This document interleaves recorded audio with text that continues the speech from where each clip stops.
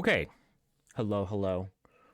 OBS is being a little funny for me today, but that's fine. That's fine. We're just gonna move on from it. We're gonna launch the game. Hope everybody's doing good. We're all chilling on this. What's today? Tuesday? Today's a Tuesday. It's a Tuesday. It's a Tuesday. Hi, streamer. Hi, Nokia. Dude, that fucking emote is crazy. I know I say that every time, but it doesn't stop being true. Oh! Oh, let me... Hold on. Wait. Let me show this off real quick. Hold on. Image. So Boo hasn't posted this one yet. They did post some Disco Elysium art in the Discord earlier yesterday. But here's something they haven't shown off, and it's fine to show off, I promise. It's very good. Let me pull it up real quick. Name is already in use. What the fuck? All right, let me show this off for you guys. It is so cool. It's so pretty. Where is it? Look at this. Look at the Disco Elysium portrait art. Isn't that insane looking? If you see Boo hanging around in the Discord, or just in general anywhere, give them some appreciation. I'm sure they would love it. 2023 and 2022 were not kind years to anybody, I don't think, but they deserve a pat on the back for being a wonderful friend of me and the channel. But mostly me, just personally. They're very sweet and very cool. And I just wanted to show that off.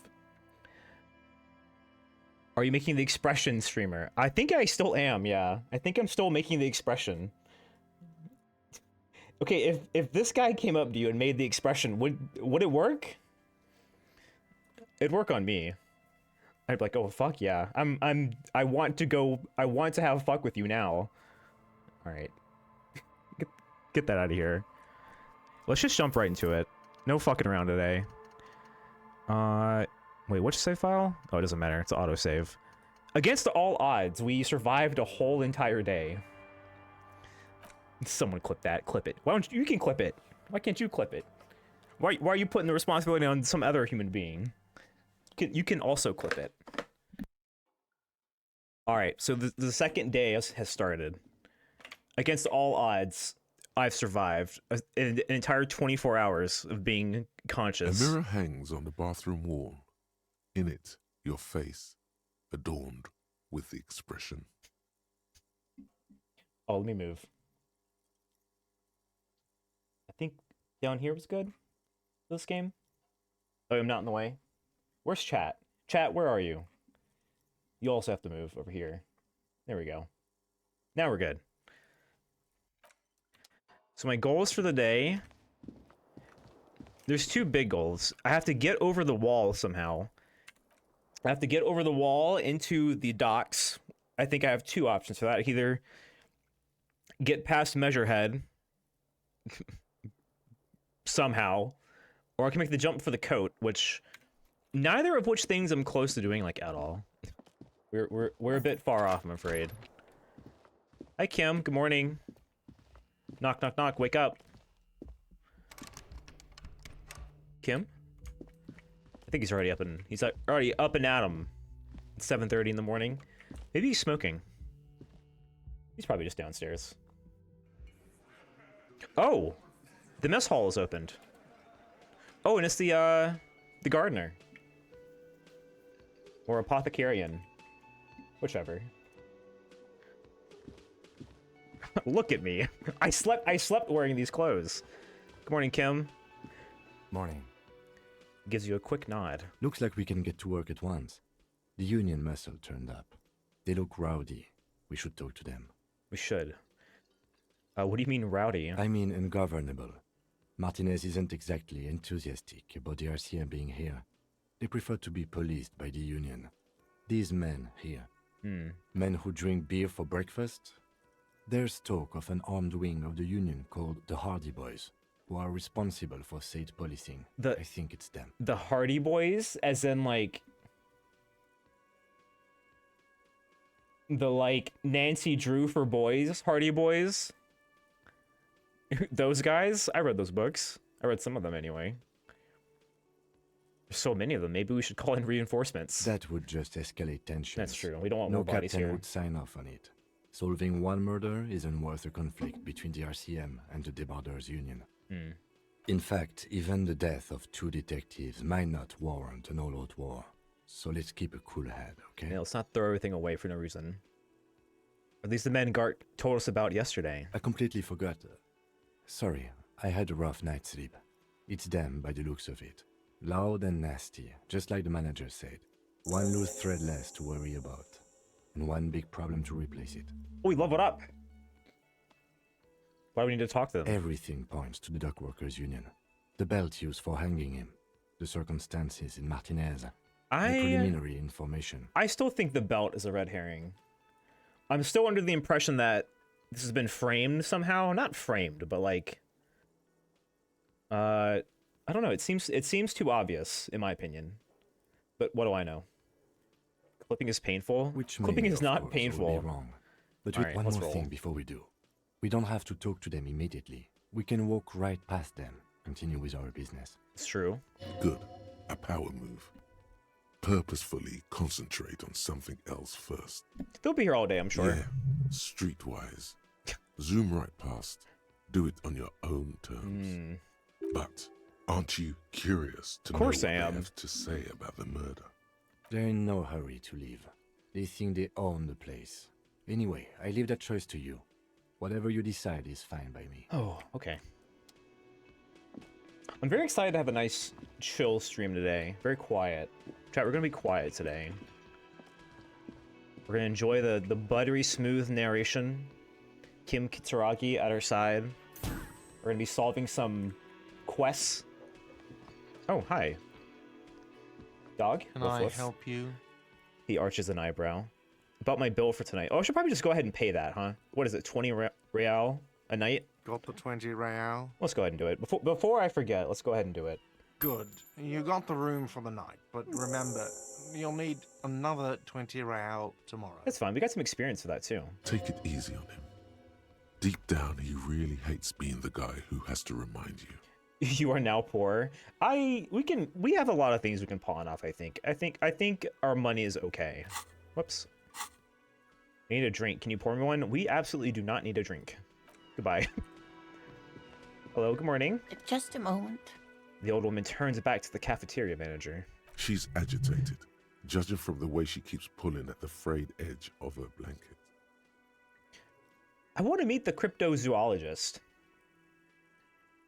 There was a cryptozoology museum I almost went to. I was like talking to a customer one day. It's way back when. It's like 7 years ago. He was talking to me. We're having a really nice conversation, and he's like, "Do you live?" He's like, "Where do you live?" And I was like, "Here." And he's like, "Oh, you're like 20 minutes away from my museum." He seemed like the kind of guy who would think it was cool. And he handed me his card. And it was just a card for his cryptozoology museum that he was running out of his house. And I never went, and I kind of wish I did, because that sort of stuff is always kind of interesting to me. Cryptids are cool. They're not real. None of that shit is real, but is cryptozoology where you pretend you're not interested in animals? No, cryptozoology is like it's like Bigfoot, Mothman, aliens, all that kind of shit. All that stuff is very clearly probably not real, but it's fun to speculate. I think it's always fun. She's agitated, judging from the way she keeps pulling at the frayed edge of her blanket. Uh-oh. What did you do to make Lana agitated? I like the probably. I mean, you never know. I can't go out in the woods and tell you Bigfoot is not there. But he's probably not, Also, hi, Lex. Hello. And there's no public phones nearby? The closest phone booth is down the coast. Sorry for the inconvenience, ma'am. Seems like a phone call. The cafeteria manager appears genuinely apologetic. It's fine, I understand. Thank you anyway. I'm glad to see you again, dear. Hello. You okay? Please don't trouble yourself about me, sweetie. I was just hoping to make a call, but the Whirling's phone line isn't working. Not working? Since when? The union office probably has a phone, but I can't really get there. Or to the phone booth down the coast. What? And Gary's phone is dead too. Yeah, the phone line was working as of yesterday. What's wrong with it now? What's wrong with the phone line? The manager was vague about it. Oh. Why would he be vague about phone problems? This is something to look into later. Ask God, maybe. You think there's a chance that the Fresno Nightcrawler is real? I mean, who knows? I mean, okay. I think the Loch Ness Monster, okay, out of all the, like, weird-ass, unexplainable occurrences, I think the Loch Ness Monster is the one I want to be real the most. 'Cause I think they're funny. They're just a big-ass creature in a lake, just chilling. Why do you need the phone? Why do you need to use the phone anyway? To let the young woman who's house sitting for us know that we may be delayed. Oh. Morel, my husband, and our friend Gary were supposed to get back by Monday night, but they're still missing, and I haven't heard from them. Oh. All right, so Morel is the cryptozoologist. I've been to Loch Ness. It's really not big enough. Yeah, but like, what if they're just sitting at the bottom of the lake, just hanging out? And also, I've played Ace Attorney. It's real. I was also hoping she'd heard from Morel. And then we also have a Gary, who's a friend of the family, I guess. Has your husband gone missing before? That's just it. This isn't like him at all. He always plans his expeditions so carefully. My friends spent their time in Fresno playing Persona 5 Royal and had no idea about the Fresno Nightcrawler until like a week ago. Oblivious to the world. Me playing Persona 5. But you have more important things to worry about. She glances out of the window towards the bay. So what, are they hunting for cryptids? Just some field work, sweetie.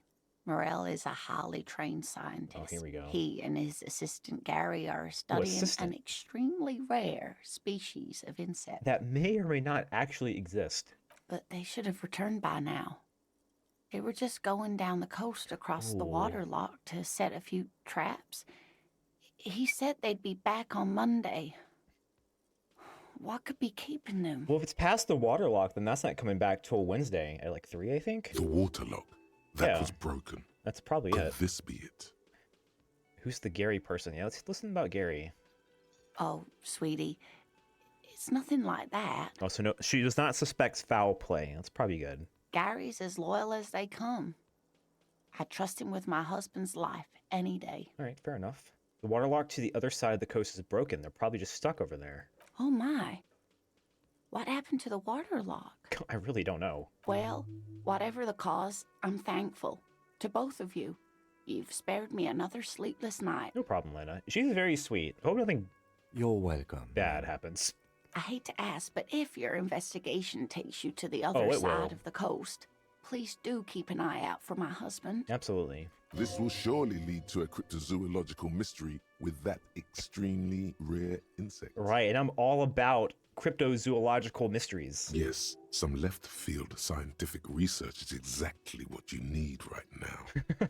Funk up that vanilla murder investigation. Yeah, let's spice it up a little bit. And if you see him, let him know Lena is waiting for him here at the Whirling. He gets so tangled up in his work that he may not know the water lock's been repaired. And it's cold out there. Yeah, if I see him, I'll let him know you're here. When or if I get there. Oh, you're such a dear. Thank you, sweetie. So about your husband. Oh, dear. I'm not sure where to begin. That's always a good sign when you ask someone to describe their spouse and they're like, oh God, where do we even start? What does he look like? Well, his expression is slightly grumpy, but his eyes are always bright and curious, like a small boy's. And his palms are quite coarse from all the field work, but he's quite gentle. It's always a challenge to describe the person you know best in the world. That is true, actually. You know, I said that, but if someone asked me to describe my partner, who I just know inside and out, I'm not sure where I would start either. Let's try again. If I were trying to meet him on the street, what would I look for? No, that's fine. I'm sorry, It's weird sweetie. to pester I'm someone afraid over. I'm not very good at this sort of thing.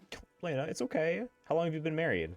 We'll be celebrating our 16th anniversary this wow. autumn. Not the most numerically satisfying anniversary, but I like the less obvious milestones even more somehow. Hey, every year is worth celebrating. How the two did you meet? Via dating agency, I'm ashamed to say. Nothing wrong with that.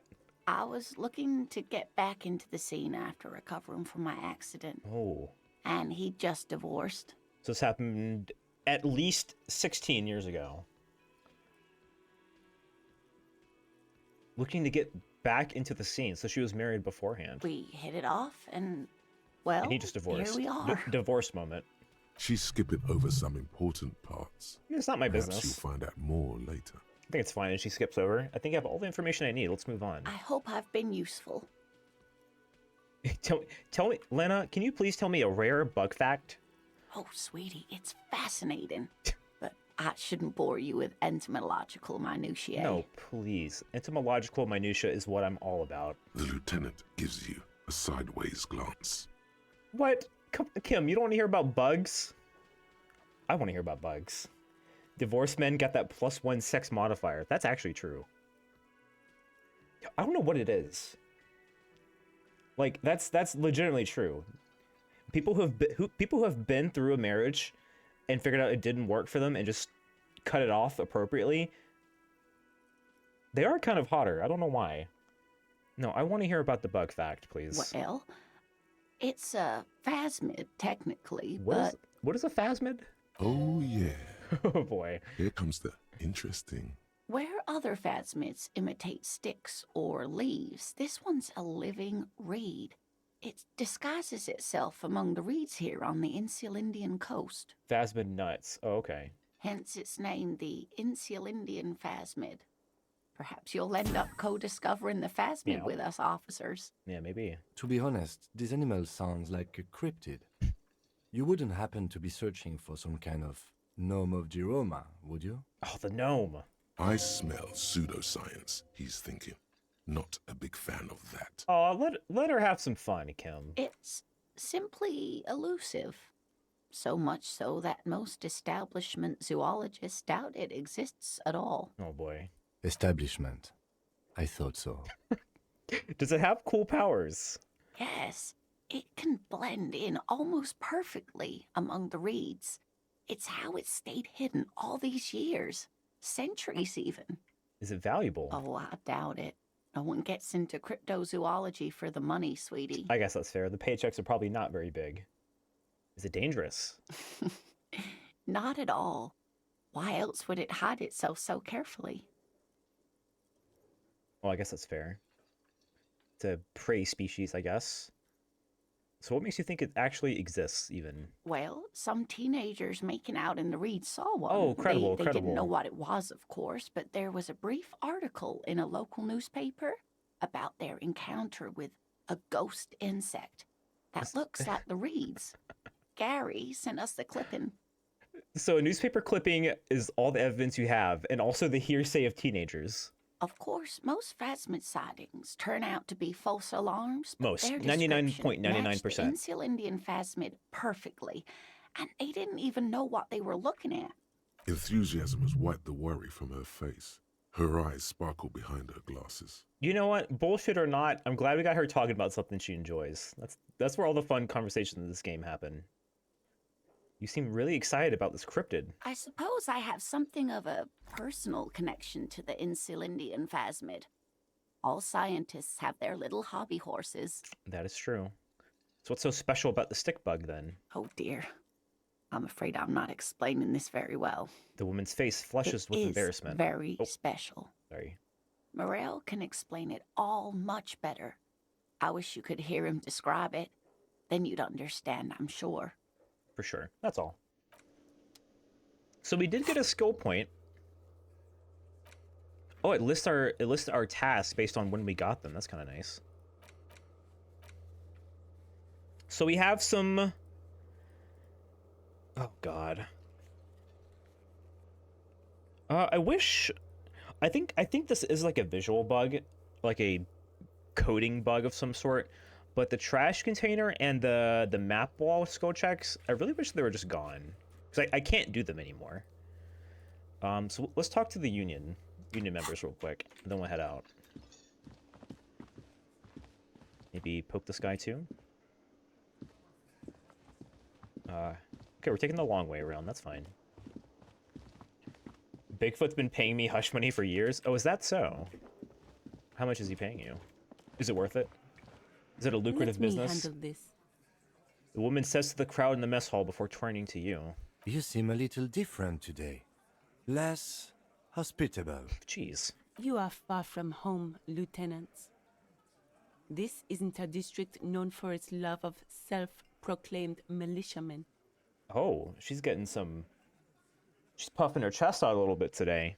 Just here to do my job. Not a muscle moves in her face, but her eyes trace yours. Unwavering. Stern and perceptive. You are looking for Titus Hardy, who you think has information on a murder the RCM is investigating. You want to interview him. She points to the man standing in the middle of the room. Maybe you? I mean, she's got us pegged, like, 100%. That is what I'm doing. That's Titus. Talk to him. But know this. I'll be keeping an eye on you. No strong arming. Nothing official. The District of Martinez does not recognize your authority to make arrests. I mean, that's fair. We don't want to be like, we don't want to harass anybody here. On a hearsay suspicion of murder. It doesn't matter if you recognize our authority. We will make an arrest if we have to. I mean, yeah, you can't really stop us, unfortunately. Freshly out of the shower, sniffs you, sniffa. She says nothing. Her glare speaks for her. Jeez. Yeah, what if I want to talk to you? What you want is of no significance, officer. Don't test your authority. In Martinez, you are no one. What's with the attitude change? I saw what you were thinking. You want to say, what are you going to do to me? Don't. Just because it's in your head doesn't mean you have to say it. You will not lose out on anything good by not saying it. Why are you so aggressive? I think this is a fair question. She was very nice to me yesterday. And I guess our motives have become a little bit more clear over the last 16 hours, but still, I thought we were doing good. Aggressive? You make your living enforcing violence. These people are just dock workers. So you were spying on us. And now you represent murder suspects. I see. Just dock workers. Well, despite all that, Elizabeth, I still think you're cool. You're cool in my books. I understand the tension here. Listen, you Morrilinton lackeys. You're a mob, enforcing the unlawful privatization of Revachol. 20 fat men in the Occident are stealing it all, and you're their bodyguards. Fuck yeah. The tall, broad-shouldered man takes a sip of his beer. Oh, that's Titus. All right, so the Union color scheme seems to be like white and orange. So ask what you came to ask, or get back to your commanders. All right, damn, dog of the law, hello. I am the dog of the law.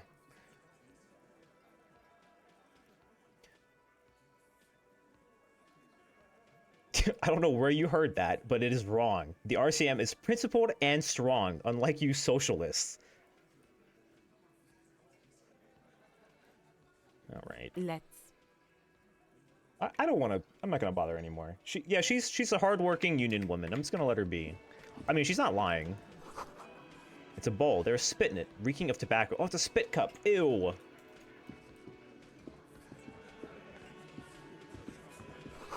Photos of men in overalls toting guns and union placards.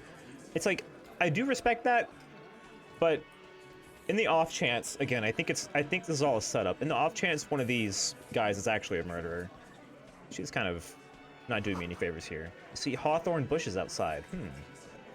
Behind the dock workers, a ceiling height window.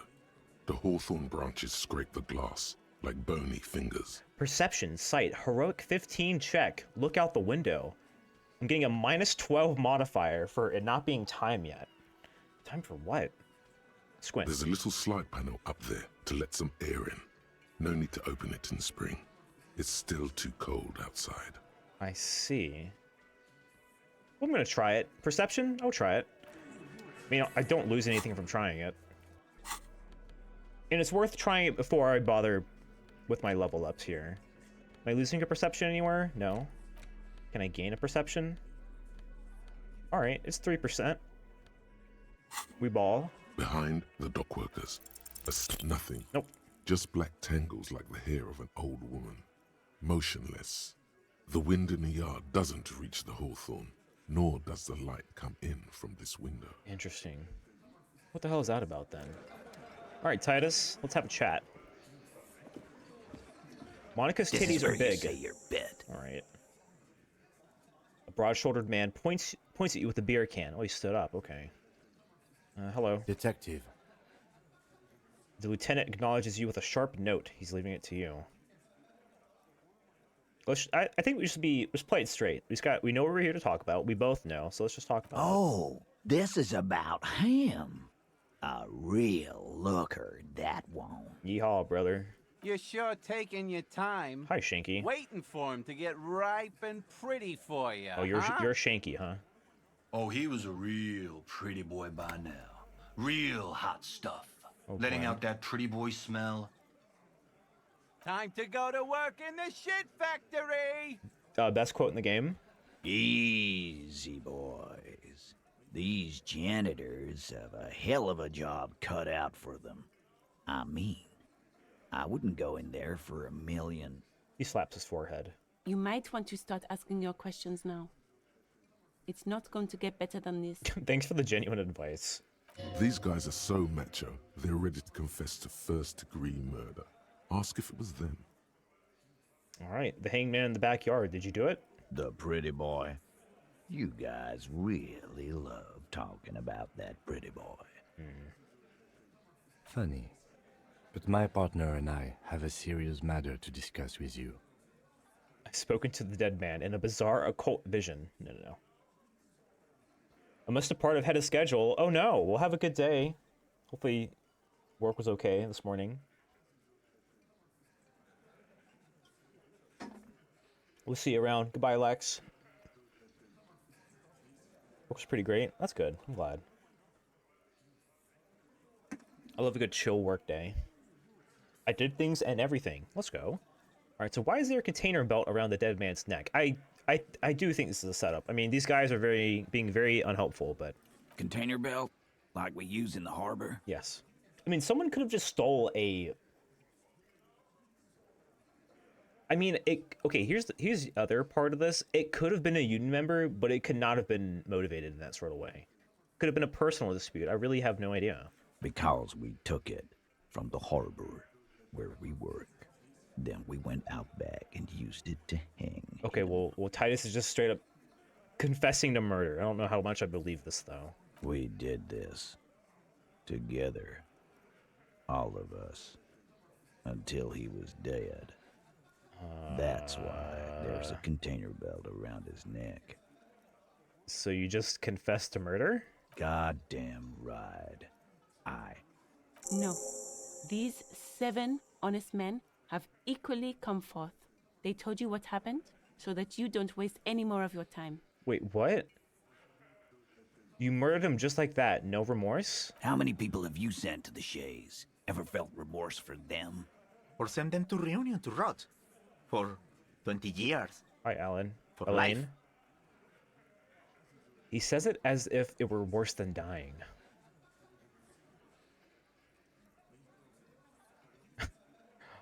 What we do is different. We enforce the law. You just kill people like it's nothing. I mean, this is what Harry would say, so...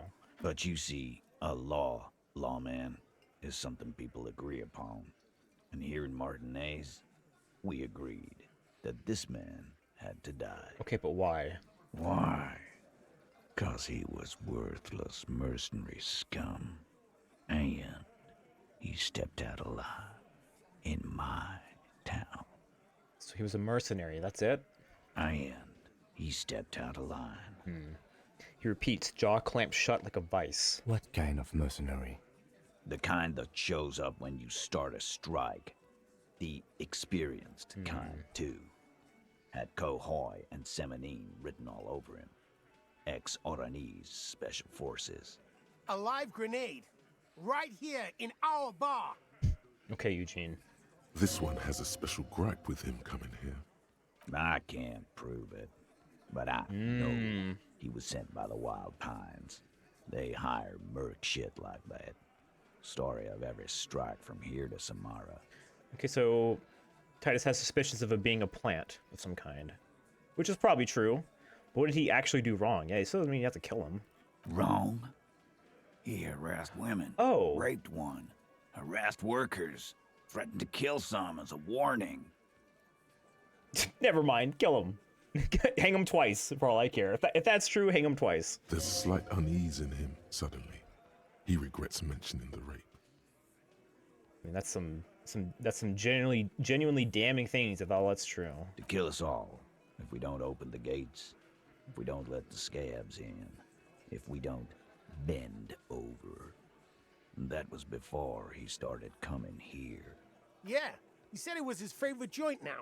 Started to come in here every night. Drinking, grabbing girls. Grab one of ours mid-karaoke, right there on the stage. He grabbed someone? Lieutenant is trying to make sense of this flood of information. Yeah. This girl's on the mic. A beautiful girl. Young. Gets into the second verse of Lover Lake. The fucker grabs her legs, starts screaming. Show me your cunt! Why don't you show me your cunt? Then, he gets knocked on the head with a wine bottle. Doesn't even fall down. Yeah, is this the same girl? Aren't you fucking listening? My man is talking to you. He took care of it. They got the girl out before anything else could happen. Yeah, me and Eugene got around. Aren't you fucking listening? This is a very serious allegation. I mean, it's worth questioning about, I think. No, you're not getting the name. That's a Martinez matter. And I'm not discussing it with you clowns. Fair enough. Despite the stonewalling, you can slip one more question in. Okay, who did the dead man do the deed to? Titus, do not answer. You have been forthcoming enough. Yeah, that's fair. Fuck off, Carl. Carl? She's gone through enough without you harassing her too. C-A-W-P. She doesn't need more embarrassment. Yeah, that's fair. I mean, What are you talking about? Embarrassment. If someone has been sexually assaulted, we need to... What you need is to get the fuck out of my face. Okay. I've had enough of explaining myself to you fucks. He's dead. It's done. So, GG, we go home, we figured it out? As you can see, these men can only take so much baseless scrutiny. I'm doing my best to keep the situation civil, but... What follows is a slow head shake. It's true. She was the only thing holding him back. Alright, so... I mean, it's pretty obvious how they killed him. So, when did it happen? That's important. You don't have to answer any of his questions. The fixer turns to remind Titus. I know, Lizzie. Relax. Aw. We killed him last Sunday night. Seemed like a good way to end the week. Yeah. What I missed so far? Oh, we just had a confession to the murder? Question mark. So, how long had you known the victim? Known him? We don't associate with scum like that, asshole. Yeah, I get it, Glenn. Yeah. Who do you think we are? Okay, can the peanut gallery be quiet? Like, I'm having a one-on-one right now. Quiet. Yes, thank you. He came around about 3 weeks ago when that Pines cow first sailed into town. Happy? By the Pines Cow. Yeah, I was gonna say, you're talking about you mean Joyce, huh? Messier, the representative for White Pines? The same company you are striking against? No. I mean the Pines cow. The stupid-ass cow they sent in to fuck us over. But you know what? He rubs his chin, pretending to mull it over. Why don't you ask her about the pretty boy? I'm sure she has interesting things to say when you ask her hard enough. We do need to go back to Joyce anyway. She has a skill check I need. I have to question her about reality again. That's enough insinuation for today, Titus. Officer, your interview is drawing to an end. Don't waste your last questions. So, who called... I mean, it's pretty obvious how they killed him, so I'll ask about... In case this is the last question I can ask, who called the shots? Are you deaf? There will be no singling anyone out. You can't arrest a Hardy Boy without arresting all Hardy Boys. Do you think you could do that? Do you think you could arrest them all? A shadow of a smirk passes her lips as she tilts her head.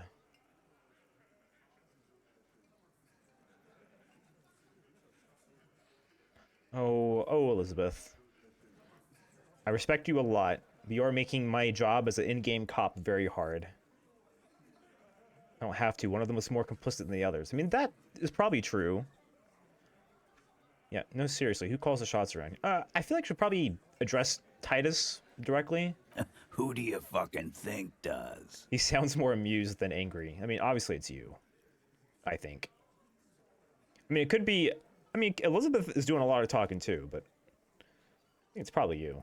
That's right, asshole. Titus Hardy runs the Hardy Boys. Ain't that so, fellas? Looks around for approval. I think you got your answer, Mr. Law. All right, Mr. Titus Hardy. No, you did not get an answer. Titus does administrative work. He pushes paper, fills out forms. The others can't read. But on that night, they all acted as one man. Right, how'd you kill him? We hanged him up by his neck. Yeah. Until he got real still. Wasn't that obvious, Copper? It is quite obvious. Didn't they teach you anything at the cop school, idiot? All right. I didn't get the best of grades, okay? You're pretty sure you've had at least 2 years of cop school. At least. More of active service. At least. Can you give us a few more details? Did you muffle him? We haven't heard any reports of screams. Oh, good catch. Titus, you don't have to clarify anything. We overpowered him, dragged his unconscious body to the tree, put a noose around his neck, and hanged him till he was dead. Oh, you beat the game. Yeah, we did it. It's the game is beaten. We did it. Then we left him for seagulls, maggots, and you fucks. This is a red check. It cannot be retried.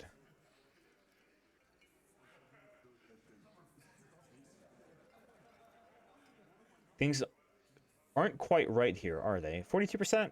I got it. Titus is solid as a rock, and so are a few others.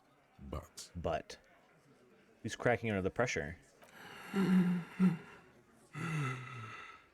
This one. Agnes. I have to target you, Agnes. I'm sorry. He's sweating profusely and has difficulty breathing. They've smartly kept him out of the conversation thus far. Definitely the weakest link in the chain. Alright, so if we want to get some answers, we gotta pick on poor fat Agnes. Angus, not Agnes. Now there's something you're not telling me. Fuck off, Copper. Oh. This one is a stone wall. You won't get more out of them about the night of the murder. Not yet. Hey, you, turn to the big guy. You having trouble breathing over there? Jesus Christ. I mean, they'll probably give me some information. No. No. No, of course I don't know anything else. He looks up, startled, his forehead shiny from sweat. A few coiled locks are peeking out from under his warm woolen hat. Of course he's having trouble breathing. Just look at how fucking fat he is. Okay. The man next to the big guy bursts out laughing. Fuck off, Shanky. Angus is a powerful guy. All muscle. No brain. Keep your eye on this powerful guy. Sooner or later, he's going to break like a piece of twig. All right, how'd you manage to overpower him? With numbers, asshole. How do you think? You're right, Lizzie. I've done enough explaining here. So it was a 7v1? So if this checks out, and if I get the perception required to look at the footprints outside, it should be 1, 2, 3, 4, 5, 6, 7. Assuming this is all the 7 that were involved, but maybe 8. Maybe 8 if Elizabeth has some part in it too. No, he hasn't. Not yet. Just one more. Thank you, reaction speed. So where did the okay, so if you made him unconscious and then dragged him to the tree, where did the fight actually happen? Weren't you fucking listening? The fucker came to our bar. It happened right here. And Gret's only been here for like 2 days now, so he wouldn't have seen this. Maybe Lena would have heard something. Titus lets the others clear out the details, so he doesn't get his hands muddy with explaining too much. Right. Like what, Copper? Well, I don't want to threaten him, so I guess we're done here. Nothing. Your investigation here is done. Leave Martinez, go back to your stations where you belong. I think we're going to stick around, thanks. Some things don't add up here, Titus. The lieutenant closes his notebook. I've done this job for long enough to know that people don't just confess to first-degree murder.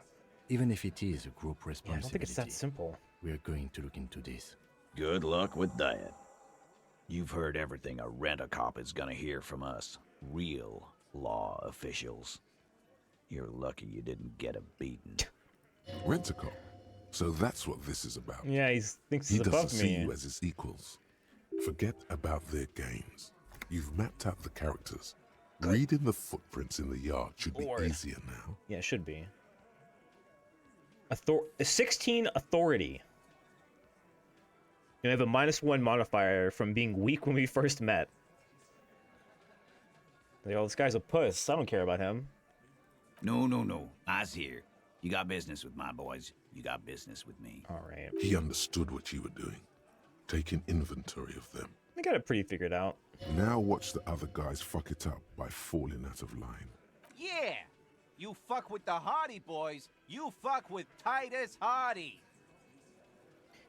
Shouts the scrawny, rat-faced man, 2 teeth missing in the front. Yes, falling out of line to please him. This is the best kind.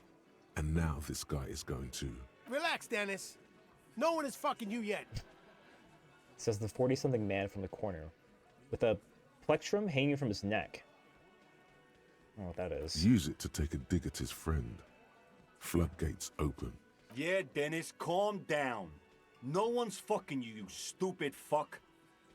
Yeah, Dennis. Let Dennis enjoy his fucking, man. We don't mind. You notice gang tattoos. The man must be either Mesk or Ceremerzian. This one knows how to keep things Ceremerzian, rather. He's a hothead, but not one to be taken lightly.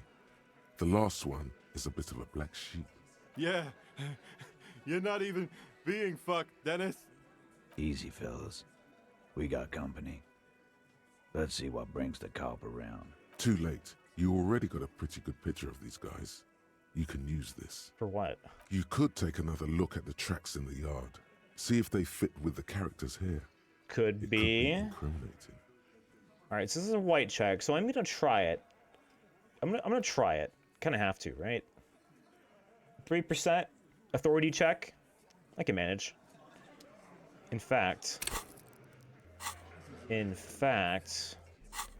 authority. We have -1 authority from our glasses. Our glasses make us look stupid. Just fair. Anything else? Nah. I know we have the additional authority from... Oh, we don't have authority clothing. I thought we did for some reason. Oh well. I'm gonna try it regardless. Looks like the circus left town, but the clowns are still here. Titus does not look particularly happy to see you. Still at 3%. Maybe I'll just roll a 12 and we'll go from there. Establish authority. Yes. Damn. Authority. Feverish thoughts race through your mind. Kim, I need your gun. That's it. That's all I've got. Did you already try the gun thing? No, I hear the gun thing is we're not gonna do that. Results.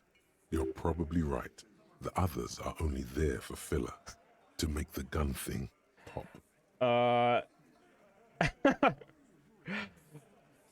I'm the only thing keeping this town from going to hell, and you're not helping. I point my finger, or I can stomp my feet. And what exactly is it you've been doing that's so goddamn special? Shitting yourself in front of us. Going around, harassing kids on the street. Kids who've done nothing wrong. Okay, Kuno is a jackass, and you know it. All the while talking racist shit. Don't think we aren't watching, fascia. People here trust us.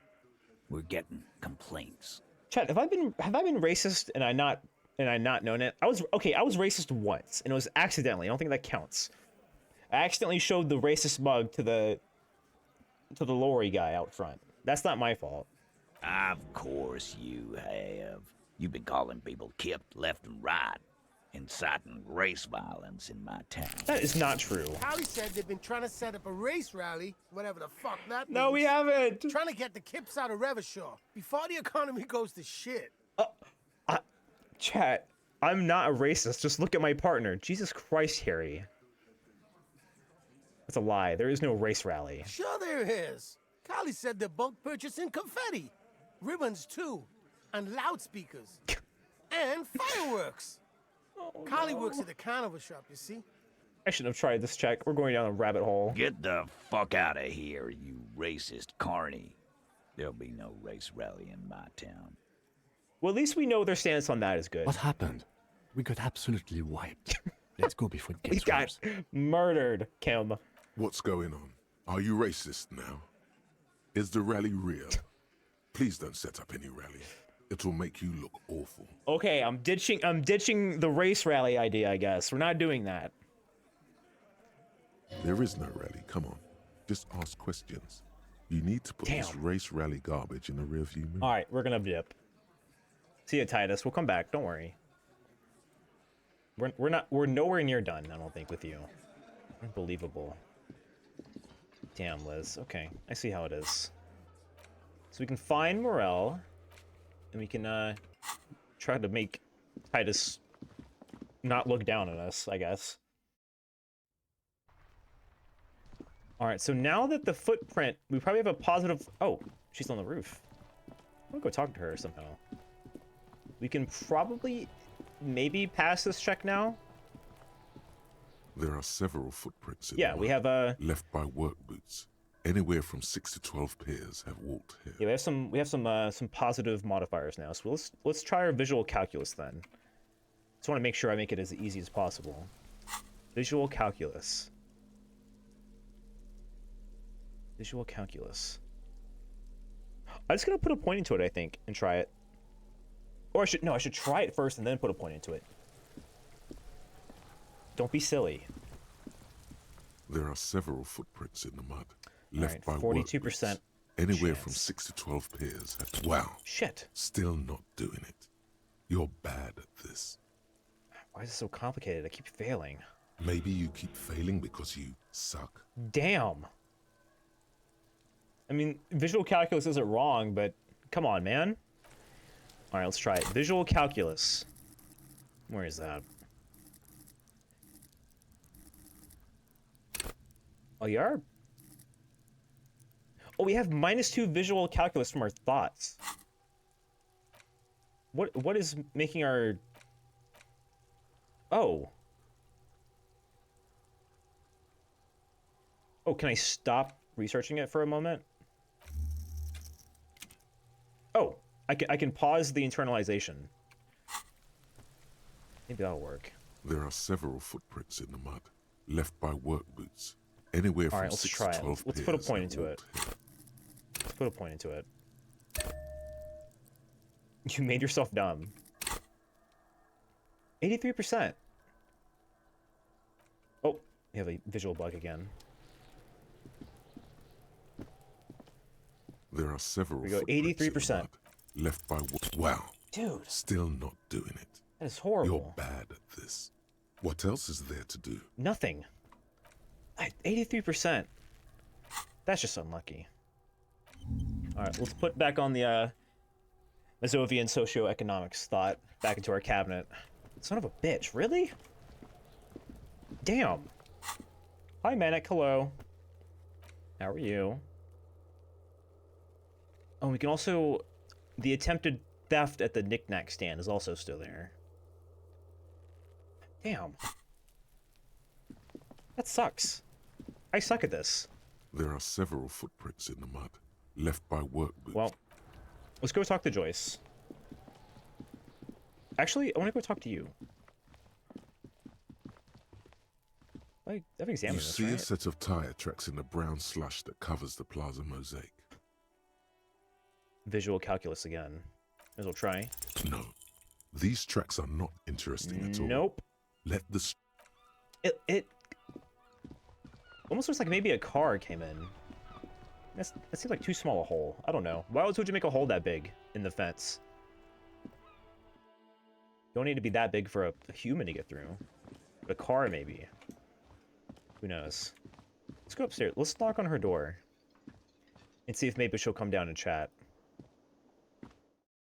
I'm excited. We have a full day. Let's knock. The door is closed. Still no answer. Knock again, much harder. No, we're good, I guess.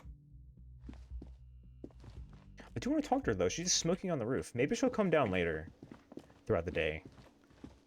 We can have a more productive chat than we did the first time I met her. Can I even interact with her right now? Can I just yell? No, I cannot talk to her. Well, let's go talk to Joyce.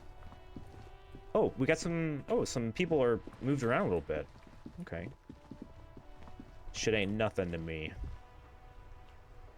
I make my own way, that's all. Always have, always will. Dude's drunk out of his mind. Who are you? Are you just a random NPC? What are you reading?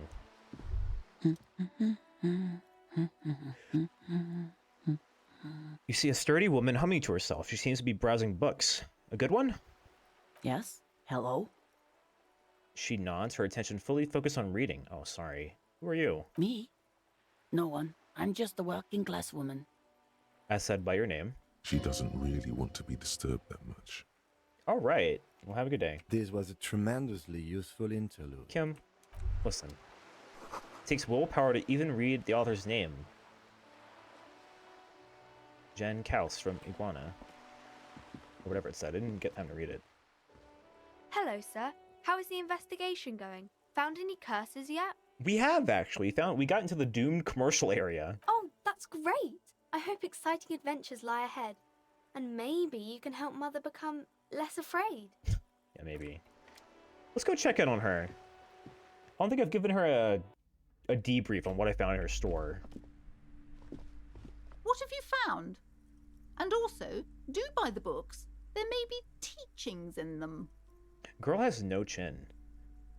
And a few more questions about the curse. Okay, but please, only a few questions. You wouldn't want to disturb the spirits. Have you sought help from anyone about this? Yes, I've contacted numerous parapsychologists, and even a pair of Simonese mediators. They provided me with the wards. She nods at the strange cage-like trinket on the curtains. The wards help to keep the doom at bay and protect us against the darkness that lies further in the building. Even though now I fear it's not enough. Yeah? What about the necklace? Oh, this? No, it's a special Himian amulet, blessed by desert pygmy shamans, with a spell of compulsion. It's to compel people to buy books. So easily forgotten. There are numerous spells cast throughout the store. I had the books anointed with a different inducement spell, for example. It's guaranteed to boost sales 15%. Okay, how did the curse manifest itself? I almost instantly regret getting into this conversation. The curse is so much worse than you could imagine. Oh my god. It's a disease, eating at the very foundation. A shiver runs through the woman as she looks around the dimly lit store. It's the curse of financial distress. Oh, fuck. Of ruin and bankruptcy. No. She peers at the curtains again. Didn't that curtain just move? What? Inland Empire, don't scare me like that. I'm a little confused. What does that mean?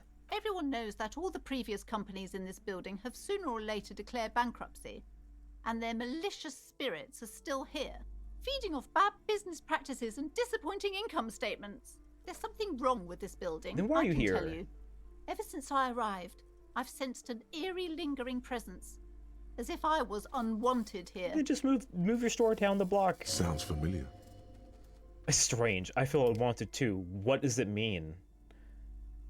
Do I really want to relate to this woman? Yeah, sure. Truly so? Perhaps the dark energies are leeching off you. You shouldn't stay in the store too long. It may be dangerous. Maybe dangerous, chat. Okay, never mind. The woman before you scans the store. Her shoulders. Alright. I regret that. We gained nothing from that at all. In fact, we just wasted time. That's okay. Let's go talk to Joyce.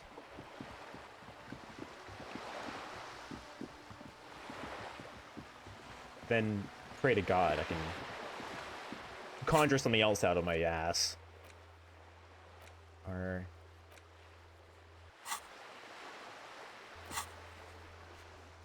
Oh, here we go. And we got Joyce, and we can, I don't want to do this with Measure Head, but I will if I have to. This fucking wall, man. This is my goal for today. Just an ordinary wall. Nothing to see here. It's not, though. Oh, we also have... Wasn't there a time-locked thing? Yeah, the smoker. He comes down at... He goes to his apartment at 9 o'clock.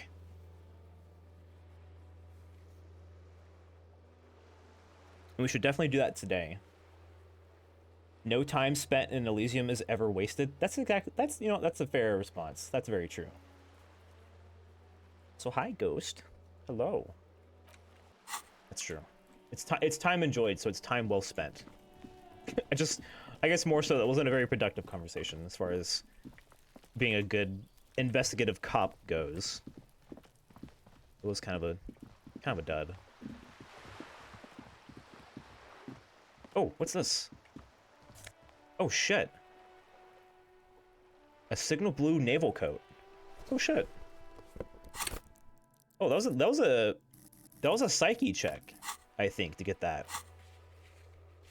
It was purple. Oh shit.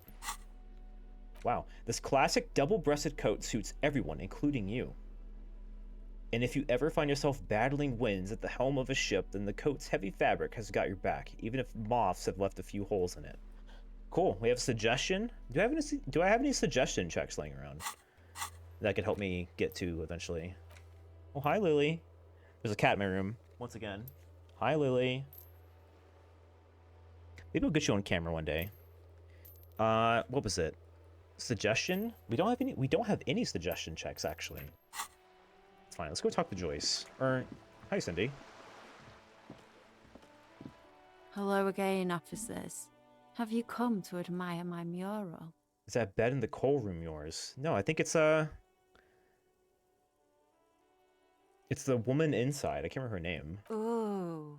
Not only have you found my address, you've discovered my biggest secret. I'm a coal miner. Really? You're a miner? And she's gonna be like, no, I'm 21. Yes. I keep hoping a shaft will collapse on me, but somehow it never happens. It's not the nicest place, but I guess it'll have to do. It doesn't have to do anything at all. Nothing does. Like me. Right now, I'm doing nothing at all. Hey, doing nothing is nice sometimes. Don't you have a real home? Does anyone in a city like this? She replies wistfully, looking around. I guess that's true. If there's pain about any particular home she's lost, she's buried it deep. Fortified herself against it. Stone cold. Shoot, Piggy. There's that. Alright, Joyce. Oh my god, it's snowing. It's like snowing. Hello, Joyce. How you doing? You're back. Good. What can I help you with? I've got some more questions about reality. More lessons in basic reality? Good lord. My favorite part of the day. Go ahead. 42%. Don't I have some like cop clothing I can put on? Glad to have been of assistance. One moment, Joyce. Let me get dressed for the occasion. Well, maybe I don't actually. I don't. Oh, I do. Just kidding. There we go. You're back. Good. What is this psych check I keep having? I keep missing it as I click on Joyce, but there it is. Shadows on the water, green plants under the calm surface. Oh, yeah. All the kelp and all the algae. You're back. Good. More lessons in basic reality. 58%. Okay. My favorite part of the day. Go ahead. Ask me anything. It remains a mystery what you mean by this something close. This isn't about you. It's about reality. Oh, we rolled terribly. A 1 and a 3. What times are these? These are unimportant times, Detective. You and I were born after the dust had settled. 1,000th of a second too late. If you think that's bad, Ghost, I failed a 87% one, like 15 minutes ago. That was pretty bad. Too late for what? For the big time. The big time? The revolution. Oh, I see. And what is this revolution I keep hearing about? It's quite easy. Every 100 years or so, our species gets together to decide what's next, who gets shot in the head, and who gets the mineral rights. It's a real kerfuffle. And this kerfuffle was 50 years ago, I think? The turn of the century revolution? Don't answer it. It's a trick question. The revolution began in 02 on the Isla of We're in Brad, 51. though by the end, nearly the whole world had gotten involved. It wasn't a who, but a what. a pandemic of Zarat, a particularly virulent prion disease, which the authorities in Grad proved unable to contain. Then Marzolf came along and overthrew the government. And I am him in reincarnate, as we've all learned. Where did it spread from there? From Revachol and Grad? Not far.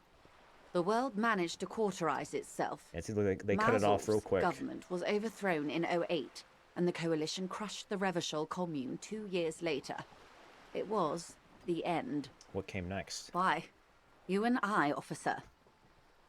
Our lives in the zone of control. Yep. Something tells you her life and yours are not that similar. Maybe it's because she has a boat and you have that necktie? All right. A pair of pants? Don't diss our necktie. What's the zone of control? A city-state divided into free market zones under the everlasting interregnum of the Coalition of Nations. And you, of course, the citizens' militia. The clatter of typewriter keys fills the main hall of the reappropriated silk mill. Precinct 41. Chad Tilbrook. Oh, it's presses Elfboy enter. again.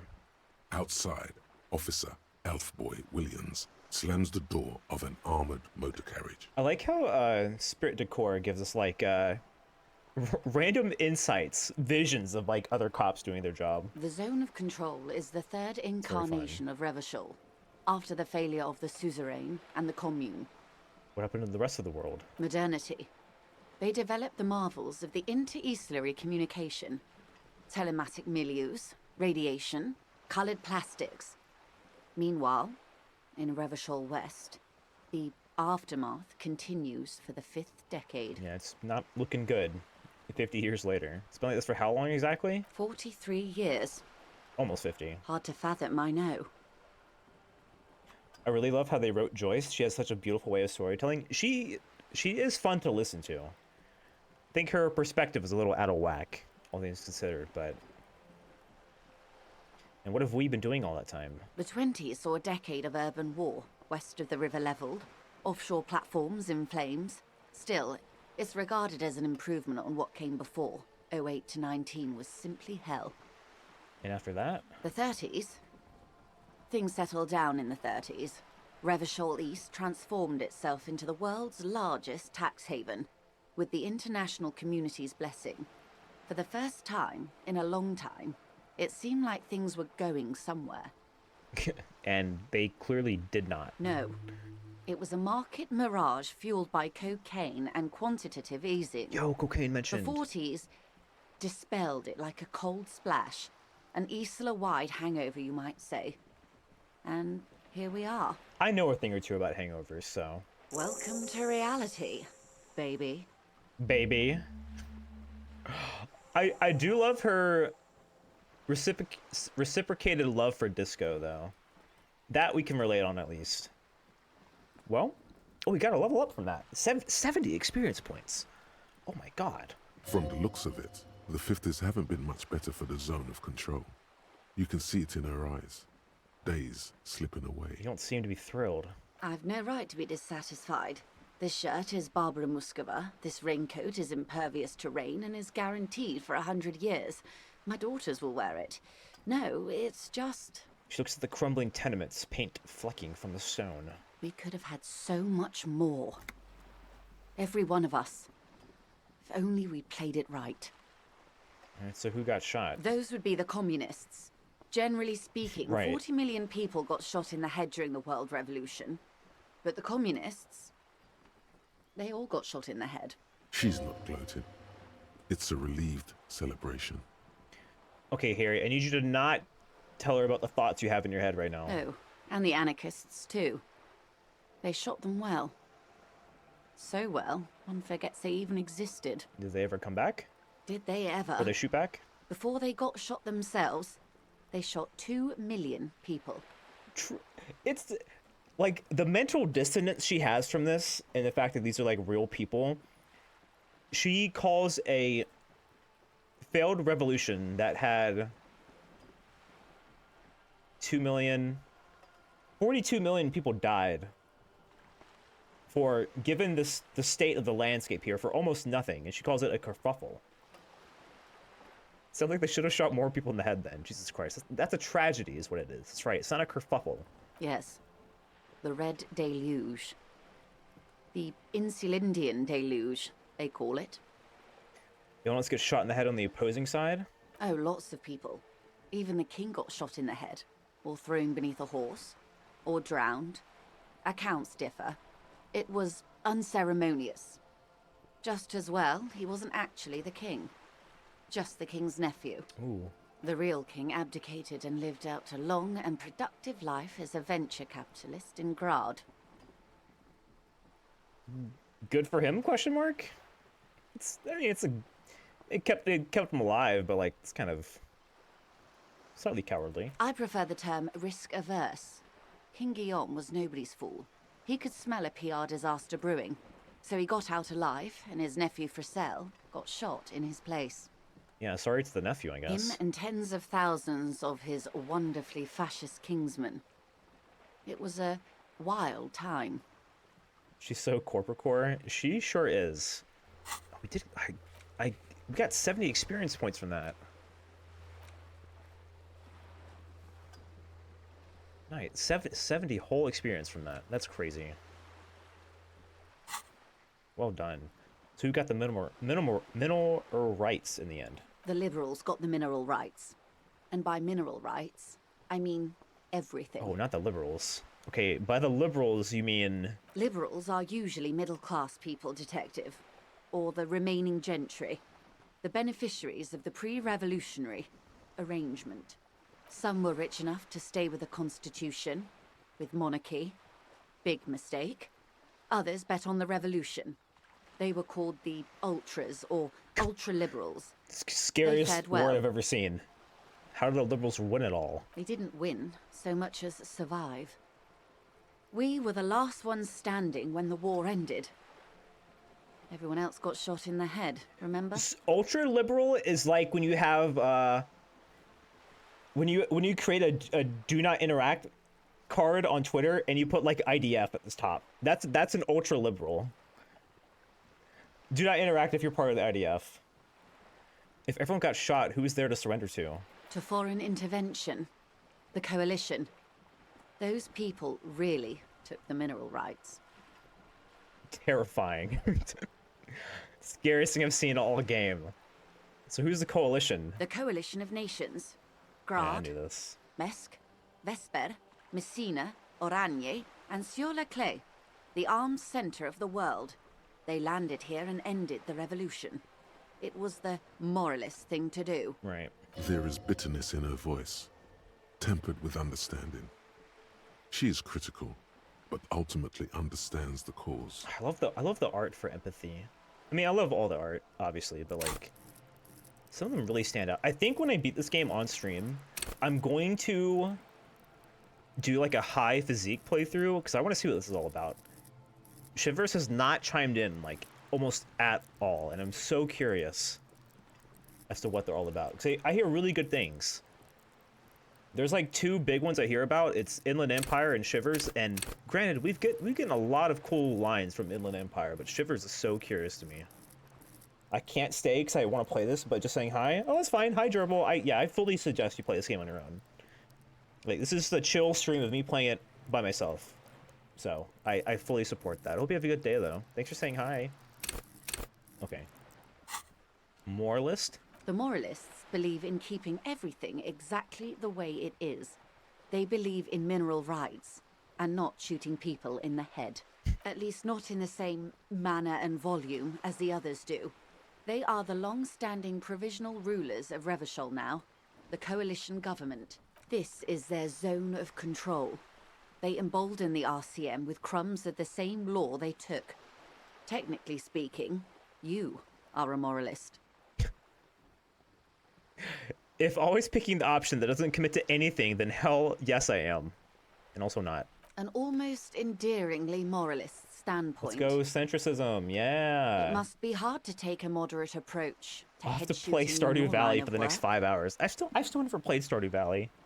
I don't know what I'm waiting for. That's not a game I'd want to stream, but I feel like I could throw away like 1,000 hours in that game. Centrist streamer? No, centrist Harry, because I think it's funny. Don't put that evil on me.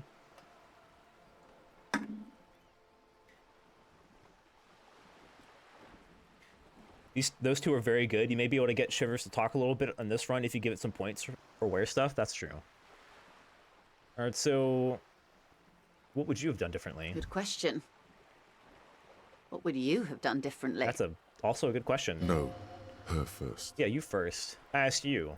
And I asked you, past-less detective of the Citizens Militia. Yeah, what insight has acute encephalopathy given to you? Oh, she's bringing up my mental illness. She can't be doing that.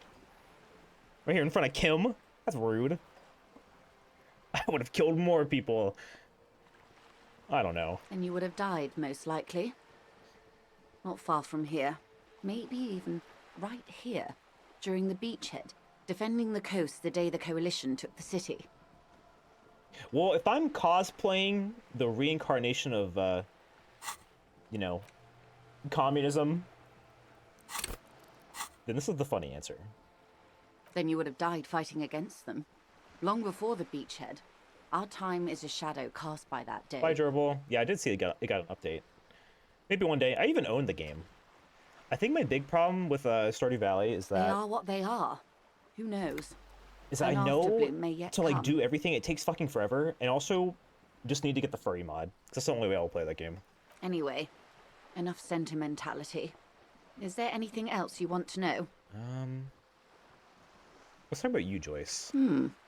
She hums. She won't maneuver her way out of this one. What are you? I am the vilest of the vile. A traitor. A devourer of nations and infants. Yeah, that sounds about right. I am an ultra. She raises the corner of her mouth, smirking. Dios mio, draw across a liberal. Oh my god. Yes. I am the nether creature of the Forbidden Swamp. Holy moly. I pushed the king under a shit wagon and betrayed the revolution. My kind surrendered the nation to financial colonists. Dios mio, what have you done? The scariest thing was in front of you the whole time. Perhaps you thought we'd gone extinct. After all, no sane person identifies as an ultra anymore. Not in broad daylight. Tell me, now that I've uncoiled myself, are you repulsed? Yes. In her green eyes, you see a mixture of truth and self-satire. Decades of guilt. I mean, she is taking the piss out of herself, so. Forgive her, but only because you like pearlescent teeth and those light green eyes. I forgive you, but only because you're charming. I don't care.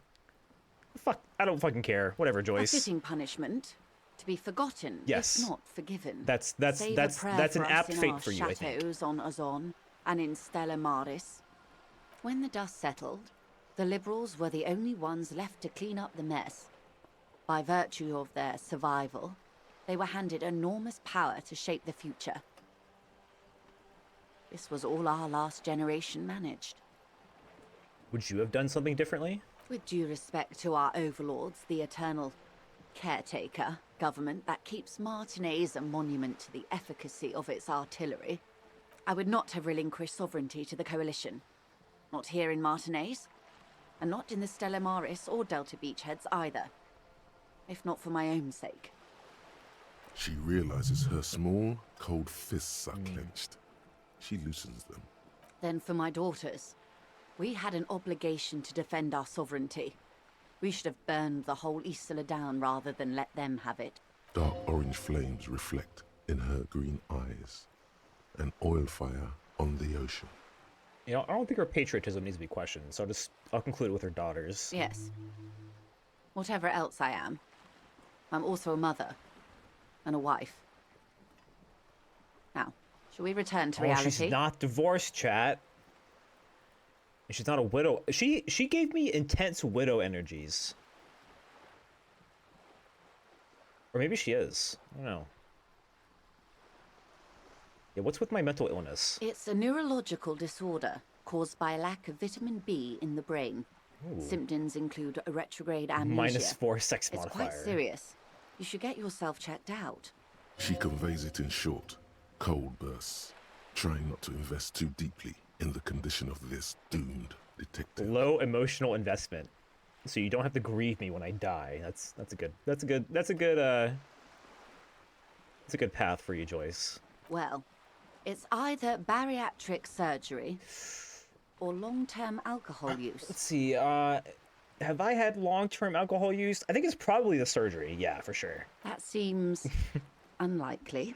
Yes, and perform autoerotic asphyxiation on yourself with your funny necktie out in the open somewhere. All right, what is this? I spread my hands. What the hell is this even asking? A bird?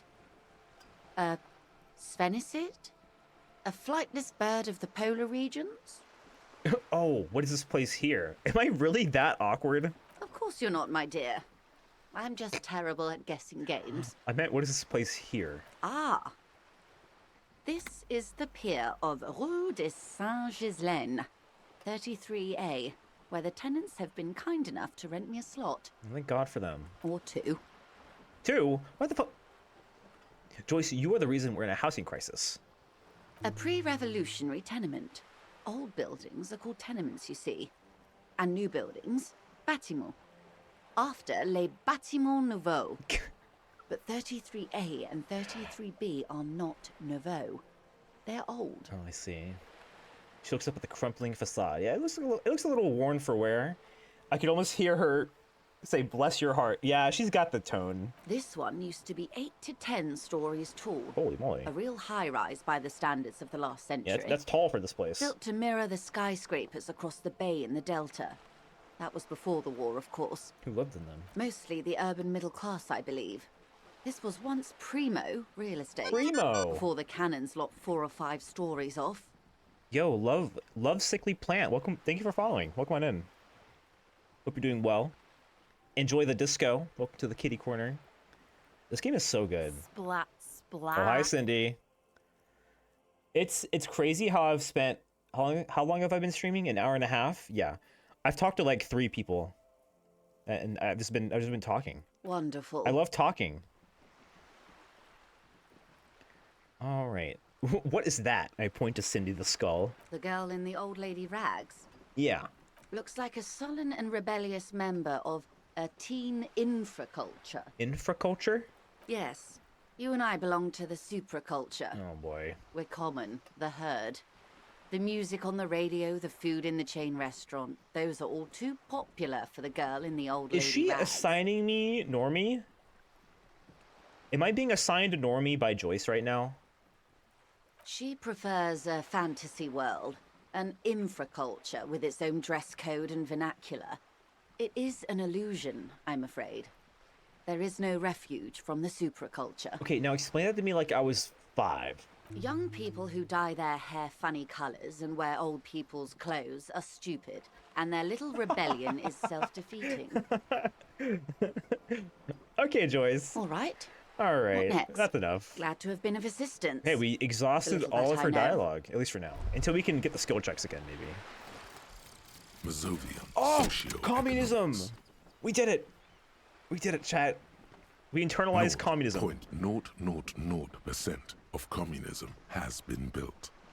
Evil, child-murdering billionaires still rule the world with a shit-eating grin. All he has managed to do is make himself sad. He is starting to suspect Krasmezov fucked him over, personally, with his socio-economic theory. It has, however, made him into a very University smart degree boy in truth. with something like a university degree in truth. Instead of building communism, he now builds a precise model of this grotesque, duplicitous Wow, world. nobody is safe in this game, huh? Everybody's catching strays. I feel like you take a shot at one political ideology in this game and 5 other people are catching like the buckshot. That's so funny. Alright, so what does this give us? We have any left-wing dialogue options. We get 4 more experience. That's good. And we lose a visual calculus and an authority. God damn it. That kind of sucks a little bit for me. I should probably invest some points into maybe some of these other thoughts. What is this one again? Oh, it's like healing through check failures. All right. Well, thanks a lot. That was very productive, question mark. Who could say, really? Alright, so what can I do now? Or, yeah, this. Oh, we can. Oh, we learned about. Learned more about the king. So we go check out the Horsehead Monument. Let's go do that. And Cindy has nothing else to say, which is fine. Poor Kim, man. Kim is just tied to us by the waist. He has no choice but to just go along with our funny little games. He's truly the MVP. He might be character of all time, Snow actually. Covers the white on blue police livery of the motor carriage. The white colors nearly meld together. Wait, why am I even thinking about this? Wasn't I supposed to do something important? Something murder related? There's always something important. Doesn't mean you can't take a moment to admire this piece of machinery. Yeah, interfacing would enjoy whatever the fuck this is. Like, why is all the engine exposed like that? Isn't that like a problem? Even at a standstill, the unibody Caprice Kanema looks sleek and dynamic. The cabin is tilted frontward to give it a more aggressive, hunched look. Someone has waxed it recently. Oh, Mr. Car Guy over here. Of course he's waxing his vehicle. That machine really puts the loco back in locomotion. Very cool. Mm-hmm. You want to take a closer look? He wants to show it off. Did you get the body down yet? Not yet. We're getting there. I'm probably gonna put a point in that. A fine machine. I run my hand over the smooth metal surface. Are we gonna fuck this car? Yes. An extraordinary machine. I love that he's a car guy. It's nice and all, but why so modest? Put some zing into it. Yeah. Flare it up. It's a bit girly right now. Fit it with some proper off-road components. Authority also has a lot to do with Harry's image of his masculinity, or lack thereof, I guess. You need to slam it, Kim. Make it more imposing. Sorry, I'm not following you. Lingo it up. Drop the ride, 200 mil. Get the camber to frosty minuses. No, that's porno tuning. Oh shit, I said a porno. Trust me, it's cool. Porno. That's short for pornography. Oh. What's wrong with pornography? That's a fair question. That's a negative on the porno. Thank you, though.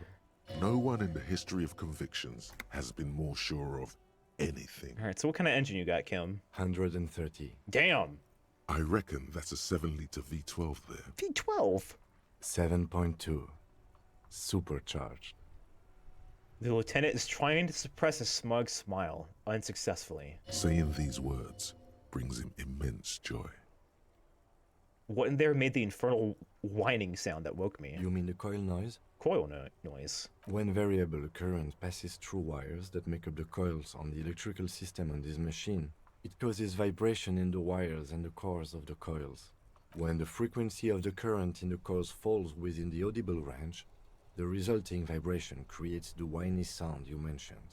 Whatever you do, don't make fun of the lieutenant for explaining this to you. That's exactly what I thought. Of course. His gaze wanders over your face. That was fun. Hey, Tommy.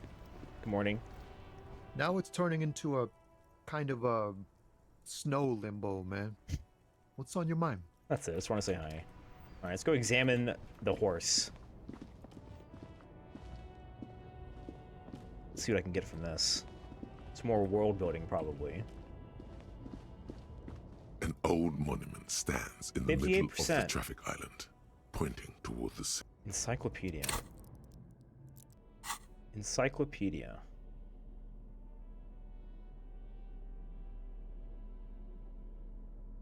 Well, let's give it a shot. An old monument stands in the middle of the traffic island. What did the king do? Pointing toward the sea. The more you ask yourself, the less you know. One thing is for certain, though. You're brain damaged. It's permanent. There's no coming back. I kind of want to check out the pawn shop at some point. Because I do want to make some money back before I forget about it. Okay, the strike is still happening. obviously. I'll come in halftime on work shift. Shut up, you A scab. lorry stuck in the traffic jam. That's enough out of you. This big, heavy Grad-made machine is well kept for... Okay. Wait, all the racist iconography in there. That's right. Nice aggression with the native. Don't let the chief fool you next time. You don't need to be that up in his face. Oh. Leave yourself space to move. Measurehead. Not bad advice, actually. This might do the trick. Oh, that's a positive modifier for physically intimidating Measurehead, I guess. Let's talk about our right to work. What about it? You here to fuck with us? Beat the honest worker down. Yes. No. No, but like that you're pulling my words out of context. We're here to fight for a cause. Stripes usually have problems with people. I mean, no. Who have cause. Good. We're fighting for a cause here. Right. Okay. Let me get out of here. All right. So did that give me another opportunity to fight Measurehead? Probably. It did. Well, fuck. I gotta try it then. How hard could it be? How hard could it be? Wait, what was it? It's a physical instrument, right? Yeah, physical instrument. Don't I have the tank top? Yep. And we have the that's it. All right. Well, this is as good as it's gonna get for now. I can always put a point into it and try it again. That might be good to do, actually, because... Well, what's the check for getting the body down? Where is that? Footprints in the snow, ledger, clothes, dock worker. Am I blind?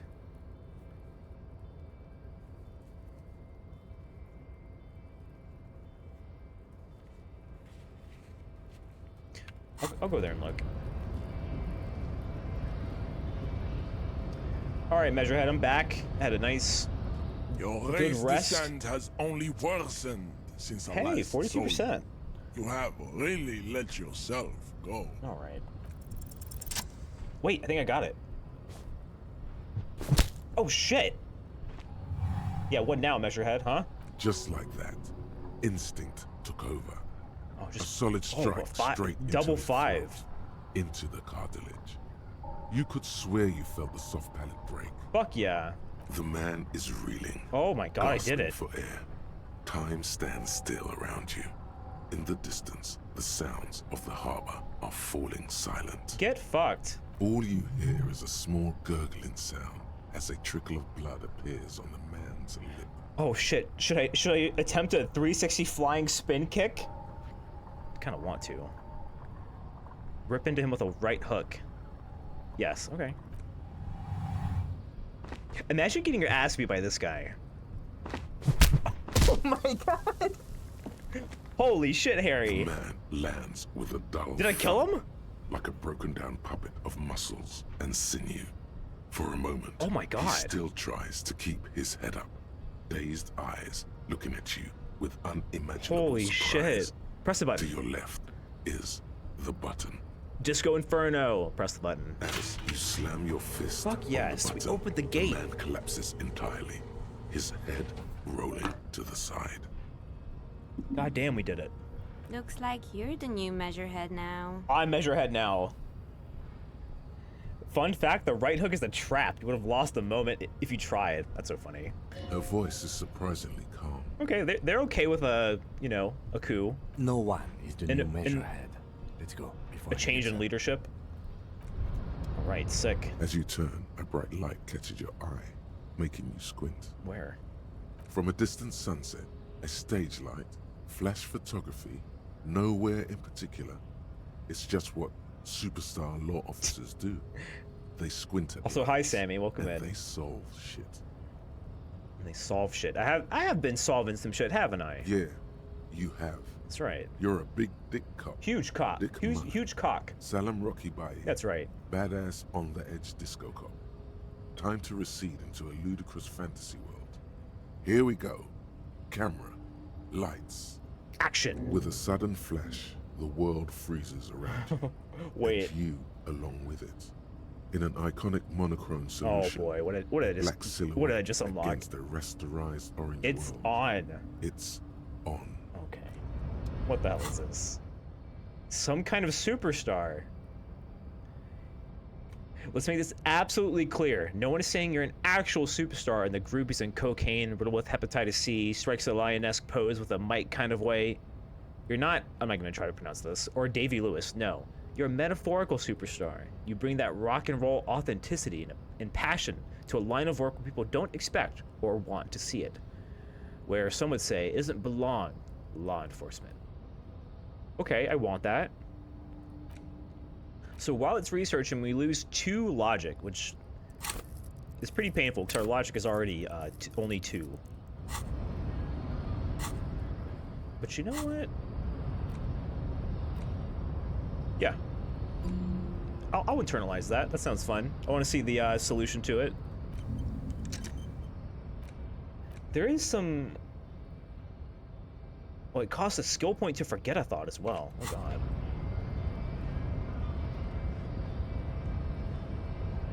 I'm stuck. Alright, let's examine you. Are you okay? The man is still knocked out. He's breathing. He breathes slowly and steadily. As long as we didn't kill him. I don't want to kill the guy. Why are we... What are we stuck on? There we go. Get some money. Sick. We can't talk to any of the ladies, so let's just go through the gate, I guess.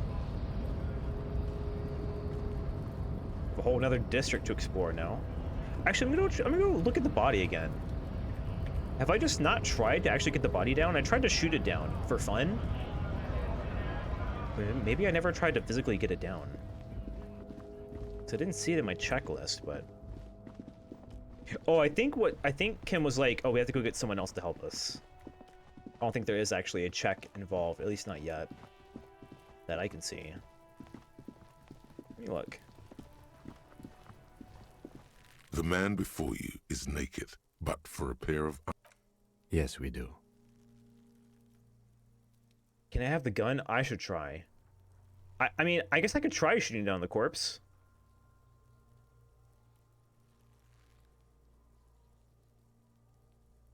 It's bad as it is. Us shooting firearms like punks. He pauses, then shrugs and proceeds to load the pistolette. Go ahead. I'm not stopping you. Just don't lose it. They only have one gun! I lost mine, okay? This is the sorriest pair of pigs Kuno's ever seen. I mean, it's not great. Yeah, take it, you fucking banana poika! Take it and shoot yourself in the mouth! Feel the weight first. The cold piece of bakelite and gunmetal is surprisingly light. Your fingers fit right through the guard, instinctively resting on the trigger. What if this just works, though? You've held this, an A9 armistice, before. At some point, it probably used to be your choice of firearm. It still feels comfortable. Chat, okay. Like you never laid it down. Didn't the guy say my gun was pawned off to a woman?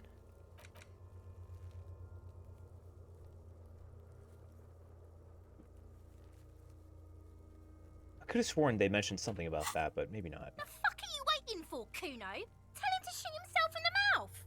Point gun at the belt. The buckle comes into focus in your sights. You stand with your feet planted firmly in the ground. It sounds... And your left hand. We should probably take off the gloves for this. It sounds solid so far. Why don't you just shoot yourself in your mouth? All right. At least you won't miss. This isn't mere boundary pushing. There is a true suicidal rage in the kid as she's provoking you. Close your left eye first. Your field of view narrows. The branch slowly moves, becoming entirely two-dimensional.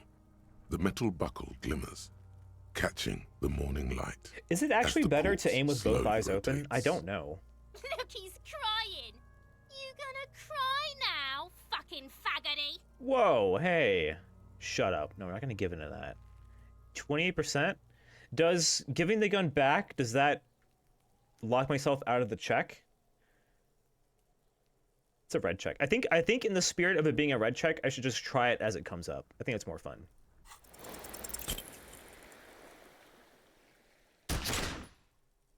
Fuck, I just shot the corpse. A plume of smoke erupts from the barrel. Your hand goes numb from the explosion. Well, shit. With your ears still ringing, Had to try. you lower the weapon to see what happened. Oops. You missed the belt, but hit the corpse straight in the chest. Sorry. Bits of ribcage protrude from the skin. Oh. No blood, only a murky sludge dripping down his belly.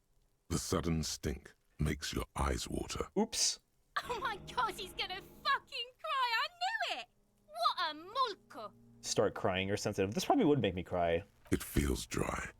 Nothing comes out of you as you stretch and bend your can't face even angry into cry. a crying shape. You're too furious to cry. Try harder. Try to cry harder. The lieutenant watches you jerk some tears, your shoulders shaking and your eyes dry. The gun begins to slip from your fingers. You malolda! The can't even cry! Stop calling me mean words. The lieutenant gently picks his gun from your hand and holsters it. Aww. We still need to get him down somehow. But how? His tone is growing tired now, the stench making him turn away from the corpse. The bad way. The way I didn't want us to. Oh, fuck. By asking the harbor for help. They have the tools and the men. If they put him up there, they can take him down too. Good job, we already found a way in the harbor. Hooray for us. Sound more enthusiastic, Kim, please, for me, for my sake. Whoa, fuck. The man before you is naked, but as you narrow your eyes, the monster before you blurs into a violent mess of green and pink. Observe. Only the lower extremities are pink with a dash of blue. His fatted hands, thighs, and his neck, just above the noose. The rest of the corpse appears dark green in the cold spring air. I'm squinting, Kim. Why am I doing that? How should I know why you are squinting, officer? Squint harder. His face and hands are pink, thighs too. The rest is greenish. Oh. You are trying to assess lividity. I relax my eyes. The monster comes back into focus. An explosion of color, coursing with dark marbled veins. His stomach appears pregnant with something. Black liquid streams down his thigh and onto his boot. Oh, yeah, I did shoot him. So, what do you think? I'll allow it through. We had the gun. You could have game overed by killing the girl. Oh, fuck. Stoff? Oh my god, hello. Hi, Stoff. Add permitted term, killing the girl. Thank you so much, Twitch. That looks bad out of context. I think he's dead. Shoot me. Set me free. I cannot wait to play this game again. Stoff, how are you? Hello. What's up, handsome? You come here often?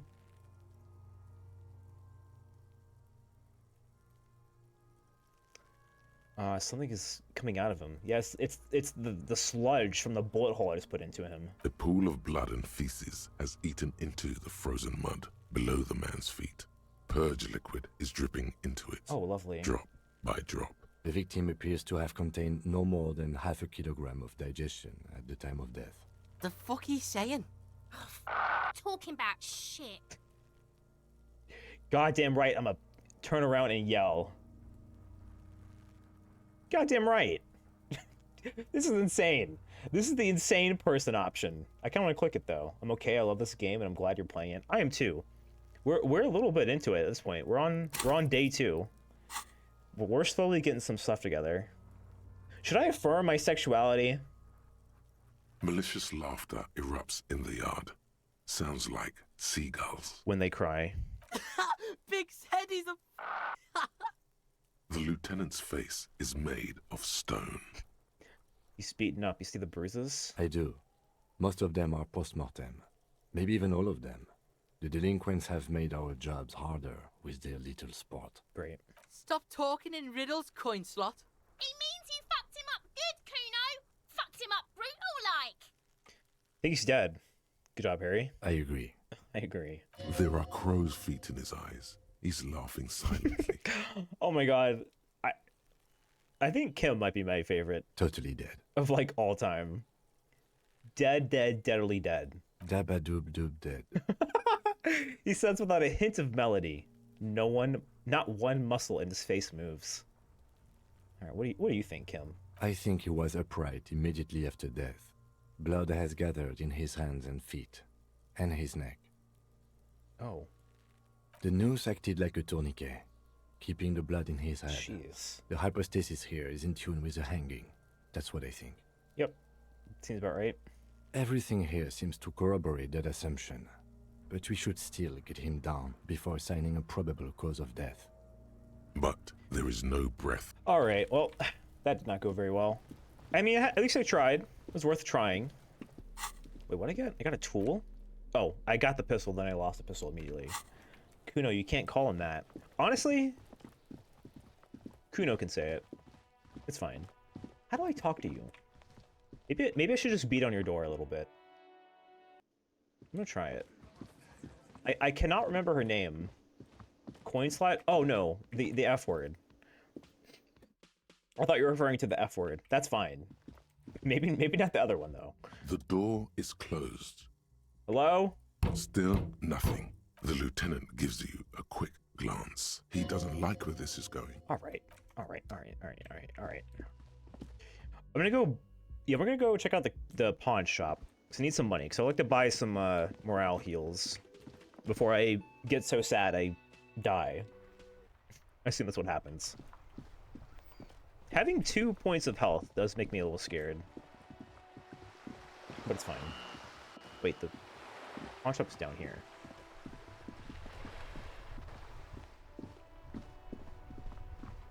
What do we even want to sell? I guess I can figure it out when I get there. There's a few things I can get rid of, I think.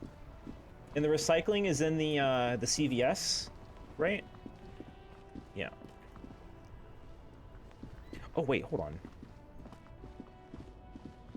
What's this? You keep coming back. That's good, officer.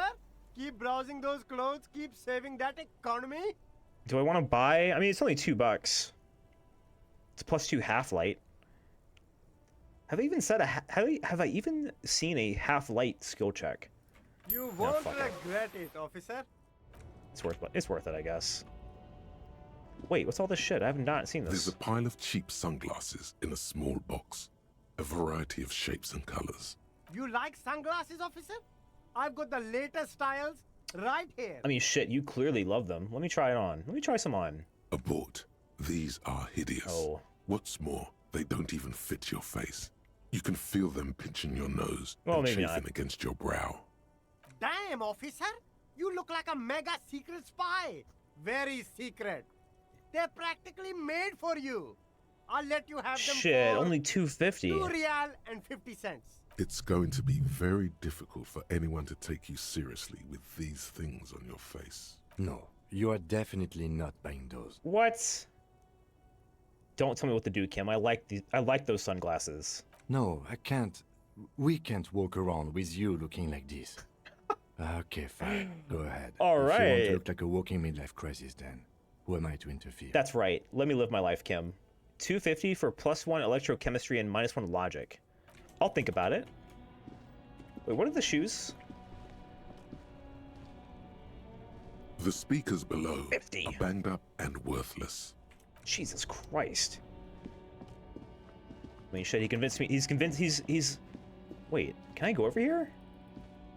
No, I can't. You can also go recycle. Probably, I'll end up doing that. This opens up on Wednesday. Can I do anything with this at the moment? Oh. Butter sign down. A crumpled billboard reading, Samaran butter soaks in the canal. 2 ugly lines mar the bright countenance of the blonde boy depicted. The sign billboard has fallen on the water, keeping it open, and thus out of order. Visual calculus. What is Samaran butter? Whatever it is, the boy on the billboard seems very happy about it. Hold on, visual calculus. Let's try that.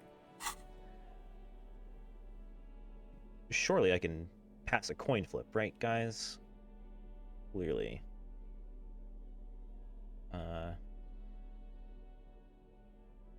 I really don't... what, are you serious? A crumpled the sign billboard. Dude, visual calculus sucks. Or, no, get out of this menu. Why is visual calculus so hard for me? Why do I suck so much at it? Damn. It is what it is, I guess. Well, fuck it. We can always do it again, or try it again later. The sign billboard has fallen on the waterlock, keeping it open. We're getting a positive modifier from an ominous daredevil feeling. So this is maybe like a stunt? Just some tasteless advertising at the bottom of a canal. No use rubbernecking now. I disagree. But it is what it is, I guess. A rusting control panel with loose wire. This panel usually closes the waterlock, turning it into a bridge that lets you cross the canal. But there's a crashed salmon and butter sign in the way.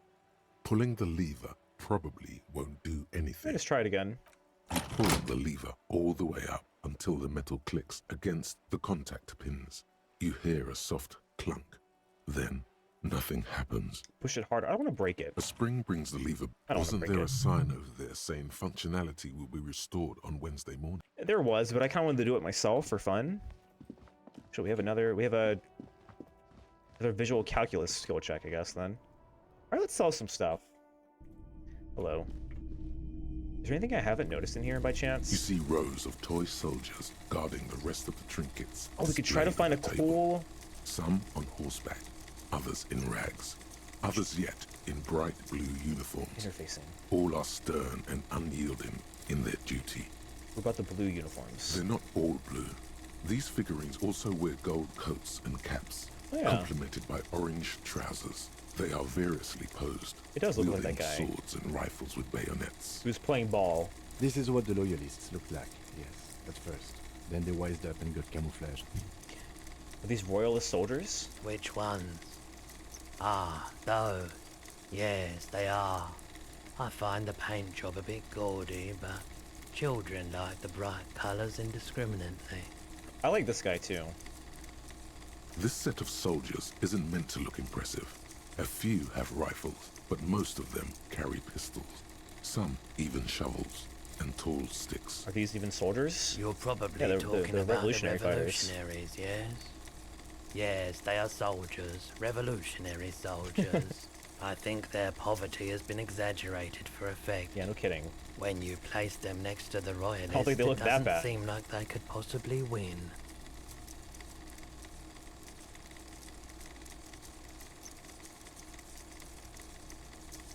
Which was more nuanced. As it stands, I cannot comment. Oh, Centrist Harry. I don't like either set very much, to be honest. But there are many parents among my customers. Yeah, that's fair. He seems to have his own take on the conflict played out in perpetuity by these toys. Might be interesting to find out what it is. Is that what you're making him? I think over time, it's very funny to it's very funny to make Harry just not have an opinion on anything. 83% interfacing. What's this? We're getting reports of normal, reasonable, temperate, political opinions wait! Somewhere in Martinez. Wait, no, I'm unlocking the centrist thought. Oh no. I can't internalize this. Wait, no. I can't be a centrist. I can't actually do this. That's me, Mr. Reasonable. Someone's got to keep it sane around here. This is because I keep saying none of the above to political stuff, isn't it? That's so funny. Your choices have consequences. I guess that's true. Also, hi, Boo. Your choices have consequences. This is what Disco Elysium is all about. No, I'm a real radical. Wait till like the last hour of this game. I'm gonna pull out all the stops. Of course, a radical centrist. In these bright and loud times, where 1,000 frequencies drown Oh no! Sober thinking is a radical act. It's time to become a citizen of the kingdom of conscience. No. I'm too fiery for this watercolor ideology. I'm trying to develop more extreme and interesting opinions. That's a pity. Real democracy was just no. Discard the thought. Get it out of here. All the leading citizens are waiting there, without you. That's fine. I refuse to be normal. No more normal RP. On the shelves, and your boombox, that gold and amber Harmon Waushi, stares at you longingly with its tape reel eyes. 12 real. I can do that, I think. typical Martinez street light 700. sits among assorted floor and... Good lord. All right, let's sell some stuff. Hello. Let me know if I can help you with anything. Can you share drugs with me? Want to ask about my missing gun again. Sure thing. Oh, we've already exhausted all those options. Sure, man. Let me have a look. Access your pawn menu. Anything else you're thinking of selling? Right. Shot put ball. We could sell the pen that Lena gave us. The antique rifle is worth 11. Damn, is that it? Is that really it? Damn. I think I feel safe selling the shot put ball. Goodbye. Who knows when I'll need a... Chat, you never know when you'll need a kind green ape pen. I think I'll hang on to that. An empty cassette tape. Just sell Kim's handkerchief that I like threw up in and just sell it right in front of his face. I kind of want to sell the rifle too. It is broken. I can't see us fixing this at any point, but you never know. Sell the postcards too, but they're worth so little. I kind of just want to hang on to them for fun. That's fine then. Oops. Another time, perhaps. The boomboxes wait on the shelves. 12. Do I want to buy this? That gold and amber Harmon Waushi stares at you. Do I want to buy a boombox? With its tape reel eyes. Yeah, fuck it. And here you are. Quality sound reproduction on the go. It'll play anything, wherever. Turn any tape into a conversation of sounds and shapes. Oh, I bet if I could... Wasn't the door that leads to like probably like the dock office or something, or like some sort of administrative part? I think it was voice gated. Maybe that'll work. Who knows? Anyway, I made some money and then I instantly spent it all, which is probably not my finest move. Let's go to CVS. Maybe we can recycle a little bit. Scrounge out some change. This is pitiful, Harry. This is truly pitiful. Hello, racist man. How are you doing today? Looking for something? No, never mind. Just want to see if you had anything funny to say. I'm gonna kill him later. I think I'm gonna try to kill him. Alright, let's recycle. The tear machine stands in the corner. Your bottles clunk into the machine. And the... Love it. Oh, I don't even have enough to buy heals now. I forgot that was my initial goal. Is this about... Oh, shit. To the left of a small cabinet on the wall is filled well, it's with actually cheaper than I thought. bottles, It's $2.50 for a 3 heal. And blister packs. They all bear the... Okay. Yeah, it's probably a good idea. I am now officially broke. I have 2 cents to my name. That's good. That's great. That's awesome, Harry. That's awesome. Awesome. Equip this to play tapes. Okay, I don't have any tapes to play, though. Maybe this is not a worthy investment. Well, let's play music. We can inspire the people with the power of music. Well, shit. Access the harbor to ask Everett Clare's help. My God, we're gonna try. Well, I don't think we can subscribe to Measurehead's advanced race theory anymore, unfortunately. Let's go to the docks then. That's something to explore, finally. We just walk right in.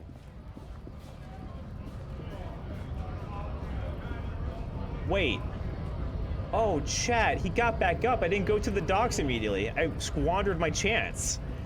I didn't realize he'd get back up so soon. Oh, shit. He's probably... Oh, he's pissed. Oh, wait. It opened up this. That's right. Wait, now that I can... The door is locked and cannot be opened from this side without a pass card. Oops. Let's unequip that. Oops. Well, I guess we're in here now. We've broken into a place and now we're stuck inside. That's fine. What do we got in here? Every worker equals member of the board is written on top of the flyers. Hell yeah. This is a Dewey typewriter. The model name is on the back. It's a magazine. Oh, a new book gained. The leading intellectual organ of the Martinez communism offers a radical Mazovian perspective on the range of contemporary issues. The cover features a stylized portrait of the late King Fressel with a pair of white antlers growing out of his head. We learned about that.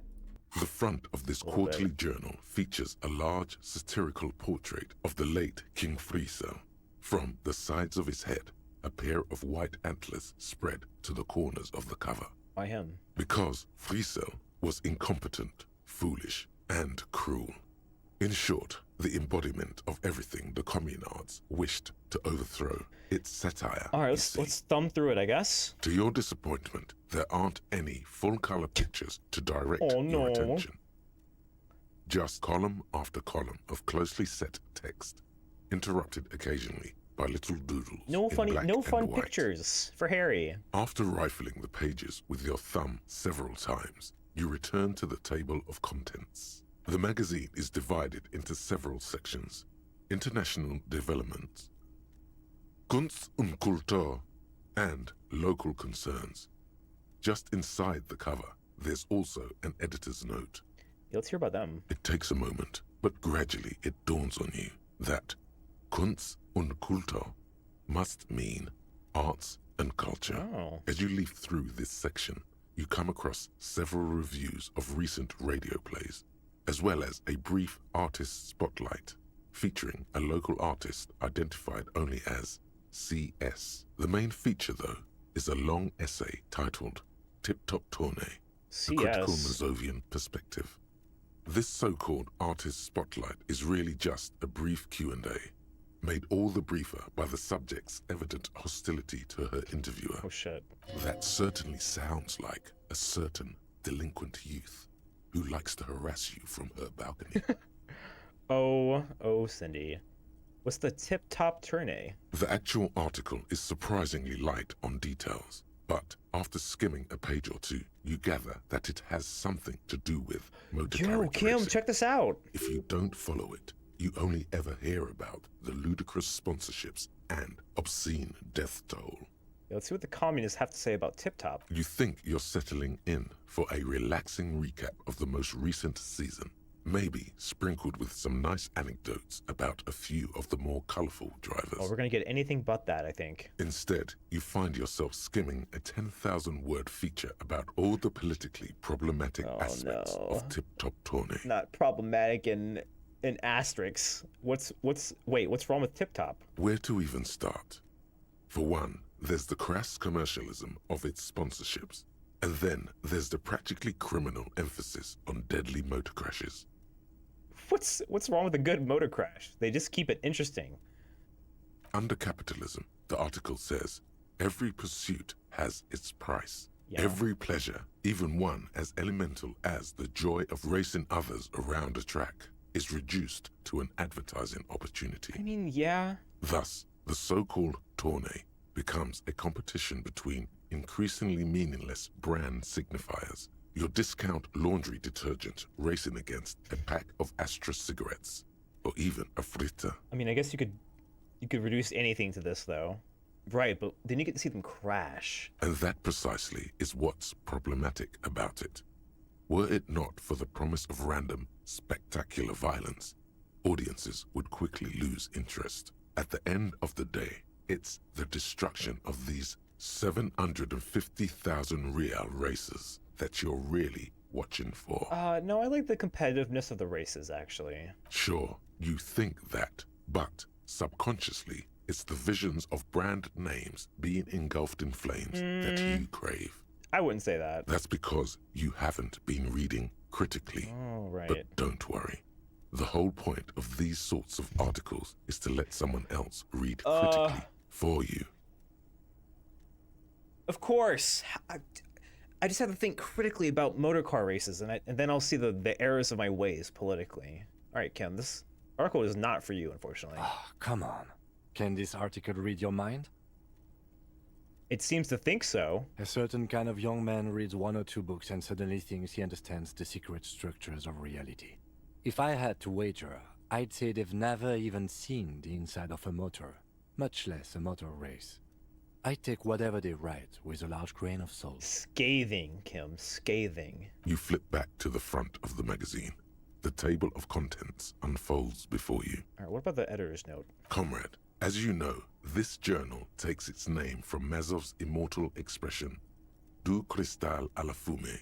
This was his way of describing the way the rigid, crystalline structures of capitalist ideology turn to smoke under communism.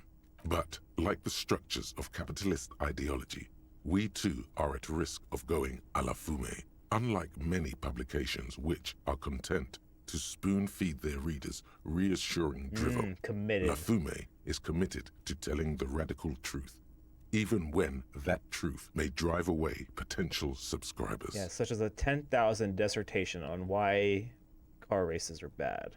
So please, if you value our radical Mazovian perspective on contemporary politics, culture, and international affairs, please consider subscribing today. What's funny about all this, Yours like what's going on outside, I mean, is that I beat the shit out of Measurehead. Now I can go right back to him and be like, hey, remember what we were talking about earlier?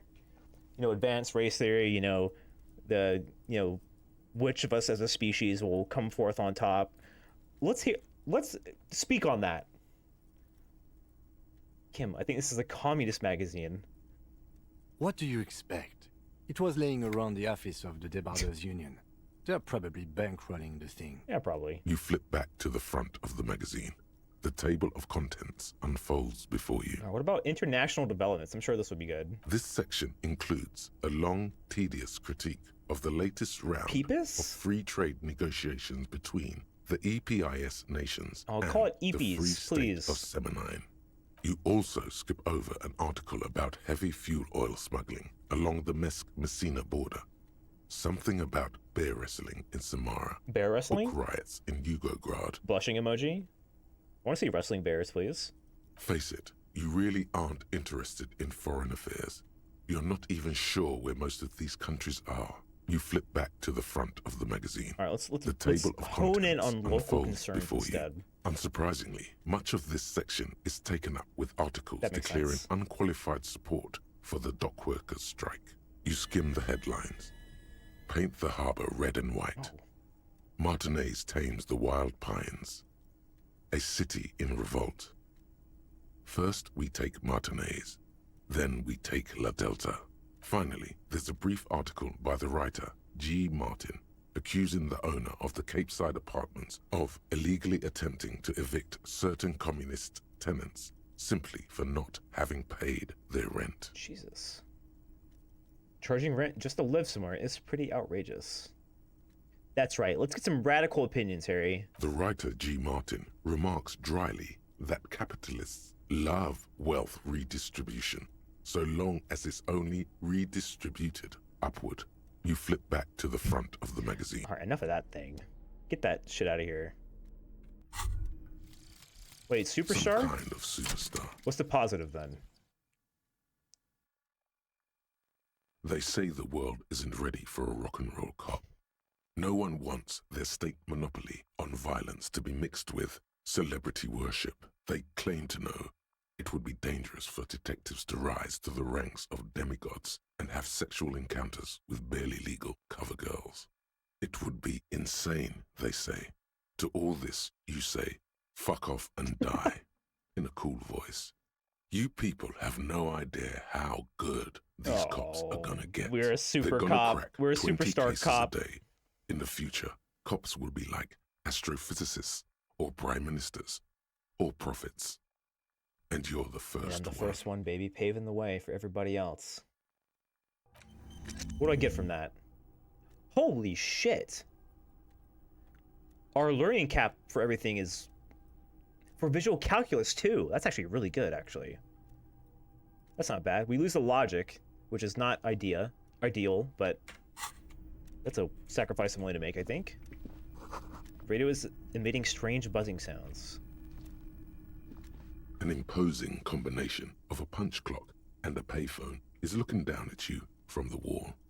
A note on the side says, Chat. Tokens unavailable. I can't due even to strike. I can't even Use pay this change. thing. I can't even pay the punch clock.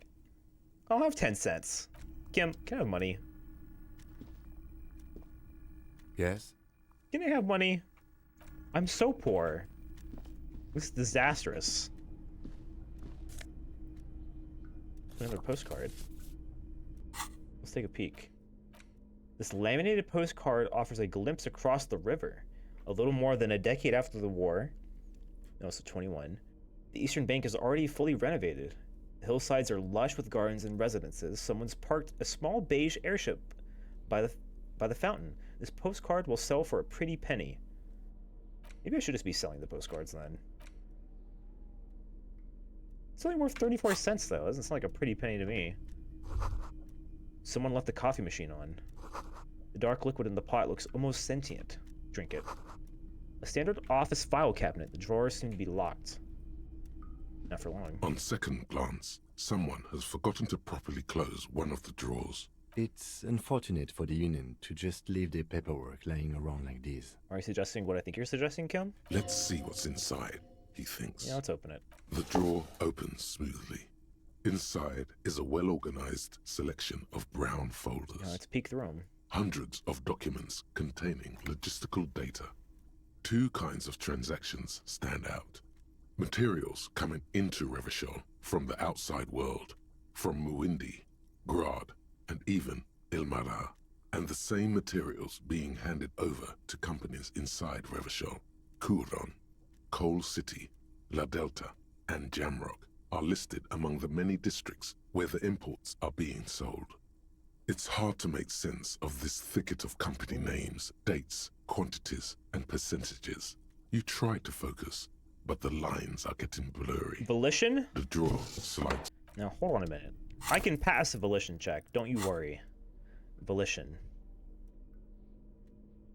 I don't think I have two clothes like that. I can pass the volition check. Surely. Maybe not. Let's give it a shot. The file cabinet stands steady as whatever's hidden Nice. here is hidden well. Concentration isn't enough. Only a trained accountant with a background in logistics would be able to really make sense of it. However, there is a little handwritten note stuck on the side of the drawer. Take a peek. It appears to be a to-do list written in large, uneven capital letters. Remember, Leo, Everart's shoes, special whirling borscht, water Everart's plants, sweep office floor, more banners. So Leo is... All items on the list have been crossed out. Yeah, it's like and the errands, note like a itself secretary is maybe, crumpled. or an assistant. Look, Kim, a to-do note with a list of errands for Everett. Everard Clare, probably. Yes, the head of the the union. head of the Debarders Union. One of his aides must have left it. Nothing incriminating here. Take another peek. Remember, Leo, Everart's shoes. All items on the list have been crossed out, and the note itself is crumpled. The drawer slides shut smoothly. All right, cool. We found a to-do list. Bathroom? Bathroom moment? Yo, well, +1 visual calculus. That's sick for me. Oh, and a morale heal. That's good too. Oh my god. We can go upstairs. Yes, please. Oh! We can just grab it now. The tarpaulin cloak is still hanging on the railing. The white rectangle of the Revachol Citizens Militia is clearly visible on its back. Thank you. As your fingers touch the tarpaulin, it almost feels like the cloak wants to deliver a message of comfort through your fingertips. I will shield you from the elements and give my life for yours. That's what the cloak is relaying. Yo, we got the cop coat. Sick. I assume it boosts spirit decor. It does. And it gives us the shivers as well. Wait, this is just the disco-ass blazer, but better. Yeah, I'll put that on. Look at us. I kind of like the green one better, to be honest, but that's fine. Wow, look at us. We're looking very cool. Collecting rainwater. Well, holy shit. Let's just explore, I guess.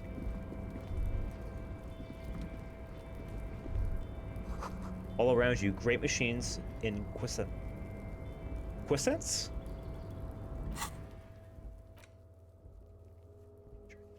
Map wall. Oh my god. So funny. Right here, I need to pick up the pace a little bit. White pine trees are printed on the screen covering. Looks like a forest under snow. Shivers is kind of like street smarts. Interesting. Yeah, I think I've seen it pop up like once. If that even. Ooh. Ooh, a button. A rusting control panel with several knobs. 2 buttons marked Marsh and Arrête are faded with use. It seems to control the large crane forward above. and backward, maybe? A container is attached to its hook block. Marsh. On and off? Okay. Arrête. Off. Turn it on. With a loud grind. Oh, shit. The crane shifts overhead, moving a massive metal container through the air. What are we doing? We probably shouldn't be fucking with this. No, definitely not. We're gonna break something.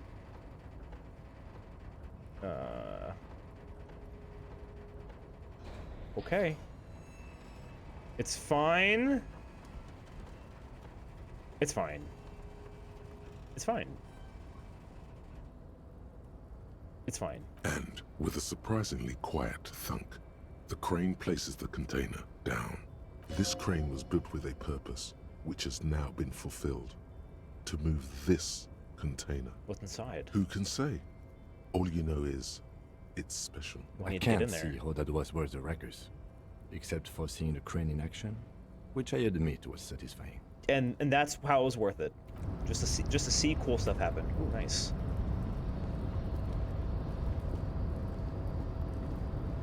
What is this? Money. Thank God. I need all the money I can get. You see faded industrial lettering on the platform. Gevalsend. Can I get in here? Surely it's locked, right? Before you stands a cargo container. Just one of many in the yard. Lieutenant, I think there's something special about this container. Is this like your thing with that wall again? Don't bring up the wall. I'm very tender about the wall. Maybe, I can't tell. I think we should investigate further. You do? Because I don't. Why not? There are a million containers here. Why are you fixating on this one? Because it feels special. It's a cargo container, detective. Just like all the others. He doesn't even look at it. We're not here to interact with containers. We are here to get the body down from the tree. That is fair, but what if I knocked on it? No reply. What if I opened it? You attempt to turn the handle, to no avail. The doors seem to be mechanically locked. To your left, the lieutenant considers your actions with some puzzlement. 3%. Erratic yet thorough. We've been in the world for 2 days. Oh, sure. Rhetoric gets better the more we survive, I guess. Rhetoric. My God. Why is that a rhetoric check? I guess we're trying to convince Kim that it's even somewhat important. Do I have rhetoric? I'm losing a rhetoric from somewhere. Okay, this can come off. And I think that's it. Let's give it a try. Yes? Oh, not you, Kim. The container. You're back before the cargo Still container. 3%. Its draw has not lessened since you were last here. If anything, it seems to have grown slightly. We're persuading the door to open. Why are you even trying to open a door with rhetoric? Because getting physical wasn't an option. Because what wasn't an option? Never mind. Are you satisfied, detective? No, I'm not. But we simply have to come back later, I guess. I want to explore this direction first. I want to go down the stairs, thank you. I want to go down the stairs. I want to go down the stairs. I'm not sure what good... Wait, how am I going to get back? I just realized since this door can't open, I'm stuck on this side of the gate for now. That's not good. There's a lot of shit over here. Where is... Oh, this is by the apartments, isn't it? Yeah. Numerous empty bottles of Commodore Red and potent Pilsner. Nice. At least 3 packs worth of cigarette butts. Maybe the smoker just tossing them up here. Recycling. Recycling. What's in here? Oh, office? This is the night watchman's booth. The name on the door reads, René Arnaud. Oh, is that Listen, it's okay to take a few minutes to yourself. Sit down and have a breather. This is where he works. I'm gonna look around. If you must. But please hurry. We are pretty easy to spot up here. We're doing naughty Nothing things. incriminating catches your eye. The cabinets are clean and their sparse contents meticulously organized. There's a framed photograph on the table. I mean, sure. It's a black and white photo of a young couple out in a street fair. The man, René, is dressed in a Royal Carabinier uniform. The girl is young and very pretty. She is smiling playfully at the camera. René looks like he's about to smile. This photo must be tied to some good memories. Why did you take that picture of René? Wait, I can't just look at it and put it back? Oh, I didn't want to take it. Oh well. Making an artistic photo collage, Kim. I'm gonna ask him about it. That's insane. Imagine going through someone's stuff and then taking it back to them and being like, hey, what's this about? Tell me about this photo I stole from your office. I don't like any of these choices. I guess I'll ask him about it. You're really interested in that old soldier. Not sure I understand your fascination, but sure.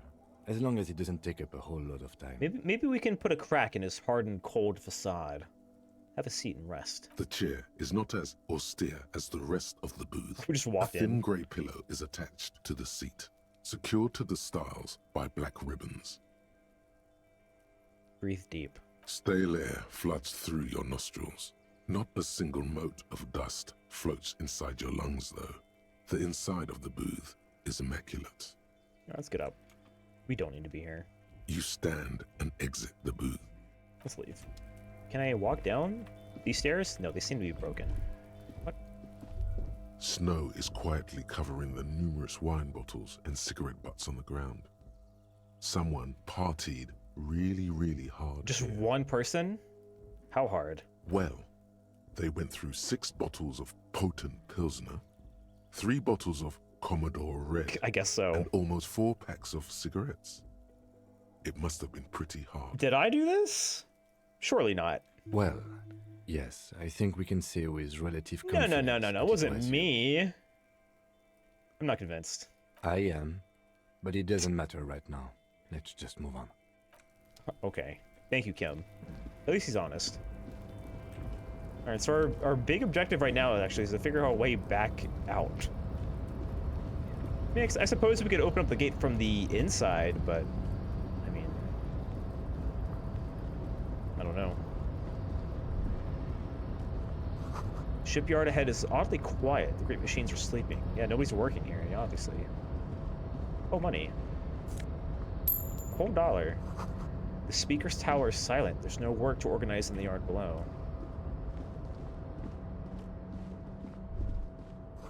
The musk of oil and rust comes from the chasm in front of you. It smells like blood. Locked? What the hell? We have a locked box in the dockyard for no discernible reason. Or we're just stealing it at this point. Industrial-sized thermos. Smells like burnt coffee. But we're just stealing. Okay. Oh, hello. Soon, oh soon the green is gone and everything is red. Oh, he's singing. I see. The banner sags under the weight of rain and snow. White waves on red. There's a lot of red everywhere, huh? Container, I'll turn you nice and red. Oh, you're Leo. Container, put the logos on. This is the union head's assistant. The accent is so thick, it's impossible not to notice he's Ubi, from the vanishing peninsula of Ubisunt on Muindi. Container, used to be Wild Pines. Container, now belongs to Everard. Everard, okay. Tiny man is so engaged in his work, he doesn't notice you. Hello. Everard, he looks after everyone. Huh? Well, hey there. How can I help you, mister? The look in his deep blue eyes is as sincere as you've ever seen. Kind of makes you feel like an arsehole for no Oh, guys, that kind of guy, huh? I see you are not a union man, mister. Did you get lost? You're not one of them scabs, are you? A shadow passes over his kind face. Not a scab. I mean, I don't personally mind. Folks is just folks, you know, and folks gotta eat.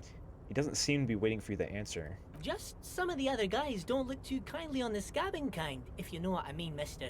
You're Ubi, right? Oh, yes. Born and raised in Arish, mister. Mum had to leave my dad after he got a bit violent. Took us here to the new world. I was about 10 then. Too old to lose my accent then. Damn. People say us Ubis are up to all sorts of trouble with sheep and other animals and whatnot. I just want you to know there was never any of that where I come from. No, sir. Those are just nasty rumors. Thank God. Thank you for clarifying thanks. that, sir. So what are you doing with the containers? Oh, I'm just making some covers for them containers here. Yes, I am. 17%. Yes, I am. So it's easier for the crane operators to spot them. That's not what you're doing, but 17%. Everything is so pretty and red. Oh God. You and Leo look like brothers as you glance around with similar childlike wonder.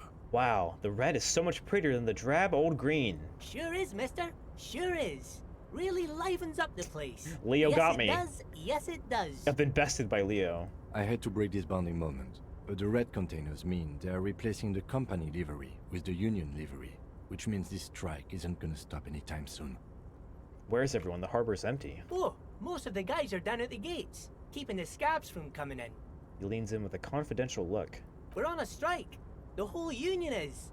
You don't have to work when you're on strike. Ha! We haven't worked for 2 months now.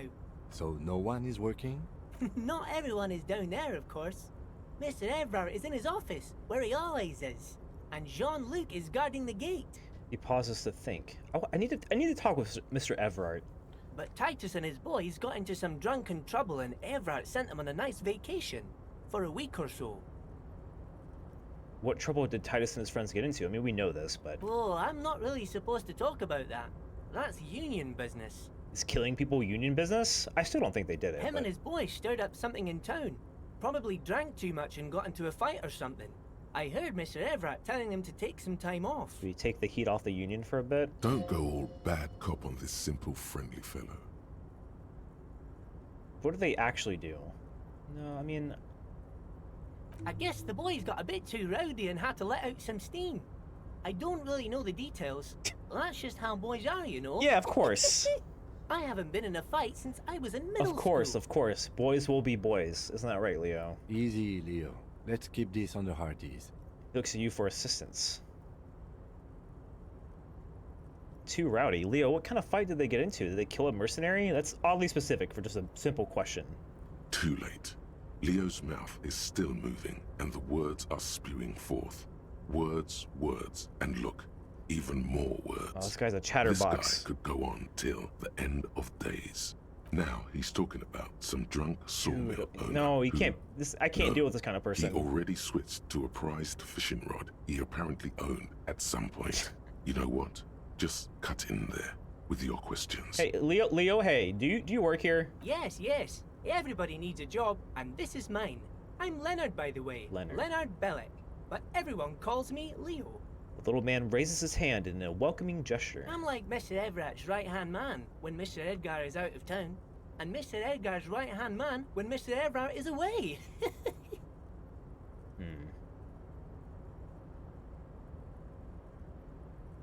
Actually, Miss Beaufort is the right-hand man, but she's a lady. Miss Buford? Have I met a Buford? Who is this, Miss Beaufort? The lieutenant looks up at Leo. A real pretty lady with a skin like those Douai Sucre candy bars my missus likes so much. Them are real nice to suckle on once the dinner is done and me and the missus sit down beside the radio. Sit down? But I can't listen to the radio all the time. There's so much to do around here and I'm always busy keeping things running here. Yes, I am. Yes, I am. Of course. Stay on this Miss Beaufort topic. Yeah, who's she? Oh, Lizzie. She is a real sharp Lizzie. Mr. Everett. So we have met. And everything east of the river. 4 years she was gone, and when she came back, she was all fancy and lawyerly. So she's more higher up in all this than she led us to believe. Wow, she did a fantastic job getting the scoop on us in the first day. I had no clue. Never in a million years would I have suspected her. Was she Would I have suspected her to be spying on us? But she's a real nice girl. She's nice, but grew up in this here neighborhood. very Knows stern everybody once she and gets shows along her with true everyone. colors. Real pillar of the community one day, I'm sure. And she's a community head. For a fraction of a second, there's sadness in his eyes. If me missus and me was to have a child, I'd be real happy if she turned out like her. But she can't have kids. Dr. Lemaitre said so, and she knows about such things. Been a doctor for almost 50 years, she has. He sighs and falls silent, watching you meekly with his blue eyes. Well, I think you're doing a great job, Leo. Yes, this place really seems to run like clockwork. Keep it up, Leo. The lieutenant smiles at the little man. Well, thanks a lot. Coming from He you, is so it means tiny. a lot, really. You didn't think it was possible, but the smile becomes even wider. Sometimes I feel some of the guys don't really get how much I bust my ass for them here. But you guys are all right. The white rectangle on your clothes might not mean an awful lot in Martinez, but the recognition from an authority figure made Leo's day. Good job, Leo. Don't forget your worth, Leo. Who wrote the note to make more banners? That would be Everett himself, no? Oh, yes, yes. I leave all kinds of notes for myself. That old head of mine ain't so good at keeping things in no more. I almost forgot about the borscht. He has to write little to-do notes for himself, which I do that too. It helps out, actually. Keeps your brain structured. I get it, Leo. I get it. Wait, what about the borscht?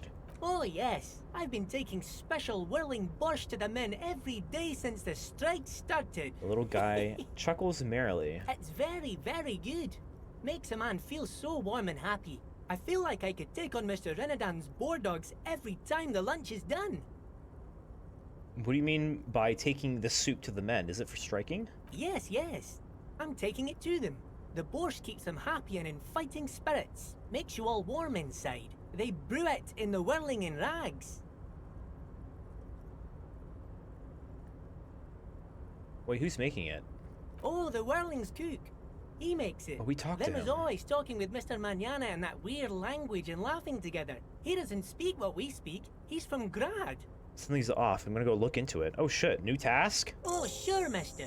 Sure. The special You borscht. do that. Are they like Yes, lacing sir. it with like happy feel-good juice? He didn't actually understand what you meant, and now he's just nodding along. Alright, so what's in the locked container over there? Oh, that one.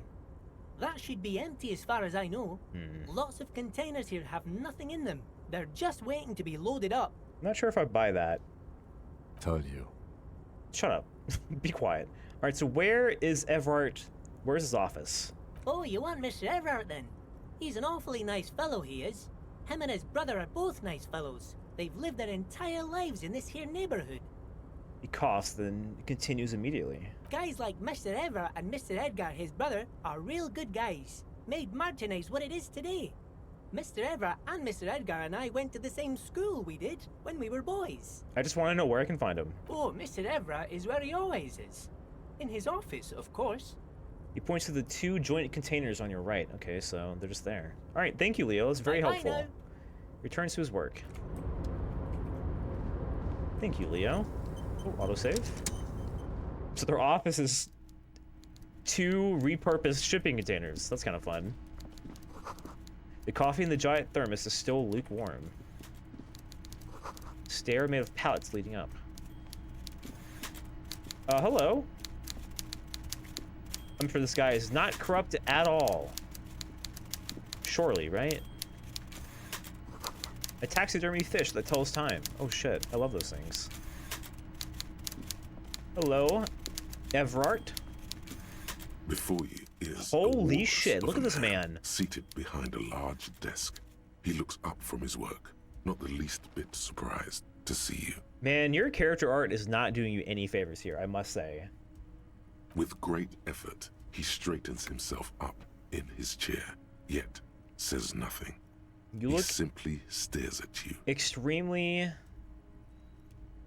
scummy. Maybe that's an unfair assumption from me. Are you in charge of the dock workers? Welcome, Mr. Dubois, Mr. Kitsuragi. It's good of you two to stop by. Please, have a seat. He gestures to a tiny chair opposite to his giant desk. I'm Everett Clare, head of the Debarders Union here in Martinez. Man relaxes into his chair and continues. I'd offer you my hand, but unfortunately my health prevents me from getting up. You understand? Of course. He looks extremely comfortable.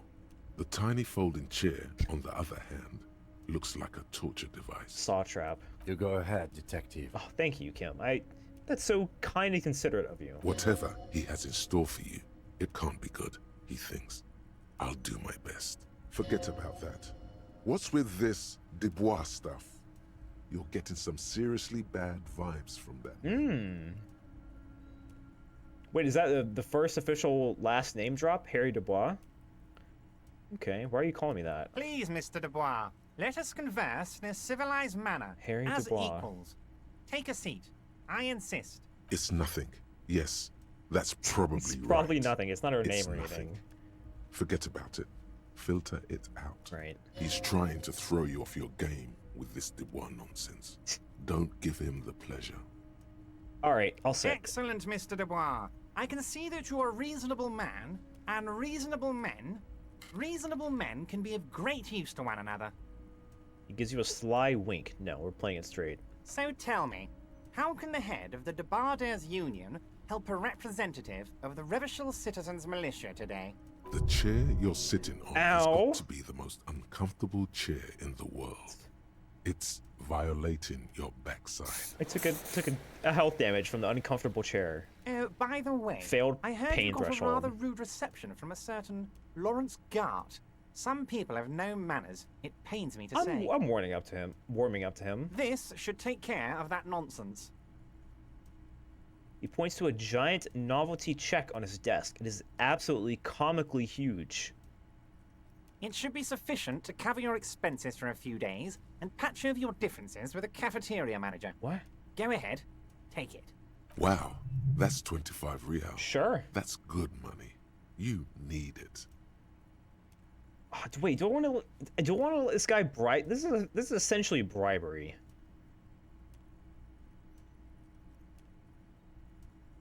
But money is hard to come by.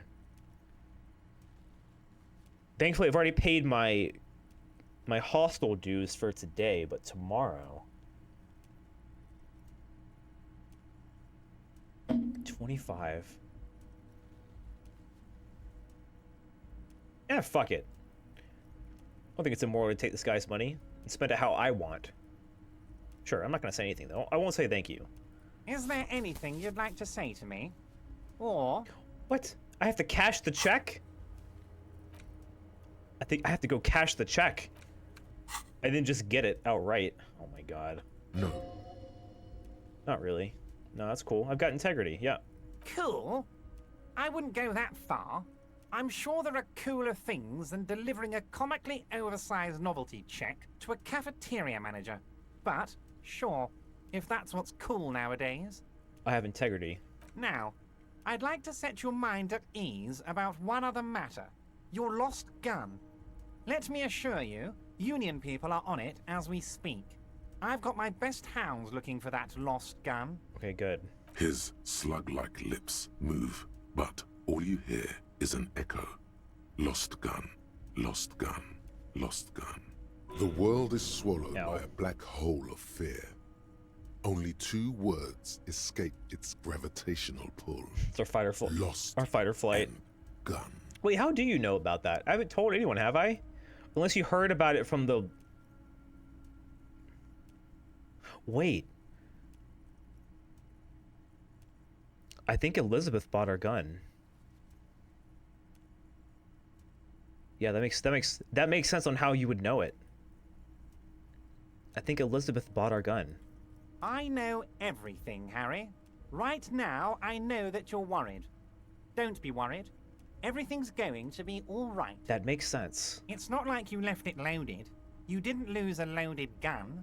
Local children aren't out there playing with it right now, pointing it into their own mouths. It's in a safe place. I just know it. I have a feeling everything's going to be all right. It was loaded. There were 2 bullets in it. You always keep at least 2 barrels loaded. Don't panic. Oh, we're losing 2 to our composure from the fucking chair. And we took the check. So we lost one, but we gained another one for not saying thanks. So that's good. 17%. We win those. God, you're sweating. Your knee is jerking. You're about to cry, aren't you? You're about to cry because you lost your gun and those children. Wait, that actually would have healed us because we have the heal on failed what was it? Yeah, we failed a motorist red check, so we could have healed, but obviously we could have known that. Not about the cry, we're staying cool. Mr. Dubois, you don't look so good. Understatement of the century. What is this, Mr. Can Dubois? we get off my morale, please? What is he trying to pull here? You need to cool the fuck down. Chill. No, you're right. Mr. Dubois! Mr. Dubois! Harry! Oh, first and last name. You can't just be dropping that on me, dude. You can't just hit me with the first and last name. There are no Harrys. Keep sliding down the chair like a jello shot. It's kind of funny. While Everard is distracted by your odd behavior, the lieutenant's eyes are mapping everything around you. The folder, that's good, desk, that's good. Papers on the wall. Take a mental picture, Kim. Mr. Dubois, are you okay? Can I get you a glass of water or something? Are you having some kind of medical emergency? Me getting up out of bed and walking around and trying to be a normal human being is an ongoing medical emergency Harry is dealing with. Maybe you could use your hands somehow, in a kind of throw-in motion, like you're throwing that Mr. Dubois act right back at him. He's Mr. Dubois. Yeah, this chair is uncomfortable as fuck. I could actually use a glass of water. What an odd demonstration of... you got me, Harry. I don't even know what. Yes, we threw him off. As entertaining as it was, I'm afraid we're wasting our time. And I'm an extremely busy man. I guess we are talking our time away. Too. Okay, enough. We are here to ask you some questions pertaining to a murder investigation. Quick, here's your window. Get yourself together and ask him questions. Police officer questions. It is about time to stop embarrassing yourself. All right. Questions will help you regain some of your lost dignity. All right, you called me Mr. Dubois. Why? Of course. Let us dispatch with the formalities. You call me Everard, I call you Harry. Harry Dubois. That's what the hanged corpse called you. Harry. That's really my name. My God, so it's true. I didn't want to believe it, but you are a fantastic science fiction amnesiac cop, aren't you? We played our hand too early. I think the odds of that are very low. My memory is fine. I'm just testing you. I don't want to show weakness to this guy. So good to hear that, Harry. Apparently, my sources were wrong. However, if you did have a spot of memory trouble, I could help you out. With my big fat folder. Oh, he's got a big fat folder filled with all the things I need to know, probably. Are you trying to tell me you've gotten hold of some of our documents? The lieutenant inspects Everett over his spectacles. Mr. Kitsuragi, would you mind? Me and Harry are talking about his lost identity right now. Drama check? I've read shipping folders before, so we get a plus modifier, but... Oh, fuck. Everard's large hands are covering the folder. Good heal, but the look on his face says, I know everything about you, Harry. And we know nothing about ourselves. He's got all the power over us right now. He knows everything about me. I'm sure it's not that bad. At worst, he has an old RCM folder. And I very much doubt even that. Harry, I just know the things that matter to our friendship. And I want you to feel free to ask me about those things. I kind of am curious about my alleged family that this man has. Family? Harry, you're not a family man. Okay, that's There's good, not actually. one peep of family in here. Unless you think you're a family man. I'm glad. Do you strike yourself as a family man, Harry? I don't. That's why I like you, Harry. A good man knows both his strengths and his weaknesses, and you, my friend. It's probably for the best that we don't have a family. all-time greats. We can't disappoint anyone that way. We don't have a lonely wife and child back home to worry about us. Wait, where did he get this folder from? Maybe, I mean, Harry probably just lost it during the vendor, but... Ah, this? My friends in your organization gave it to me, Harry. I find that very suspicious. May I have a look? I'm afraid this is meant for Union eyes only, Mr. Kitsuragi. I'm sure you understand. Dude. Please continue, Kim Harry. is getting strong-armed out of this conversation. What's my full name then? Are you winning? It's Harry. Harry Dubois. I just officially learned my full name, so I consider that a win, yes. You feel like a Dubois, but you don't feel like we're a kind of winning, Harry. I think. We're getting there. Strange. You don't feel like any of these things. You know what your name is. You have a sophisticated name, like that of a count. Oh yeah, Raphael or Cousteau. A beautiful man. I feel like a Dubois, but not quite like a Harry. Something longer. Sure, okay. You're Harold. Harmon. Haroldamus? Heroldamus Dubois. That sounds good. The record says Harry Dubois. A real man's name. A real masculine man name. Kim is... Mr. Kitsuragi doesn't seem even slightly empathetic to your memory loss, Harry. I, however, wish to help you any way I can. And we're also talking to the most well-adjusted and not at all corrupt man in this game. Also, hi, Possum. Hope you're well. What's up, gamer? How are you? What kind of cop does it say I am? Well, Harry, if I were to sum you up in one word, it would be apologetic. Oh, fuck. I'm sorry? Yes. You seem to be. A lot of the time. Oh, but no. right now, there's no reason to be. Let loose a little.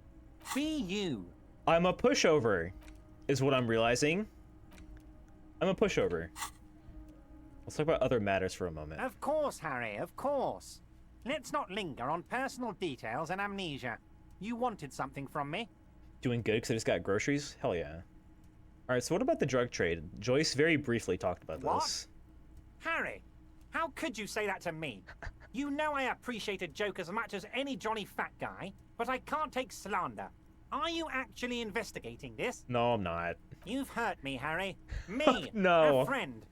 But you know what? He perks up. I trust you, like I trust all my friends. And I know you'll never talk to me about this again, because you don't want to wound me. So do what you want, and let's change the subject. Thank you for your understanding. We will continue to do what we must. You too, Lieutenant. You know, I like you, but you never were my favorite. I'm a Harry guy. I'm Team Harry. Oh, he's on Team Harry. I love Everett. He's an interesting guy. Well taken. Did we have anything else to do here, Harry? Yes, we did. You know, this is actually important. We need to get the body down really quickly. You might have noticed there's one hanging on a tree behind the hostel cafeteria. True. Oh my. Don't take this question personally, but why would I get involved in this matter? Maybe because about 8 of your workers confessed to potentially doing it? Mr. Clare, the man was hanged with a cargo belt. A steel-reinforced cargo belt. It's safe to assume the Union had something to do with the murder. Something. Besides, getting the body down would benefit all of us. It's a stain on the neighborhood.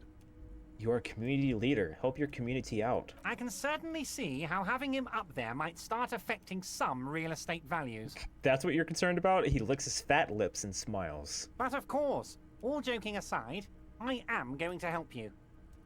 He picks up the handset of a radio phone to his right, then clicks a button. Jean-Luc, the cop who bested you in physical combat is here, and he has a little dead body in a tree problem. Namely, he needs it to be taken down. Please extend him this courtesy. You can find Luke down at the gates, but you already knew that. Anyway, he's going to help you. Now that he's back on his feet. You beat his ass? Oh, hell yeah, I did. I gave him a roundhouse kick to the jaw, too. It wasn't easy. He almost pushed me to drinking to do it, but it wasn't necessary. I think I tried the Measurehead like fight check like 4 times, and I think I failed every single one except for the last one. I think it was like 4 or 5 times, but we got there eventually.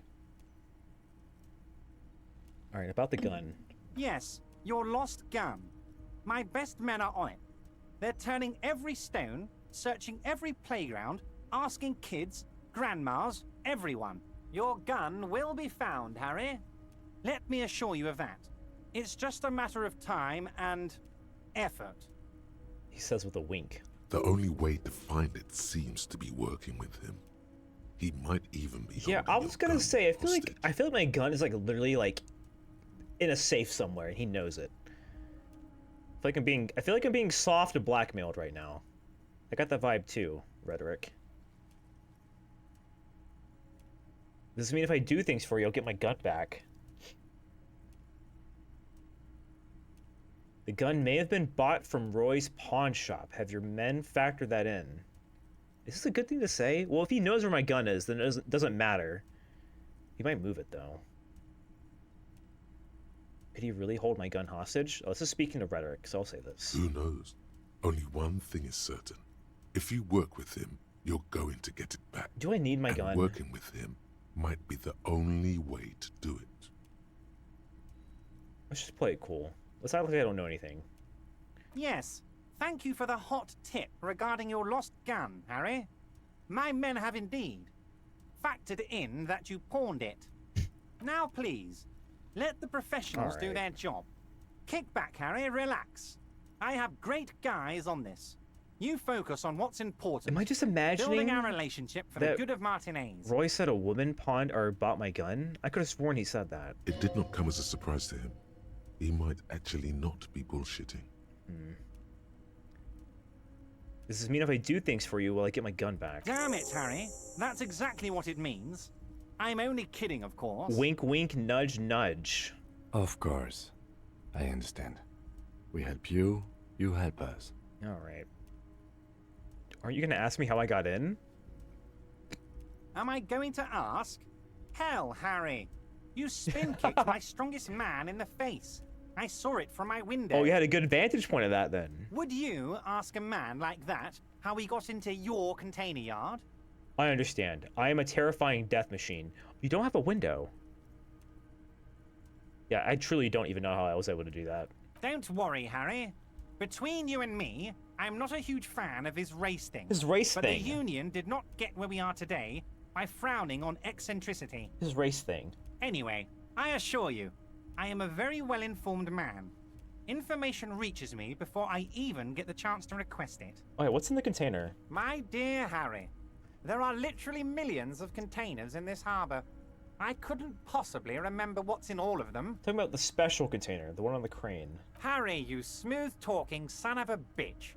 Time is a precious resource, and I don't have enough of it to count containers with you.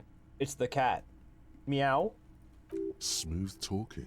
Hi, Goop. Maybe that's the way to go about opening the container. You should at least try convincing. I've tried to rhetoric my way into the shut container. It didn't work. I had a 3% chance to talk the container into opening, and I failed. But we'll try it again. I'm looking into your shady brew. Oh, let's talk about Joyce. Oh, that's very nice. I haven't gotten around to her yet. I'm very, very busy, you see. I hope you're getting along. Kind of. She is a ultra liberal, but we're finding some common ground. One thing I want to make very clear, Harry, is that this is not some kind of union versus we both like corporation disco situation. Everyone is just pals here. Just pals? We're all trying to do what's best for Martinez here. Don't feel like you can't cooperate with her because you and I are such good friends and I'm helping you get that nasty body down from the tree. And with finding your lost gun. I'm not a jealous guy. Oh man, this guy's got a lot of things to hold over our head. Whoa, that's so nice of him. Suspiciously nice. A little bit. Is it problematic if I say I can't wait for you to reach day 3 so you can meet my favorite character? It's the fact that there's still people I haven't met that's so insane to me. I guess we do have the whole west side to explore on Wednesday when the path opens back up. I'm so curious about the church. I keep thinking about it. Like, what is so special about it? It's on like the front cover art and everything. It's a very prevalent building.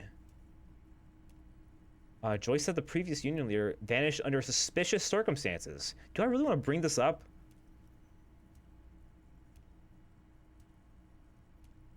Why haven't you let her in to see you? If she actually wants to see me, she will find a way. Any good negotiator would. And I just don't have anything to discuss with a bad negotiator. That's a fair point in a vacuum. He doesn't want to see her. It's as simple as that. What happened to the previous negotiator, Mr. Gumaw? What do you mean, Harry? Nothing. I let him go. He made concessions for the company in previous negotiations. Why would you let an ally like that go? That's a good question, too. He's an old man, Harry. I wanted him to spend more time with his family. God knows how long he's got left. All right, another question? Empty all your barrels on me, Harry. I don't want to empty anything onto you. All right. I guess we can exhaust these. Are you sure I find it a little odd? I'm just a nice guy, Harry. I wouldn't be where I am now if I wasn't nice. Politics is all about emotions, and I want you to have positive emotions when you think of me. I don't. I can't say I do. Joyce seems to think the Union is lowballing her. Yes, yes. Lowballing, of course. This isn't a casino, Harry. Real people, real livelihoods are at stake here. But everything's a casino for those rich types. His expression makes it clear. This is childish and irresponsible behavior. Suspicious circumstances. Well, we kind of already asked this, but... Vanished? Harry, the woman left her casserole in the oven and couldn't make it here in time for the voting. Oh, did I leave my casserole on? Better go home and check. The election can wait. When she got back, the whole thing was over. All right, fair enough. Of course, Harry. Let me just assure you one more time. It's perfectly okay to share anything we discuss here with this Joyce. This is a completely transparent organization. I have no interest in what she is doing, but I myself have nothing to hide. Your business is your business, and I respect your privacy. Just remember, none of this is secret. Tell her about all of it. My brother's picture, my singing swordfish clock. Tell her how overweight I am and how I'm helping you find your lost gun. Tell her about everything. Everett doesn't mind. At least he's transparent. All right, what about the hanging? Oh, of course. Surely you know That's your something. main thing here. That's why you're in Martinez. I know everything that goes on around here, and I would love to help you, like I'm helping you with the body and your lost gun. Stop bringing it up. I'm going to take more morale damage. I mean, it's no secret that the lynching is connected to the strike. I got So secret much to task. talk about. Honestly, it's been weighing on me so heavily. I understand you need to interview me. But there's a thing that's been keeping me up at night. I want to talk about the hanging. I mean, if we could just calmly talk, exchange information, we could blow this thing wide open. we could, but instead you're gonna... Yes, that sounds good. Let's do that. But I can't think Yeah. straight with this thing weighing on me. You're police officers, aren't you? I have a crazy idea. You guys are basically door-opening machines. Incredibly talented at opening doors. Kim, is that true? Are we door-opening machines? I'm not sure I understand. If you're asking us to break down someone's door, it's not going to Oh happen. yeah, speaking of opening doors, can you open up the gate so I can get the fuck out of this place? Come now. I just need you to go open a little door for me and leave it unlocked. A simple thing. No, but, we're Absolutely gonna, nothing but this lets shady all about the it. scabs in. Can you just like open your office door and I can leave through the back door, please? The stars aligned into a cosmic frown here. He has your fate decided. No. Bide your time, however, and let the stars continue their course, and that frown shall turn into a smile. Why don't you open it yourself? Only if you play along. Harry, I'm a very busy man, and more importantly, I don't have that extraordinary physique you do. You I look mean- like you could run around all day. I mean, it's just two, but thank you. You want to send someone a message that the police are working for you. I repeat, I'm a very, very busy man, Mr. Kitsuragi, and therefore I must occasionally enlist outside help. So what will it be, Harry? Let's just be clear. You are talking Oh, about... no one's. you It's know. just a weasel. A weasel lives there. Nothing for you to worry about. A weasel. A loud blabbering weasel. When weasels feel no one is watching, they start acting foolishly. Turns into a weasel. Just go there, unlock the door, and leave it open. It's been such a burden on me, Harry. I just want this to be over so I can discuss business with you. He puts his glasses back on. Not for now. Of course, Harry, I understand. But if that's the case, I don't think we'll ever find your Oh, he's gun. holding me hostage. Even worse, we won't be able to speak like equals about the murder. Perhaps this was just bad timing for you. Know that you can always come back to me. I really hope you do. For your sake, my sake, And for your gun's sake, too. Yes, we both understand what you meant. This may be the only way, he thinks. I hate this guy. I won't hold it against you. In fact, we probably should reconsider later. You know what? We'll just put it. We'll put it into our task list, I guess. A fantastic change of heart, Harry. Go talk to Manana down by the gates. He'll brief you and give you the key. Just open one little door. You don't need to go in or anything. I just want that weasel to come home and see the unlocked door. That's it. Anything else we should discuss? I feel like we're leading someone to their death by doing this. You need this to get in and out through the gate. Oh, thank you. Thanks. I was wondering how I was supposed to get out. Here, you're one of us now. Oh, hell yeah. A real red and white union. Man. Hooray. Take care, Harry. Awesome. That's great, I think. I mean, it's progress. Why can I not get down the... Oh, it's this way. Some of the environments don't have good readability. That's okay. Union Harry. Hooray. Anything else to say, Leo? Oh, hey, mister.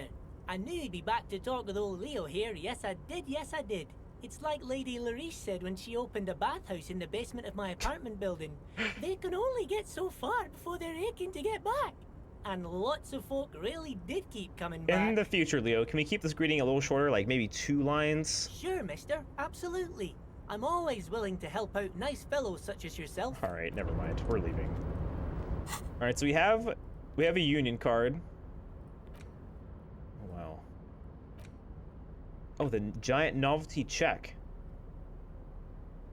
Supposedly exchanges for 25 real at your local fruit store. Below the number, a careful hand has written the note. Constable's rent, all of it. Note. Worthless in a pawn shop. Alright, let's go cash our check.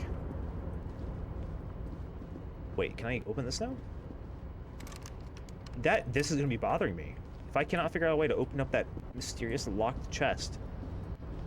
There's probably like a golden rarity assault rifle in there.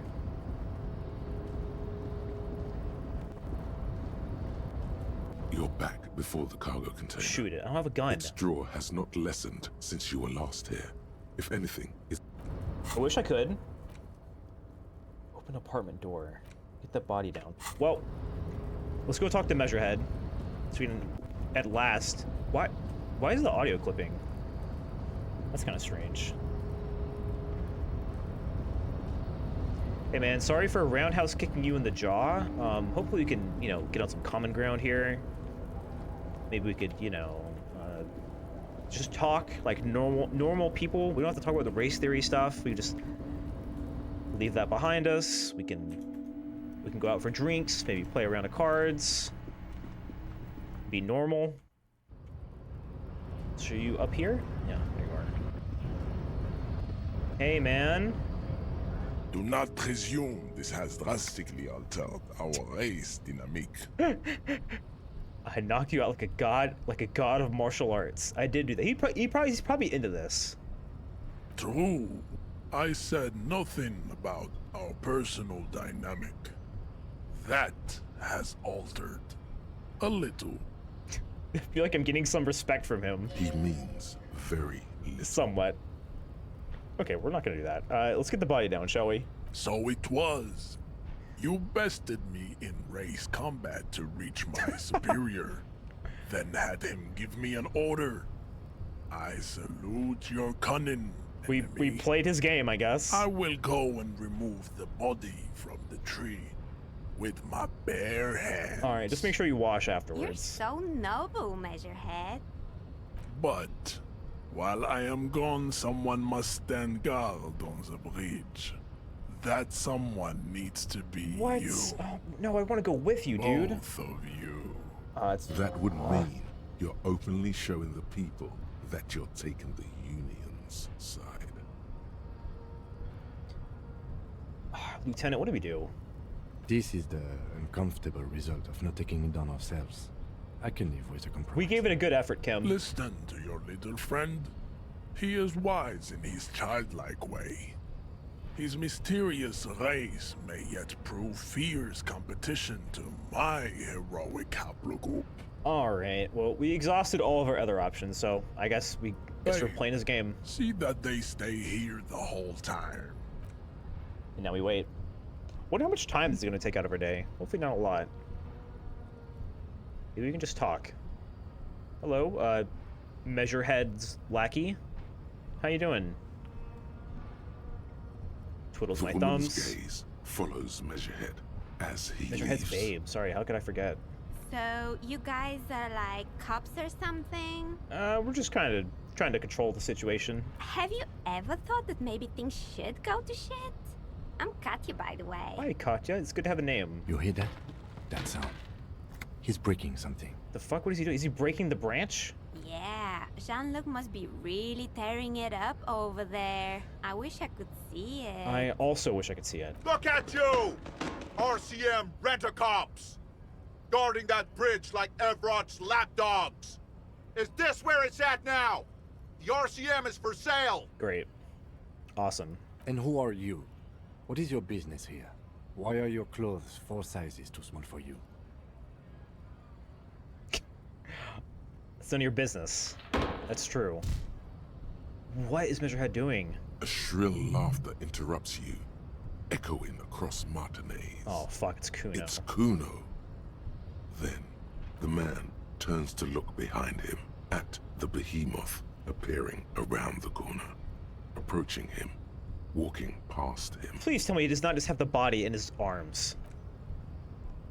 He just walked through town with... Okay, thank God. Thanks, man. I appreciate it. I really do. I mean it.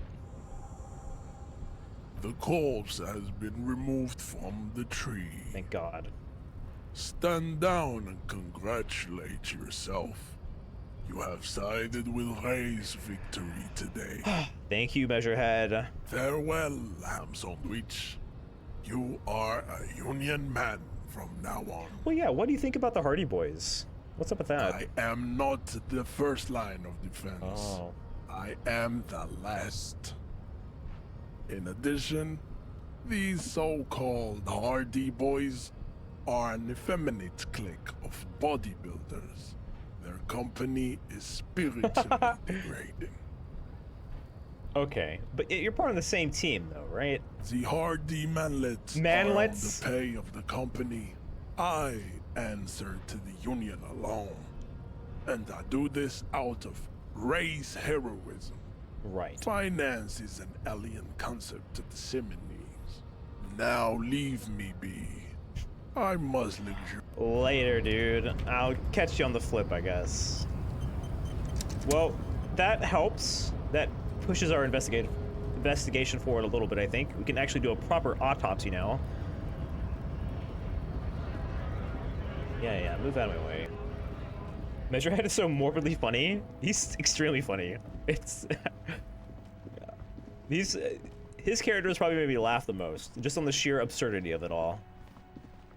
Just carrying the entire tree. Oh, God, there it is. Gotta find another game to play, Kuno. Oh, he's so sad. Aww. Just ripped the fucking branch down. How you doing, Kuno? You missed a good show before. A kid came by and completely fucked the tree to pieces.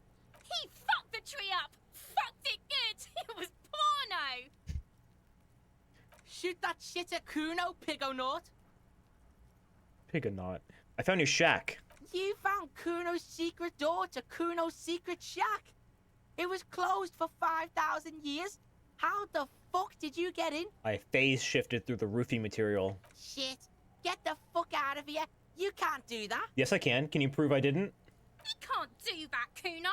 He's trying to fuck at you again. Pigs can't displace. Can't do that teleport shit. He says to himself, then turns to you. How did you like it in there, pig old boy? Kuno's got a lot of cool shit there, It was right? kind of cool, actually.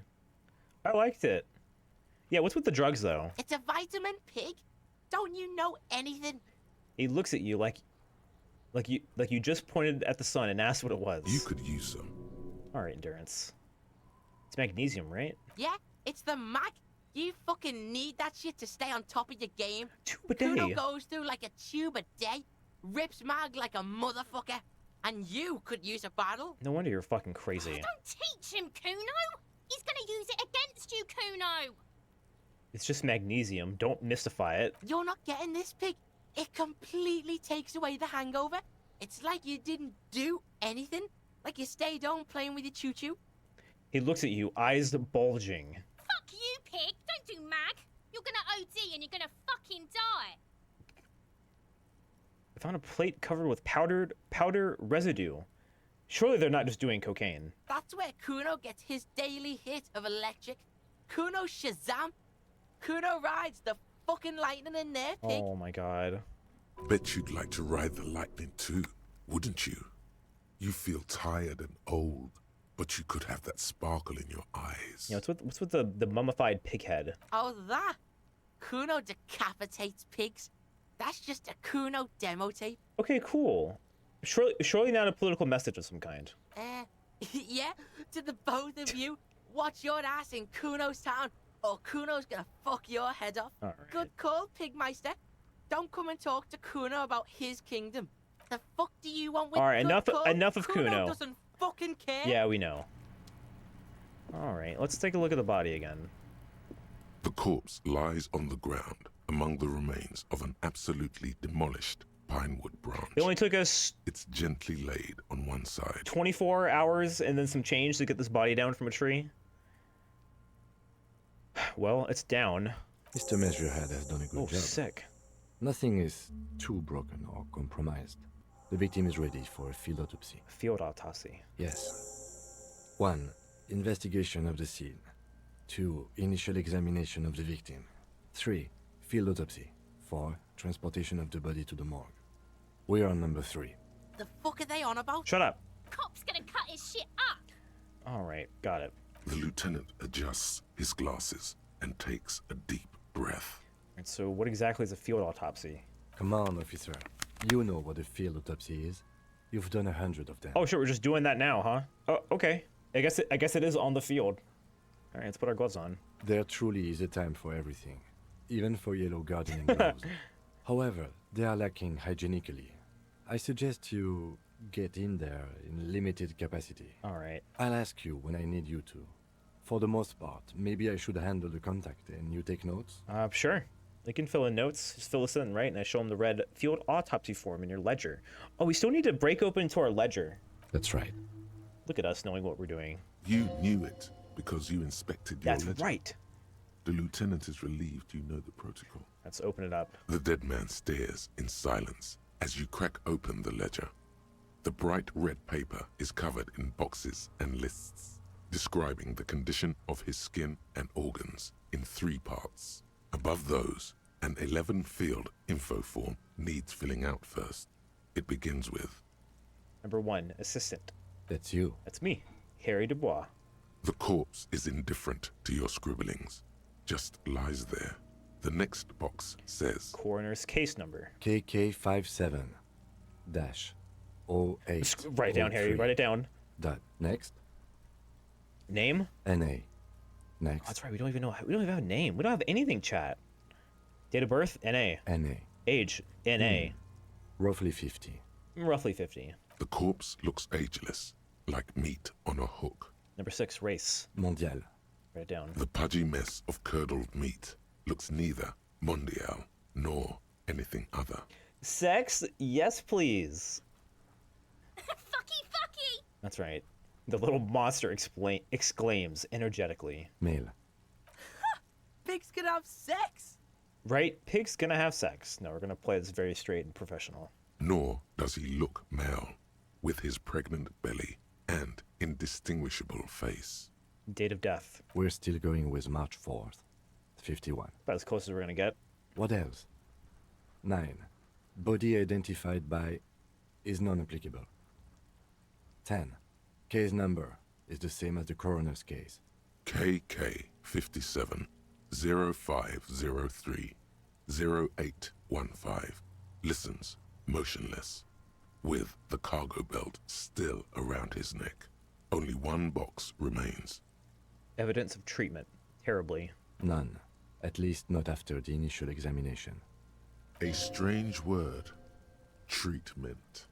Yeah, what does that mean in this context? Interfering with the body's position or wounds post-mortem. Well, other than the rocks. How did you not know that? Aren't you a cop? You're leaving a weak impression here. Say something sure-handed. Oh, okay, something cool, something sure-handed, like confidence. Don't overdo it. It's okay to be unsure. I agree. Lividity pointed to a lynching. Then again, the right lividity is easy to produce if you know what you're doing.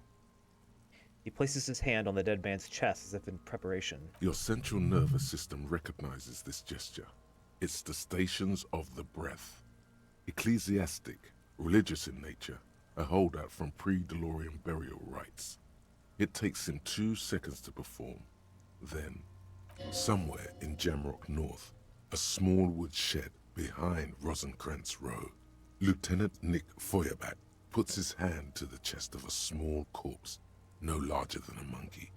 It's raining outside, light drizzle. There is darkness in the shed. Elsewhere yet, an obese female sits in a wicker chair, her silhouette bull-like against the window. Outside, Grand Coudon. The day is turning dim for Sergeant Mac Dawson. Hand extended, he approaches, to make sure she is dead more than anything else. And so, all across Jamrock, Coal City, GRIH, 42 deceased persons found today. My God. 42 stations of breath. We should start the post-mortem. Okay. The corpse cannot feel Kim's hand on his chest. It no longer meaningfully interacts with its surroundings. A thicket of boxes and lists on red copier paper tries to answer why. External examination. Clothes. The deceased wears armored boots and white briefs. Where's the rest of the armor? The make of the briefs is Babrodine, I think. Let's see. He turns the body onto its side to check the underwear label. See, it's happening. Shut up, Kuno. Can Kuno just... Can we kill him? Can we kill Kuno? Babrodine, yes. Inexpensive. Size M. Let's kill him. Color white. The disappointment is palpable. The red-haired thing was expecting something more lurid. Alright, write it down. The boots are ceramic. Vitreous enamel. They are fused to his skin from blood flowing downward post-mortem. Removal of the boots is left for processing. Tattoos. He stands up, feet planted on either side of the body. The upper torso is covered in a single, continuous tattoo, resembling a map of the night sky. It reaches from the right shoulder to the heart. The ink is blue and white. I guess it's like a... I don't know what it The is. assistant has a color photograph of the markings, to be added to the case files as document A1. The photo is taken on the scene, using a Trigat Mini. That's me, chat. I'm the assistant. The deceased has a cargo lashing belt around his neck, tied with a hangman's knot. Color yellow. Length 3 meters. There is a buckle on the other end. Well-nourished, athletically built, measuring 1.8 meters. Generally consistent with age, about 50. Preservation is good. Ambient temperature, below freezing. Body hair is light brown. Distribution is consistent with age. The deceased had male pattern baldness. Hair is combed back, short. Write it down. Lividity is consistent with hanging. The head is congested. Contusions are present on the head, chest, and thighs. Consistent with stones thrown post-mortem. Low velocity. Fucking low velocity? You think Kuno doesn't know what you're talking about? Velocity was fucking max. Yeah. Great job throwing rocks, Kuno. Talking shit about Kuno's velocity. In addition, there are bite marks on the face, scalp, and chest. Consistent with predation. Write it down. Ligature mark. Lieutenant produces a small folding knife. With the other hand pulling on the belt, he starts cutting into the polyester. The stench is horrid. After a while, it's obvious the material cannot be cut. The steel wiring. There's too much of it. We need to remove the belt so we can get to the ligature mark. You got just the right the tool cutters. for that. The chain cutters. Pull out the rubber gripped cutters. Always good to think ahead. Now... He points to the rope squeezing the dead man's neck. We need to cut the belt to see the ligature mark. Oh, this is a... Oh, fuck. Carefully. With as much precision. This is a hand-eye coordination in red chat coming in. I guarantee it. I almost want to put a pointing to it right now. I'm so tempted. I won't. See, my pig is gonna fuck his head I off. can do it. I can have a skill point for something else. No, he ain't. Your pig's a Physical boring instrument? fuck. It's physical instrument.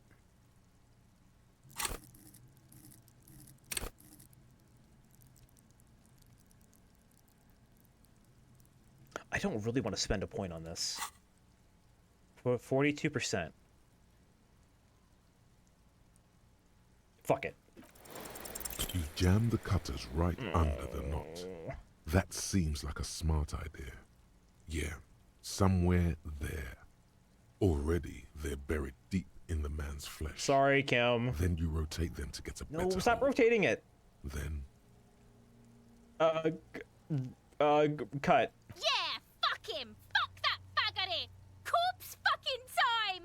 Told you my pig was hardcore. I should have a go first. I think I have a strategy. Please, thank you, yes. he sinks the cutters into the knot, preparing to perform the cuts, with his elbow to his knee for precision. Snap. Nice. The knot is slashed. Another cut and the belt falls apart like a flower bouquet, revealing the dead man's neck and the dark red ligature mark around it. Here. He hands you the bolt cutter's back and then kneels closer to the body, running his finger along the dark red groove until he comes to a gap. The rope rises to a point, leaving a gap in the ligature mark. Right. The suspension point is in the back of the neck. Hemorrhaging is observed on the skin, above and below the ligature mark. The mark is well pronounced, consistent with a drop from 1 or 1.5 meters. Chest is intact, normal contour. Abdomen is protuberant, pelvis intact. Genitalia. He pulls down the man's underpants. No! Let's get out and see! I fucking knew it! This is clearly what they've been waiting for, ever since the autopsy began. The lieutenant is trying to make it as boring as possible. Yeah, play it clinical, Kim. Genitalia is male and unremarkable. No evidence of injury. Does it look like he was enjoying his moment of death? I mean, the hangman did tell us that. He got a little stiffy during this. I mean, I don't think that would be... We'll just write it down. Back is symmetrical That'd be and weird. intact. I don't want to weird Kim out any more than I already intact, have. but asymmetrical. There are combat injuries on the right hand, thigh, and hip. In addition, I see smaller, residual scars, too numerous to count, covering about 30% of his skin. Last item, hands. He takes the man's right hand in his, inspects it, and then moves to the other hand. We said we'd let him deal with the actual examination, so I'll hold myself to that. Hands are clean. No sign of a recent struggle. Were we expecting any? I mean, I would. I was. Yeah. Maybe I'm just not seeing them. Honestly, this stench is making it hard for me to think at the moment. Maybe I should have helped him then. Working so close to the fumes coming from the corpse must be hard. You realize suddenly that the lieutenant has been barely keeping it together these past two items. Ooh. That's all for the external. Well done. What next? Oh, if you thought that was bad, Kim, we have to go to the internal examination after. Central nervous system. I have nothing. Do you have anything on this man's central nervous system? You don't even have a joke. Nope. Musculoskeletal. Purge fluid is coming from the mouth. Not injury related. Eyes and tongue protuberant. Hyoid bone. Let's see. With his eyes almost closed, Kim, we can the switch lieutenant places. puts his hand on the dead man's throat and begins to massage it gently. A rotting smell erupts from the mouth. Purge fluid runs down his lips, black and viscous. Sorry for eating, chat. Yeah, jack that fucker off! The hyoid bone is fractured. The rest of the musculoskeletal Yummy. system is intact. Unremarkable. Respiratory system. Back hunched as if in prayer, he begins to pry open the dead man's jaws. He stops to exert more force. Both hands are used. Also, sorry, this is not really a... This is more of a... It's less of like a stream engagement kind of game. But I hope I hope you guys are enjoying it. I feel like we're all just chilling. We're vibing. I'm having fun. I feel like I'm just watching a movie at this point. I don't feel like it's appropriate to give commentary every 5 seconds. Oral cavity shows no lesions. The victim has received dental implants, possibly after a combat wound. Mouth swollen, hemorrhaging present in mucosa of the lips and mouth. From here, it looks as though the clown-faced man is screaming. The tendons of his jaw are torn apart. Hyoid, ripped from the force of the lieutenant's hands. Look inside. No scream, no sigh of relief rises from the darkness inside. It's humid there. Sickly sweet air, unlike anything living. You feel like you're about to throw up again, straight in that mouth of his. Look inside more. It's hard. Shit. Once more, you taste stomach acid in the back of your throat. A contraction. Your throat pumps a little something from your stomach and into your mouth. Don't use the word pump there. You're forced to swallow, just to keep looking. Inside, you see darkness. Just a mess of meat and darkness. There are ancient mysteries down there, Kobo. Ask me later. Hemorrhaging present in mucus. The lieutenant repeats impatiently. He lets go of the jaws. The mouth snaps shut before you. Hepatobiliary. NA. Why, don't we have anything? Are you a hepatobiliary expert? No, but like... He looks at the corpse's stomach with a mixture of tiredness and disgust. Alright, NA. Same for toxicology and serology. Yeah, we can't really do blood work. What's serology, chat? Does anybody know? Look it up. What's serology? The scientific study or diagnostic examination of blood. I see. Oh, so it is just like pathogenic blood work sort of stuff. NA.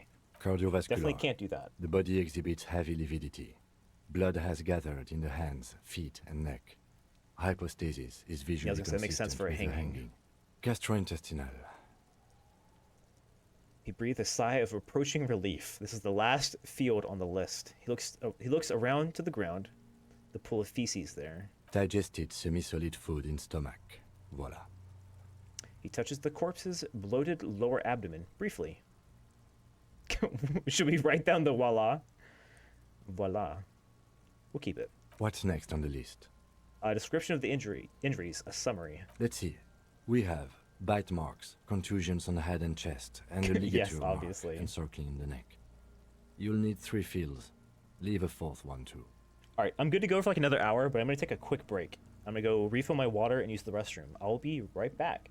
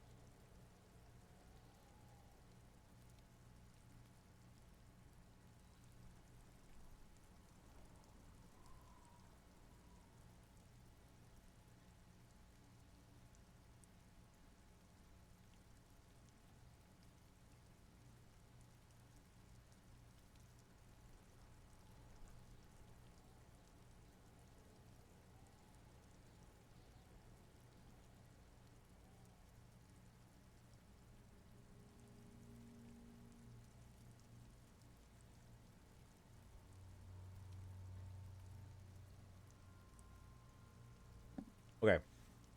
We're back. All right, we have bite marks, contusions on the head and the chest, a ligature mark encircling the neck. You'll need 3 fields. Leave a 4th one too.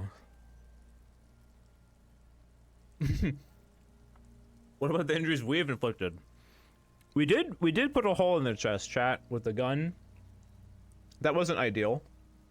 What about the bite marks? Also, I'm eating, I'm sorry. Head, chest, and scalp bite mark injuries. Predation by birds has caused damage to the body. Odontologist does not need to be consulted.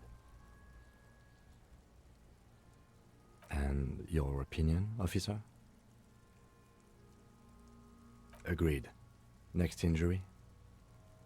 So, the scalp bleeds from a post-mortem head injury, a stone. The injury does not have the rim of an early inflammatory response. The perpetrator on the scene has Fatal injury, death by birds.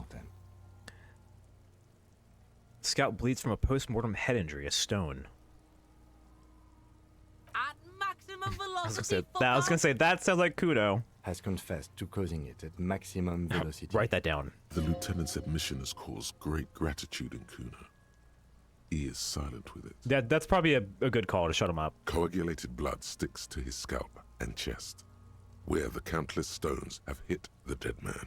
Beneath, the description of injury. 2 boxes. Non-fatal post-mortem. Right. Next. The ligature mark. A dark red abraded ligature mark encircling the neck, with a gap on the nape measuring, let's say, 7 centimeters. The hyoid bone is fractured, the cervical column intact. I see hemorrhaging on the skin, above and below the ligature mark. Depth of the mark, 1 centimeter. No signs of clawing on the neck. Below the note, 2 customary boxes wait to be ticked. The man's head jerks to the side. The ring around his neck is visible. I mean, probably fatal, right? That's it. We have established cause of death. It's not much, and it leaves much to be questioned. But it's a start. That's great. No, I mean, to be fair, I feel like I could have told that just from looking at it, but... Let's wrap this up. I pronounce this field autopsy over. It is done. Oh, nice. We got 2 skill points. We're sitting on 2 skill points right now, actually. How'd it go? Well, we established probable cause of death. Some would say that's the goal of an autopsy. Mm-hmm.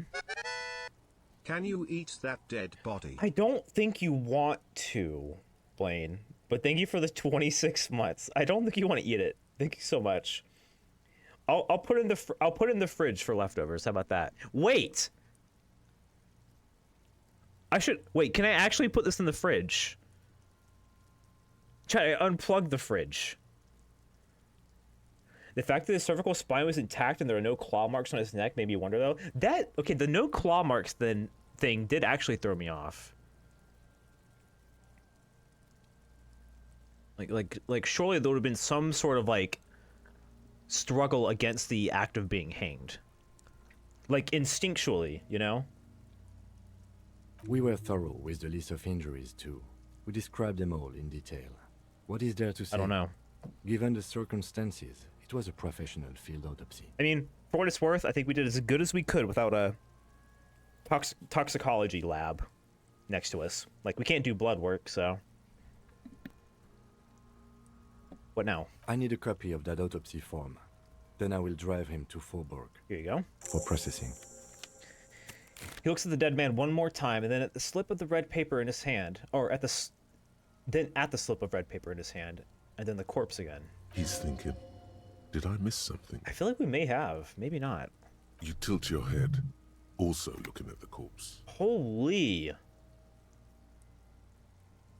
Think Kuno killed him with the rocks and then hanged him to throw off the trail. Legendary perception check. We actually got a negative modifier for an established probable cause here.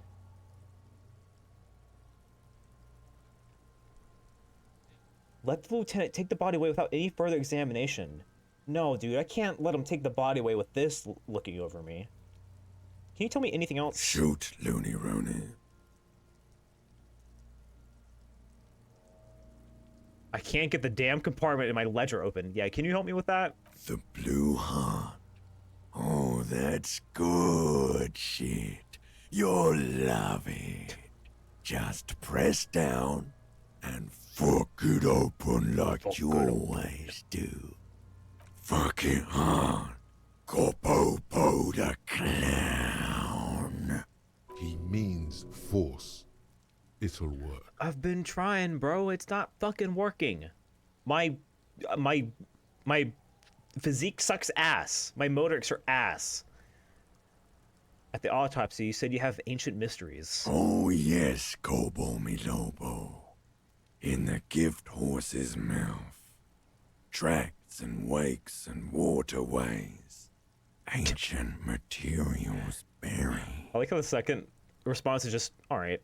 Yeah, but to where? Just a small gulp away. Come back later, Kobo. This is what I don't want. Amuse yourself with my frank Perception. manners. Perception.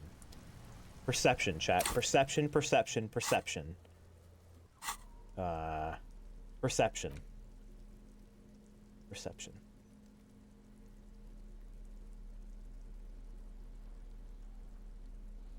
My clothes suck.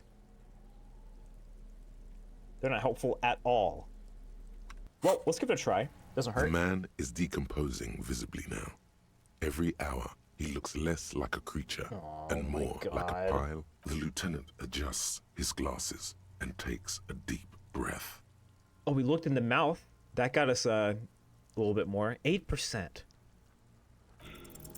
You run your hands over the victim's cold body, his limbs, his torso with its swollen organs. Maybe you should be more thorough. Look in the pants again. You pull down his breeches. Marbling is present around the crotch. The penis has shrunk, crawling halfway back inside him. There is nothing mysterious or noteworthy here. Can't get enough Gay of that dick. ass. Do you think we missed something? Yes. You can't shake the feeling that there are more secrets concealed in the flesh before There's you. something we're not seeing. Okay, well, we are in livor mortis here.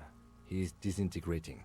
We need to refrigerate the body if we want to conduct another examination, and we need to do it fast. Can't we just... Wait, I was right? Wait, I can actually put the body in the fridge. Wow, look at me. Look at me thinking on the fly and being right. Wait, I unplugged the fridge for no reason. I have to go plug the fridge back in. Oh, oops. Can you just hang out here for a little while longer? If you want for this task to slowly become impossible, then yes. Otherwise, fuck. He's been hanging out far too long already. We need to ice him. Not to mention the damage that would be dealt to the force's reputation by the corpse just Okay, I rotting guess I'll there just... like this. I guess this perception check is just lost to me, which is fine. It happens. Okay, where do we find a fridge? We already found one. It's in the doomed commercial area. Hey, wasn't there a giant ice bear Yes, there sarcophagus below the was. building? Yes, there was. The ice bear-shaped refrigerator. Now, that's an overstatement. It's not actually for storing cadavers, or at least I hope so. I think we should take a look at it first. Make sure it's big enough before we carry him over. Oh, it's big enough. Let's move. With every hour, whatever we are looking for in the deceased will become harder to find. All right, but let me just... What was it? Perception? I'm determined. I'm gonna try it. It's The maybe a man complete, is complete decomposing waste, but... visibly now. Every hour, the lieutenant adjusts his glasses. What did one and skill point takes give me? a deep breath. 17%? You really ought to wait until the cadaver is refrigerated. All right. All right, let's ice him then. So you want me to go back and look? Are there any other perception checks, though? Any other perceptions? Oh, the cafeteria window. Let's try that real quick, then. I didn't even realize. I should have done that before. Oh, it wouldn't have mattered, actually. We had already tried it. Let's give this a try, just while I'm thinking about it. Hi, Elizabeth. Behind the dockworkers, a ceiling height window. The hawthorn branches scrape the glass like bony fingers.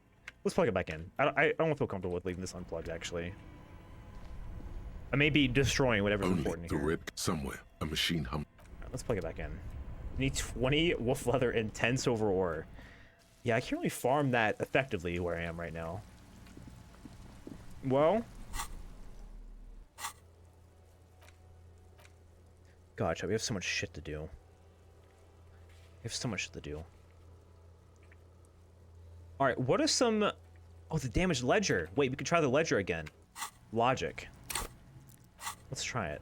Logic. Logic.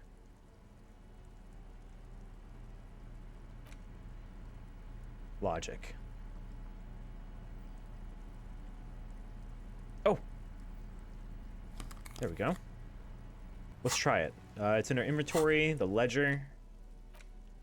It's the ledger you found in the trash. A cabbage of papers hanging from the board, with the permeables drawer inside. It's barely held together by a clip, then made complete by the faint smell of urinal cleaner. Oh, and the cool piece of toilet paper is stuck to the back. Oh, we do interfacing too. Oh, the hangman helped us. Wait, interfacing? Hold on. Oh wait. Oh, we already have a +1 to interfacing right now. Well, shit, let's give that a try. Yeah. Let's try it. It's easier than trying to logic it open. The ledger. Oh, and the cool piece of toilet paper. Well, this is reading the case files, I guess. Open the hidden compartment in the clipboard. Okay. Just relax. Nice. The two sides of the board are slightly misaligned, like a drawer that's come off the slides. All you need to do is bend the plastic on your knee, slowly. The slides snap back into place. It should be possible to just, you know. Fuck no. Put the ledger away. No, I want to slide it open. Without resistance or sound, the two panels move against each other. The compartment is now open. What's inside? 2 ticket stubs and a handmade postcard. Oh shit. Tickets for what? 2 octopuses are smiling, reaching their tentacles toward each other in the colored pencil drawings. The tickets permit access to the zoo in Revachol East. The aquarium costs extra. These let you go there too. Fucking kill yourself, you asshole. Alright, what's the... Pick it up. What's the card? Thin wax paper has been glued to a piece of cardboard. Sounds like leaves rustling when you pick it up. You see violet flowers, floral patterns, patches of glue. Smell it. It smells of chewing gum. Apricot. Apricot flavored. You have the apricot gum too, and that gave Harry some feelings. Exactly like the gum wrapper you found. The same brand of chewing gum. Look at my perception. Open it. Familiar handwriting lines the inside of the card. Looped, round letters in a woman's hand. Familiar woman's handwriting. A young woman in her 20s. There is care, effort, and a smile, you think. Although that is not something you can read from someone's handwriting. But I can feel it. Harry, it begins. You're already reading. I wanted to write you a letter so you can read it when you wake up. Maybe it will make you happy. Throw it away, please. No, I want to read it. Your hand shakes holding the card. Every morning when I step out and you're asleep behind me, it says, I find a little piece of sadness in me. I carry it in my chest, down Voyager Road. Every step I take, it grows. By the time I reach the fuel station, it has filled me entirely. I step onto the light rail and look back. Sparks fall from the bow collector. I know it will be like this until late afternoon, when I get off the 42 and walk back to you. You. Every step I take will get lighter. It almost makes me run. Sometimes I do. I can't believe I met you. I can't believe the happiness I feel with you. You have a vast, vast soul, and I will always, always, always come back to it. Kisses, kisses, kisses. You feel the air sucked out of your lungs and the blood sucked out of your head. Everything around you gets dark. Wow. Small white dots appear. That was a lot. You feel the ledger slip from your hand. No, no. Hold on. To what? There's nothing. Detective, is everything all right? Oh boy. That shit made me sad just reading it. Poor Harry. Poor everything. I just died.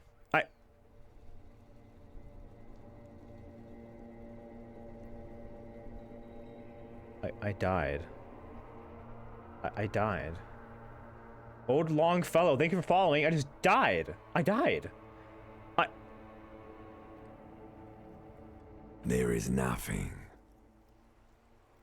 Again. Rip. That shit made me want to cry. Just lie there, passed out. Well, almost nothing. I just died. There is the ground below you. No, That's still come there. on, man. And the small light that's on, fluttering, somewhere in the basal ganglia. That's me. Blue eyes, that's me. And who was that? Who was what? He speaks of the sickening longing, the unwell emotion. Even in the darkness, he's grasping for it. Still trying to hold on to the great sorrows slipping in the water. Slimy. Wait, did it restart? Is this the start of the game? Or should I load up my autosave? It's not? Okay, cool. No, I was cool. I'm cool. The cool when you're dead, brother. Here in the paleo-mammalian cortex, we call it the shadow. I like limbic system. Because it's always there. White morning. Tell him. Tell him. Oh no, we're good. Ah, yes. In the olfactory system, they call it the apricot chewing gum scented one. It's unhealthy of them to linger on it so. But as they say, what do you do? It smelled so nice. It didn't smell nice. It smelled like betrayal. Wait, I can't see my thought cabinet, but I honed in on an address earlier. I wonder if this is the same place. I can't really check, but was that the X something? The bloated corpse of the past resurfacing. No, it was beautiful. Beautiful. Believe me, stupid ape, its lack of beauty was not the problem. There is no Voyager Road. There are no roads, no houses, no lights in the windows. It's all on pause. So my name appears to be Harry. Your name is fuck all. Thank you, ancient reptilian brain. It certainly ain't Harry. And what is it? Your name is passed out on the ground, dragged around by one of the other evil apes. They're taking you somewhere. Just lie there motionless. You think they would let you? Until you disintegrate into biomolecules. Did we just like... No. Someone is breathing on your face now, inspecting your pupils, stupid idiot. I feel like we had a stroke. What is that? It's cold. Yes. They're pouring something on you. I'm still alive? It's in you. And it... Then I wake up? It's delicious. What are they making me drink? Glowing lights on a dashboard emerge out of nothingness. Where am I? The upholstered cabin of Lieutenant Kitsuragi's motor carriage, seated in the driver's basket. The air is thick with leatherworks and heavy fuel oil. It's water. Cold water runs down your chin. Drink. Water. The lieutenant is extending a small canister to your mouth. I drink. The water is cold, silvery, the stuff of life itself as it pours down your parched throat. The pounding in your head recedes. The darkness parts. That's that extra crispy water like 2:30 in the morning when you wake up and you're like, fuck, I want water. And then you get water from the fridge and it's like the best water you've ever drank in your entire life. Good thing you passed out close by? I guess so. Drink. You haven't drunk water in 2 days. Did you know the human body is not made to survive on alcohol alone? You need a secondary form of hydration. Shut up, man. Working on it. White morning. So for 5 hours we lose an authority. Little guy gets further and further away. I wish you could view this full art in the game. You see yourself from above. You're passed out on the blue tiles of the hostel room floor. Even from this distance, you can see your eyelids flutter at the mention of what? A great white object letting out a sweet smell like a lily of the valley. The little man's forgotten its name, but he still remembers the feeling. And look, he moves. The feeling animates him. He instinctively reaches out for the feeling's best friend, a bottle of Commodore Red. He puts on his disco clothes and gets smaller and smaller. Hold on. Oh, yes! It is Voyager Road. So that is my address, 11 Voyager Road. Well, I'm glad I saw this thought then. I'm glad I internalized this. That's confirmation then. Do I want to internalize any of these right now? Am I curious about any of them? I'll figure it out when we're done talking to Kim. Drink. With greedy gulps, you down half a liter of cold water. Some of it spills on the driver's seat. The lieutenant pays no heed to it. What happened? I truly don't know. I came into contact with the burnt-out ruins of the past, Lieutenant. Fuck it. And I start climbing out of the motor car. Good. Thank you. You dropped these. Are you okay to proceed? Whatever. Good. Well, glad Kim was with me. I think if I'm gonna... Ledger of Failure and Hatred. We get an Inland Empire and empathy, but we lose to authority. It's the ledger you found in the trash.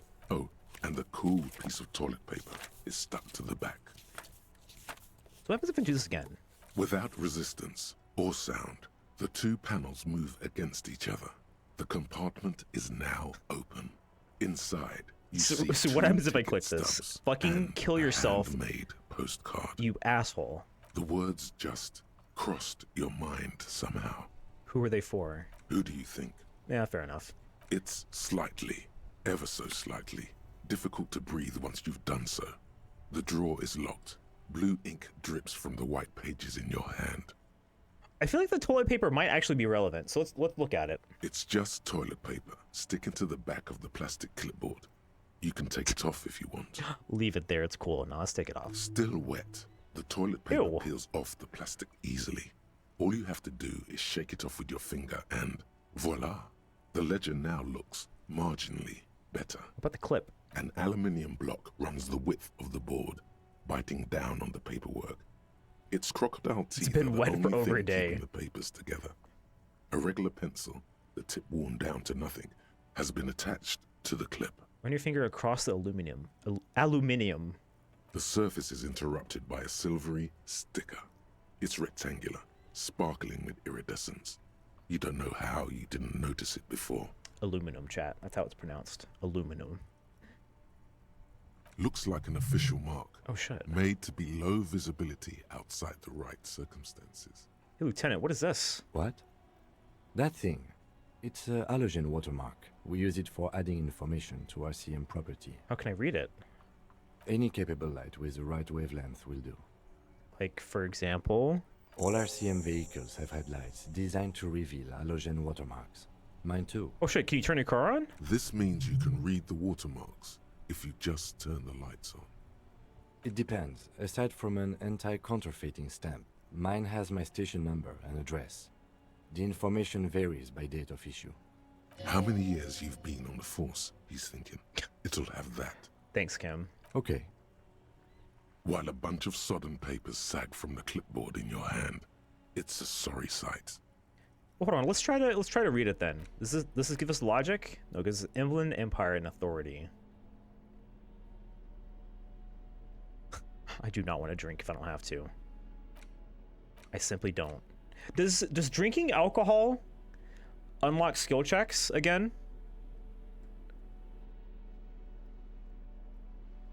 So we get a. It gives us a physique, but we lose a moral health. I don't know how relevant that is. Well, also, I guess it's not. It could uncap stats. Oh, right. Oh, I see. Okay, that makes sense. Logic. Also, hi, Faye. Logic. Don't do that before, Harry. I'm not. I should honestly sell the alcohol. Because I truly don't want to use it. Can I do that? I'm gonna try to sell the alcohol. you think Roy will buy it? No logic. Nothing that I can add on to anyway. We are getting it from the glasses, but that's it. Let's just try it. Ledger. It's the ledger you found in the trash. Can I read the case files now? From the board. It's proving to be harder than expected. Well, shit. You just don't.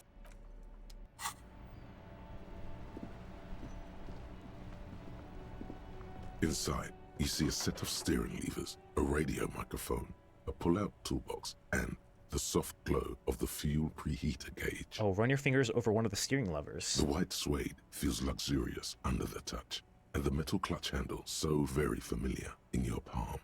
Your fingers waste no time closing around the handle. Clutch disengaged. Release the handle.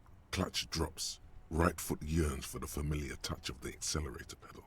You have synced with the machine's mechanical Do I know how to operate this machine? You feel an uninterrupted connection to the mechanics. Wait, so Harry can drive. Give this man some car keys. After a while, you realize silence is your only answer. Do what you will with it. Release the clutch and squeeze again. No, can we not do this? Of course it's only in your head. Of course it is. But it almost feels as if the clutch handle is gently squeezing back. Okay, let's stop flirting with the car. The handle is pulled back. Somewhere deep inside the drivetrain, the disc is mated to the flywheel. We got a level from that. In the cabin, you see a set of steering levers, hey, a Kim. radio on a hook, a pull-out toolbox, and the soft glow of the fuel how do I... Where's the headlight button? All right. Ready? I turn, you press start. It's next to the preheater. He's downplaying his excitement. The lieutenant is more than happy to show off his precious Kim marriage. is so cute. The dashboard lights up with orange glow. The rounds per minute gauge jumps, and the engine of the Caprice Canadian comes to life with a whiny growl. All right, hold on. One moment. We're just gonna turn the environment volume down, I think, because holy fuck, that was a little loud for no discernible reason. Continue. Like a leopard waking from its sleep. That's me. Yawning and roaring at the same time.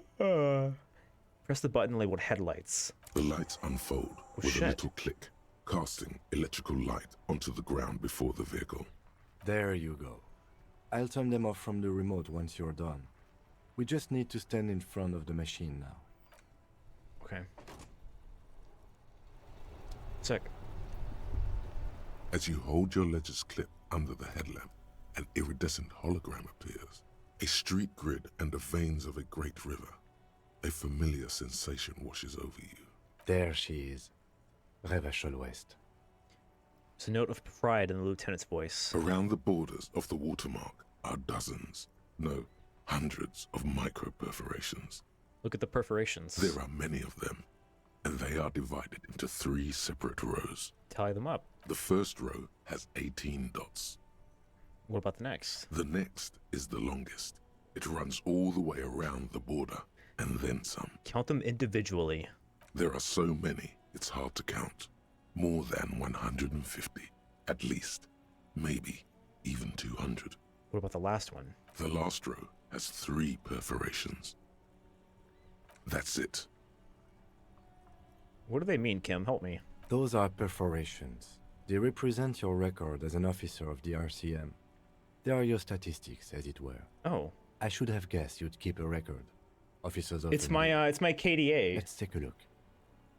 The first row represents your years of service. 18 years. Wow. Okay, not bad at all. What did you do before you volunteered? 18? Holy shit. Probably a boring office job, same as everyone else. Yeah, probably. No shame in working a regular job, detective. Sometimes after a long day of doing this, I even envy it. Let's move on, shall we?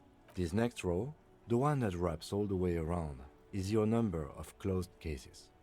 Closed is good. Oh, that's good. It means finished. You've got... There are a lot of these. Wow, more than 200. Holy shit. Yeah, that's a lot. Is that a lot? Of course it is, Harry. It's quite a lot, even for someone who's been on the force for nearly 2 decades. Usually, clearing more than 10 cases a year puts you in the 90th percentile of all RCM officers. Wait, we used to be insane at our job. What happened? What happened?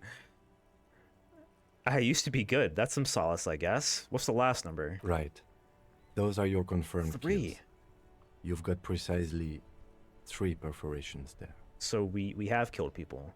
Didn't Kim said he killed one guy before? So our kill death ratio is triple that of Kim. Just putting it out there.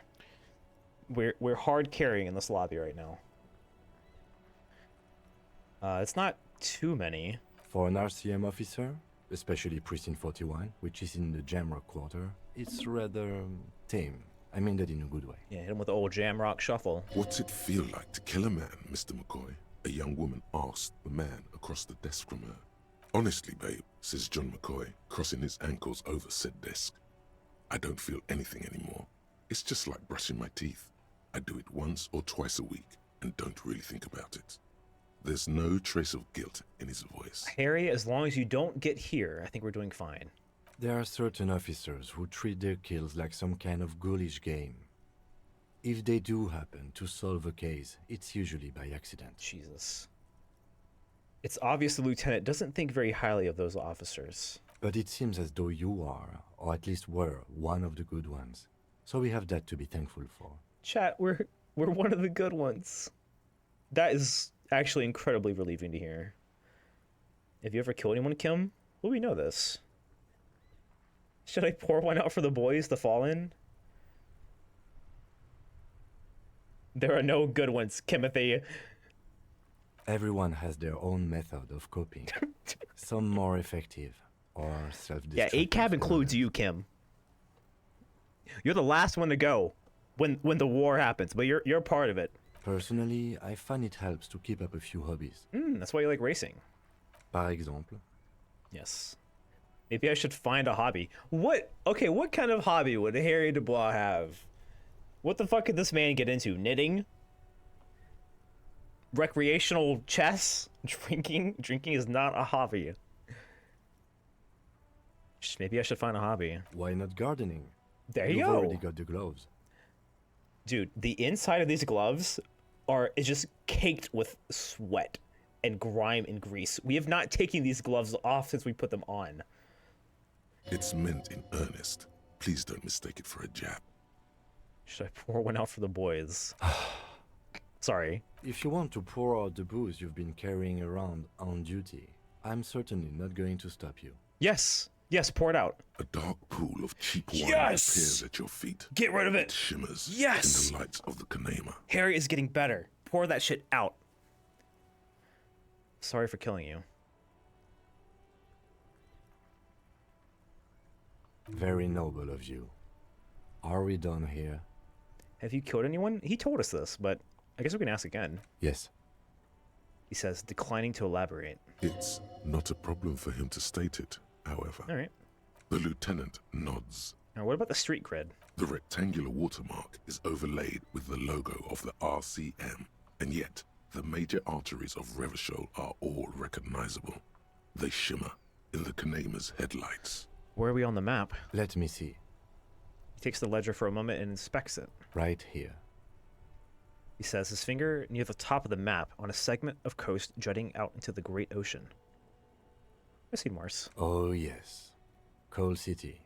Le Royaume. The burnt-out quarter. I could see Harry playing an instrument or playing soccer. Both. Why not both? Man. Okay, let's go. Right. I'll go turn off the lights. That was I really like that, actually. Wow. So someone's been a little boring. Fuck off. I'm not even entertaining that. Goddamn. Guy just can't... a guy can't just be chill without my inner monologue telling me I'm boring. Fuck off. I'm not entertaining that at all. All right. We could give the ice cream maker a try. But our crowbar sucks. All right, how many skill points do I have?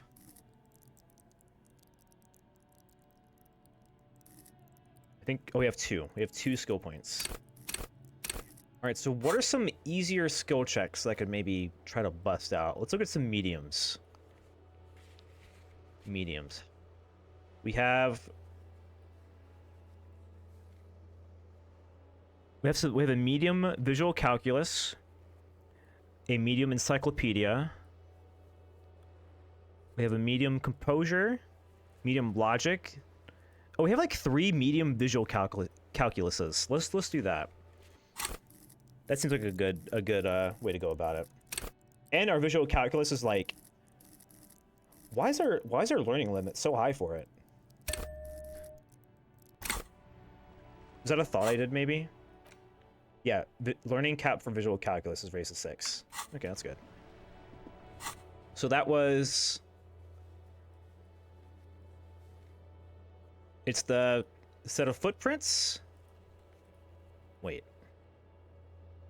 Set of tracks. Footprints in the dust. Chat, where is this? Where's the footprints in the dust? Is that in the commercial building somewhere? It's the only place I can think of with dust. Alright, let's give this a try. Visual calculus. I'm so glad I poured the alcohol out. I will not be tempted. Oh, here we go. Nice. Cool. Let's give it a try.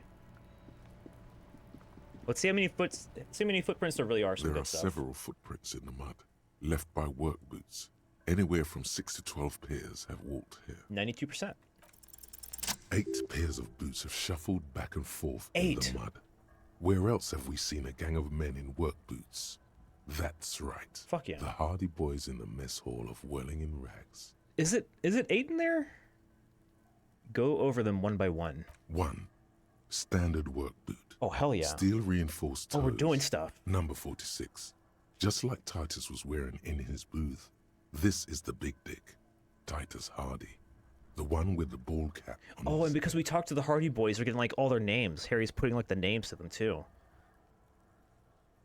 Continue counting. 2. Standard work boot. Steel reinforced toes. Number 44. Either the blonde muscular guy, Glenn, or the young guy with a plectrum around his neck.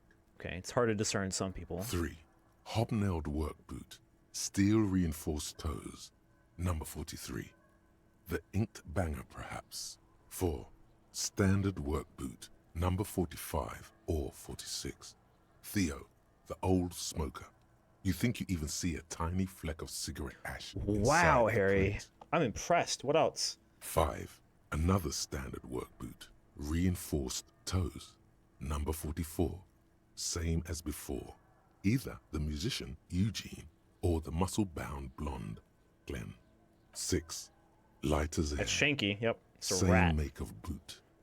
But number 41. Small like a rat. Shanky. I should have gotten this earlier. We won't beat ourselves up. Count the rest. 7. The glowing outline of a standard work boot. Number 46. The imprints are twice as deep as the others. The weight exceeds 200 kilograms. That's Angus. Fat Angus. Carrying something? He was the muscle who's carrying the body. 8. Another standard work boot. Number 44. There's an aberration in the pattern of the sole. The right sole is smoother, more worn. Curious. A missing 8th Hardy boy. I was gonna say, I only remember there being 7. And I was thinking maybe you could count Elizabeth in the 8. So it's either her or maybe I don't think her shoe size is that big. It's a standard work boot. The right sole is smoother, more worn. So we're looking for someone who favors their right foot, maybe. Maybe they have like a limp or something. 7 sets of tracks, right? The Hardy Boys were here. It's 8. This is what visual calculus is all about. It's very cool. I'm glad I'm finally able to unlock some of this stuff. 8 actually. That's all? Interesting. Then one of them seems to be missing. Anything else out of the ordinary? Oh, I love the detective vision. A leader like Titus doesn't let one of his guys out of sight easily, especially at a time like this. An aberration. One soul is smoother than the other. Interesting. Let's name it the Old Soul. I wouldn't be surprised if this was the missing Hardy Boy. Alright, so we're on the lookout for someone with a limp. Or, I don't even know, actually. Do you have any ideas, Lieutenant? Someone operating a workbench with a pedal? Ooh. Like a joiner at the I didn't even harbor. think about that. Or maybe a drummer? A drummer, huh? He regrets it the moment he says No, it. it's good, it's good, it's good. Yeah, it's just nod. That's good speculation. Don't put him down for that. I don't know why I said that. No, it's okay. We are not looking for a drummer. We are looking for a group of dock workers. But imagine if it's actually a drummer. You're gonna seem so smart in retrospect. The lieutenant clearly appreciates the chance to clear up the drummer issue himself. Chat, I just got an achievement called Goodest of the Good Cops. Get Kim to really trust you. He's our friend now. Perhaps it could be a driver. A driver would wear out their right shoe before We're a the good cop. The accelerator is Makes me want to cry. We're a good cop. We're friends. Oh, Kim, trust me. Fuck yes. The driver would wear out the right sole before the left. Yeah, that makes sense. That does make sense. We should keep our eyes open around the traffic jam. See whether anyone strikes out as a potential suspect. Seems prudent, no? Sure. Mm-hmm.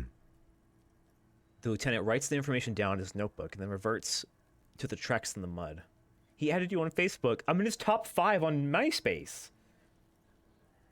Light step, number 41 shoe. I'm guessing that's the skinny Hardy Boy. The one with his front teeth missing. Yeah, Shanky. I could still be wrong, but I'm probably not. A heavy one, 200 kilogram imprint. That's Angus carrying the body. 200? This could be the combined weight of 2 people, one carrying the other who's tied up. Let's say a heavily built worker carrying a similarly built armored man. Maybe it was a fat Hardy Boy, the one sitting in the middle. Oh, that's true. We gotta remember this guy was wearing a full set of, armor, which we still haven't seen. He might be right. 200 kilograms of living weight is unlikely. It's just all fitting together too well. I don't know. You're right, the fat guy from the booth was carrying the victim. Possibly, yes. The lieutenant marks something down in his notebook. How old do you think the tracks are? I mean, probably a week. A week, maybe? Yeah. 7 days would fit the time frame provided to us by the caller, who reported the hanging. It adds up? It is not impossible. How do you know? I pulled last week's forecast for coastal Havashol. 7 days below freezing. The day before, the day of his hanging, was the last warm day. Correct again. Sub-zero temperatures would preserve the tracks in a good state. The commotion here could have taken place a week ago. What do you think happened here? What do I think?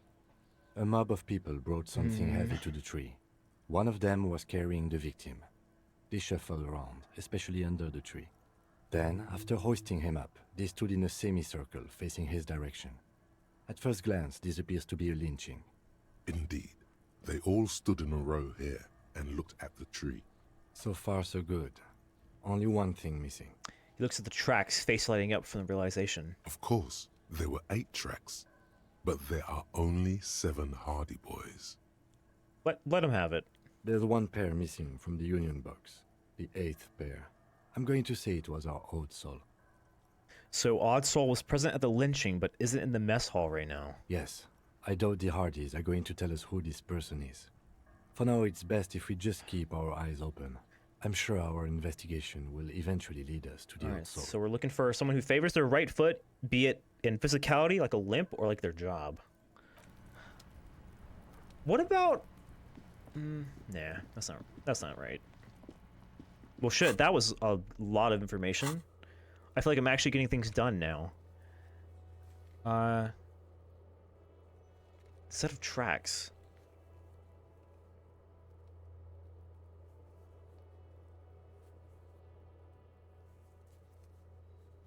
Oh, the smear and butter. Oh shit, let's go.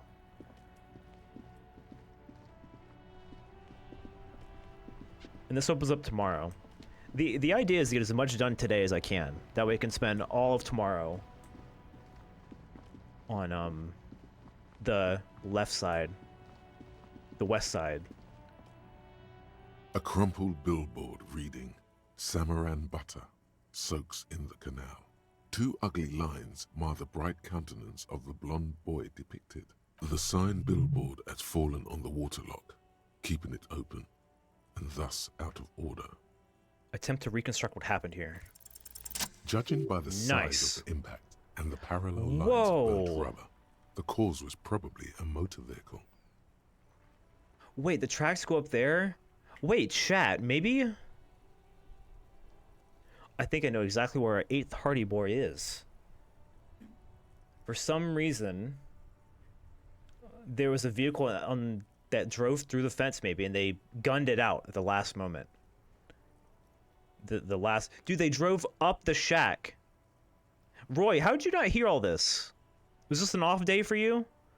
They rode the fucking sign to the other side of the waterlock. Holy shit. That is wild. That is crazy. That's fucking wild. Look at the crater. Side slip marks indicated that the vehicle was 35 traveling up the kilometers per crater hour. at 35 kilometers an hour. That is way too fast for this little district. The black marks on the roof indicate That's that the kind vehicle of sick, though. vaulted from the crater to the roof of the Dude, shack. that's... Oh, no wonder we got a plus from the daredevil tendencies on that check. That's so funny. Look at the sloping metal roof panel. The panel served as a takeoff ramp. It's the perfect incline. The broken posts. The vehicle soared through the air, hitting the billboard and upsetting the posts. Then it continued its flight, taking the billboard with it. Look at the sign. The sign broke the vehicle's fall into the canal. Look at the opposite bank. Oh shit. Still speeding, the vehicle made a loop and vanished into the fog along the coast. What was the model of this phantom vehicle? Surely Harry cannot discertain the model of this vehicle from just looking at this, right? He'd have to be a genius. There are two good candidates, the Caprice 40 and the Linear G22. Okay, Harry, what about the 40? It's about the right size, and the tire marks look like they came from the skinny tires frequently found on that motor carriage. What about the G22? Very sturdy but light motor carriage. More likely than most to survive that jump. Okay, what now? You'd have to follow the tracks to be sure. Fuck! The lieutenant looks on, waiting I can't for do you that to till wrap up tomorrow. your analysis. Alright, you theories will about what not happened? believe this, but I think I figured it out. I think it was someone in a real hurry. What kind of car do you think it was? I mean, I think it's a toss-up, but we'll go with the G22. That's quite likely, from what I can tell. I have some ideas about who it may have been. I'm saying it was probably the 8th Hardy Boy. That makes the most sense. Oh. Perhaps it was someone dangerous. Perhaps this is somehow connected to the murder. The traffic hooliganism? I hope not. Fortunately, we are not traffic cops. Should we get back to the murder? Oh, we should bring the driver to justice.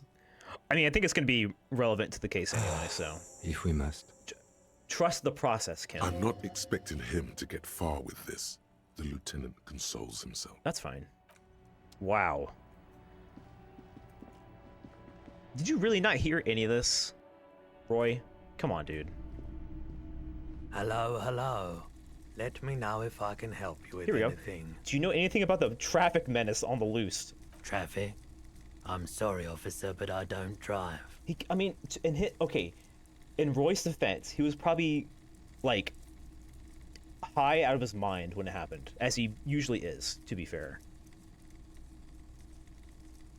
Didn't you hear it when the traffic menace drove over your roof? Now that I think about it, I do remember hearing a thunderous noise the other night. Oh, man. Some kind of powerful electric vortex hitting the shop and then moving on. All right, Roy. That sure narrows down our list of suspects. A vortex sounds fascinating. Yeah, it was pretty wild. I didn't really know what to make of it, but I know it meant something. Traffic. I'm sorry, officer, but I don't drive. I just don't like it very much.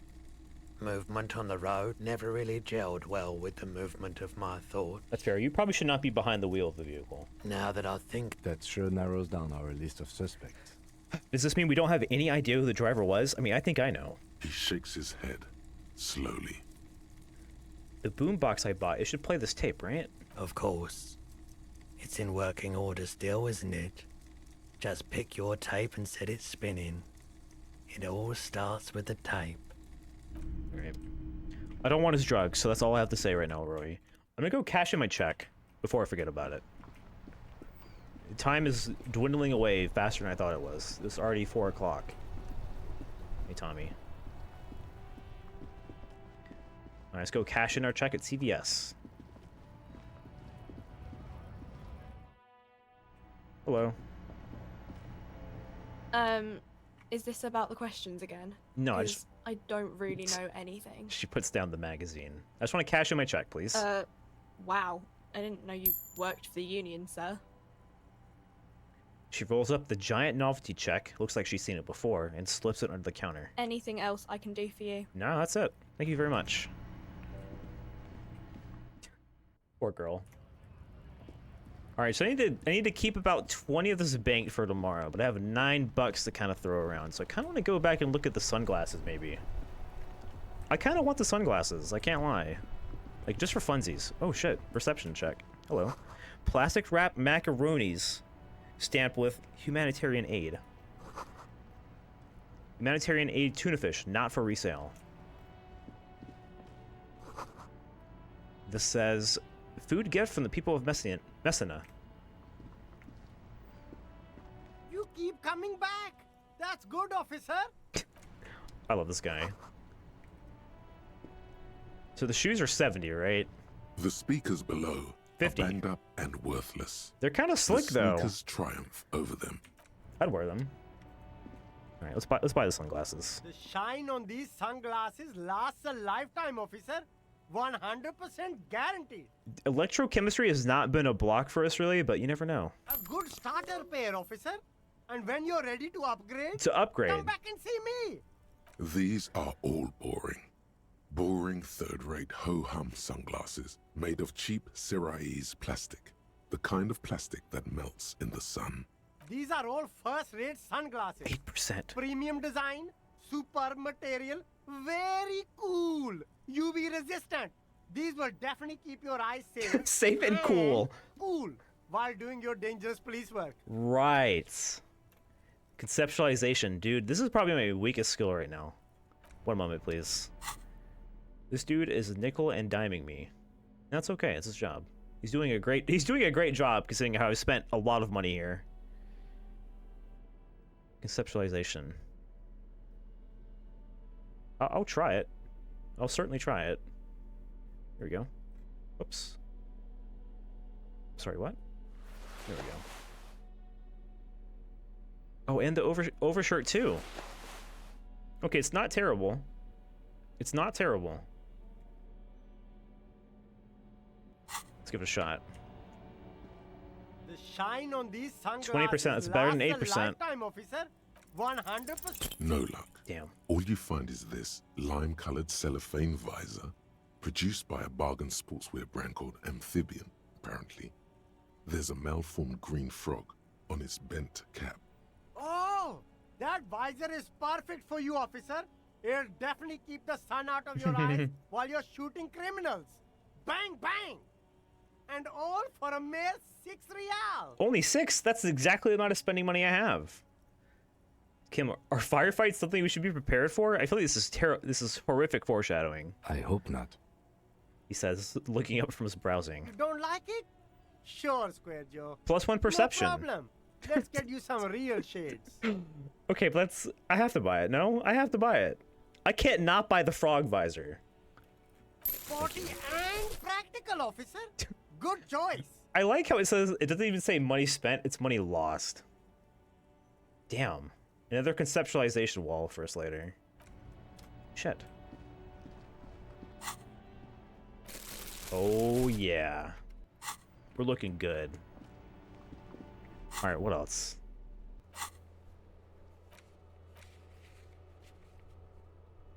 So we don't want to do the cafeteria window. I don't really want to talk to Measurehead. Trash container's a visual bug. Ice cream maker we cannot do. The map wall we cannot do. Chat, what is the set of tracks? And this is shoplifting, which we also cannot do. What is the set of tracks? I genuinely don't know.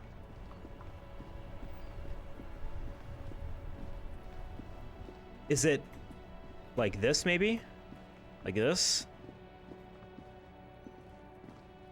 You see a set of tire tracks in the brown slush that covers the plaza mosaic. All right, let's kit out for this, I think. Our visual calc +1. Don't we have another one though? It's footsteps. No, we already got the footsteps. This one is the tire tracks, which I feel like my theory about this is getting more and more confirmed as I play. All right, this one's a little hard. I can do it. You see a set of tire tracks in the brown slush that covers the tire tracks were left here by an unknown event. I was right. That took place some days ago. It's a message written in the language of burnt rubber. I've been saying it all along. It doesn't make sense for this fence to be broken. They drove in. Wait, when did this happen though? When did this happen? That's the important part. They came out, reversed, 3-point turned, and then they jumped off the roof. Some of that rubber stuck to the tiles right in front of the whirling in rags. This is point A. The driver started there, and then accelerated straight into the fence, left a hole big enough for the Franco-Nigerian cavalry, according to the cafeteria manager. Why that pang of guilt again? Wait. The hole in this fence doesn't look that huge. Okay, what happened next? The driver proceeded to back out of the yard, barely stopping before hitting the adjacent building. Before heading south. Must have been in a hurry. And then we know this is the point of departure of the vehicle that crashed into the Samaritan butter sign. That's plausible. A similar reckless abandon seems to be in evidence. A car drove through the fence. You are correct. This is a rather motor carriage-friendly city. Somehow that makes you feel scared. You don't know why. I think it's certainly connected to the case. I'm not sure. There are plenty of traffic accidents waiting to happen in Martinez. With the jam right here on the roundabout, I would keep them separate. You could follow the track south. There seems to be a canal there. See where they went, if you find the time. Wow. The tracks are as they have ever been. A bit more worn, perhaps. I feel so smart. I figured that out on my own. Holy shit. Alright, we have one more skill point to kind of play around with. Okay, let's look at our skill checks again. What do we have just hanging out? Because I think now that we've gained access to the docks, we have officially been everywhere that we can until tomorrow at... What time do they open? The water lock, I mean? I think it's 3 tomorrow. Then wait, Wednesday morning. Okay, so just the start of the third day, I guess. Oh, we have our RCM profile now. Oh, it tells us our stats. We've apparently made 4 superstar cop dialogue choices, I guess. 9 sorry cops, 4 boring cops. We have our communist stat is 7. Our moralist stat is 4. I guess it's our karma, so we're +10, which means we're a good cop.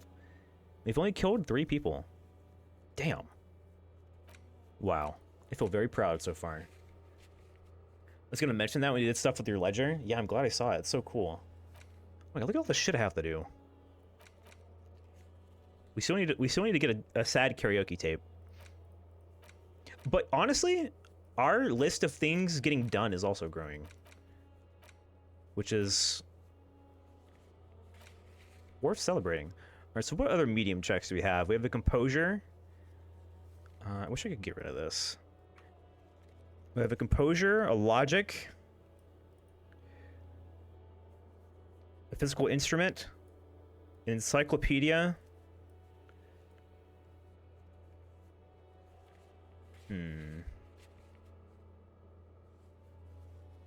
Wish we could sort by type. We have 2 composures, we have 2 interfacings.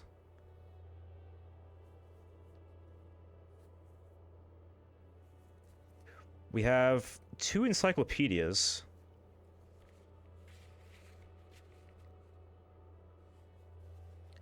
I think I'm gonna do conceptualization because I have 3. And I do want to try to get the wall done too, because I'm so curious about it. All right. Conceptualization, here we come. Where's that one at? Oh, here it is. It's not the worst skill we have, but we'll try it. All right, to the wall. And we can talk to Joyce on the way there. Oh, what was that? The book is titled Man from Hejmendal and the Wildfire. Oh, it's just the books.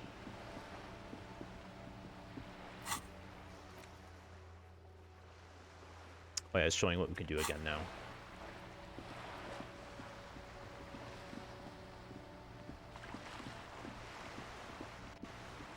All right.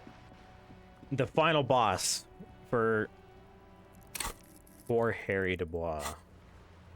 Conceptualization. We're kind of already built for it, honestly. We have the shirt. We have both the shirts on. That seems to be it that we have, right? Yeah, that's it. All right, the wall. Just an ordinary wall. Nothing to see here. It's still 8%. That is tough. That is so hard. I need the 18. Yeah. Why? Yep. It's a wall. An ordinary wall. Why must we stop to look at this wall every time we pass by? Yikes. Had to try. We'll get there eventually. That's how this game works. Keep trying. Hi, Cindy. Hello again, officer. Nope, you're just chilling. I won't bother you. Hello, Joyce.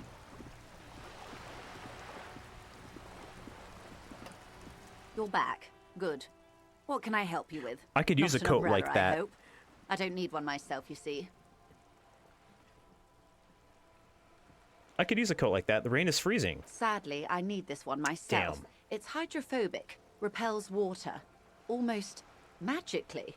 The company makes them for offshore platform personnel. Very sturdy. Wow, she's an ultra liberal and she's homophobic? What I can do for you is answer some questions. Nothing like talking to pass a rainy day. More lessons in basic reality. 3%. My favorite part of the day. Go ahead, ask me anything. Reach for something fundamental. Jesus Christ. 3%.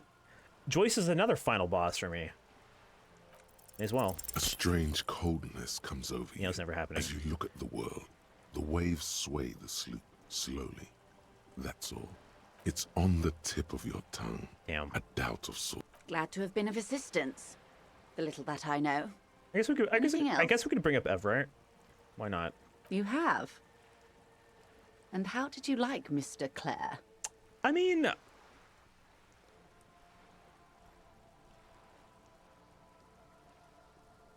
don't know. I don't know how I feel about him, to be honest.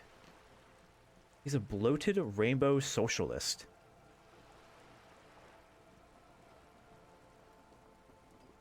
I don't think I liked him very much. Centrist Harry? Not centrist Harry. It's not centrist. I just don't like him personally. He's fucking weird. I want to talk to his brother instead, I think. I wish to swear fealty to you and the cause of capital. We're not doing that. It's not important if I liked him. I'm doing my job. I didn't. Let's be honest. I didn't like him. Oh, come on now. He has his uses. How else would he have stayed in power all these years? Or wait, actually... She answers her own question. Corruption. That's how he's done it. Fantastic, Worm-like corruption, reaching into the bowels of the earth. She looks at the ground and nods. The position of my unusual colleague does not reflect official policy. I hope you understand. The RCM does not pick sides. Centrist Harry. Of course. And I don't expect you to share anything he told you with me. I'm not a corrupt Worm myself. However, if you felt like discussing something, how could I stop you? Are we not human? Are we not curious to hear another person's take? It's only natural. We would only be... Be on Twitter? She's worse, she's rich. Intellectually No, you're speaking, right. It would be quite interesting to hear what she has to say about these things. Yes, your disgusting necktie agrees completely. Let's gossip.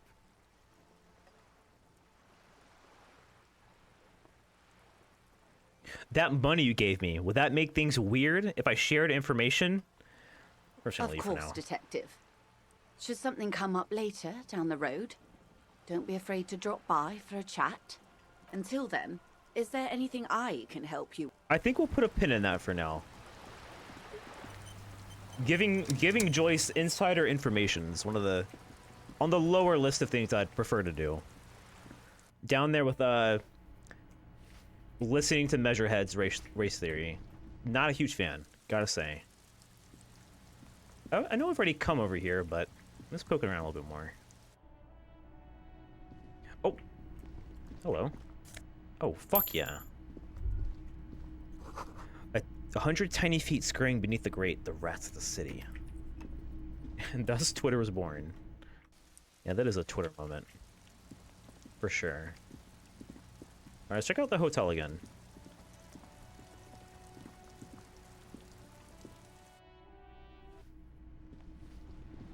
Oh, nice. Book 16 days of coldest April. Oh shit.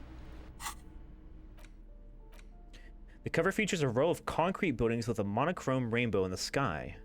It tells a rather excruciating story about two lovers during a period of ethnic unrest in Yugograd. The book has been filed under psychological realism. In your hands, you hold 16 Days of Coldest April by Yekaterina Dar. The cover image shows a row of concrete apartments above which span a black and white rainbow. Indeed, the book is unusually heavy in your hands, as though the cover were lined with lead. It would do that in Grad. How long is this book anyway? You flip through the book. 600. The pages are thinner than you realize. It's not too bad. And the type quite small and tightly set. Pretty big, but I read It's Umineko, nearly so... 600 pages long. Real art is dense and difficult. If it didn't feel like you had to wrestle a suicidal bear to get through it, you weren't really reading. Now let's check the back cover The first. back cover is dominated by a black and white photograph of the author. What does she look like? She can't be much older than her mid-30s in this photograph. And yet, from this Oh cover, god, the eyes of a Umineko. sad old woman Yeah, I'm one of those stare people, back at sorry. I spent the last third of 2023 reading Umineko. And now I'm how's your mental? Terrible. Shambles. We're doing it's fucking been ruined ever since. How do you think it's doing? Terrible. My life has never been the same. / positive. / negative. Both. Start reading. In cold, detached prose, the author describes a scene from one of the Yugograd riots in the 20s. Youths overturned motor carriages and set trash cans ablaze, while heavily armored guardsmen dash in and disperse them in a flurry of baton blows. As ethnic tensions run wild, a pair of young lovers meet each other on the street. Somehow, in the middle of all the chaos, they manage to lock arms and look into each other's eyes. What happens next? It would physically hurt you to keep reading. Are you sure? I guess not. I only have 2 health points. You've made the right life choices today, sir. Thank you. Fair enough. I'll put that shit down. Oh, that's right. Hold on. I can go through this way. No, nothing new. How you doing? Let's check up on you. Give me a moment. Yes, ma'am.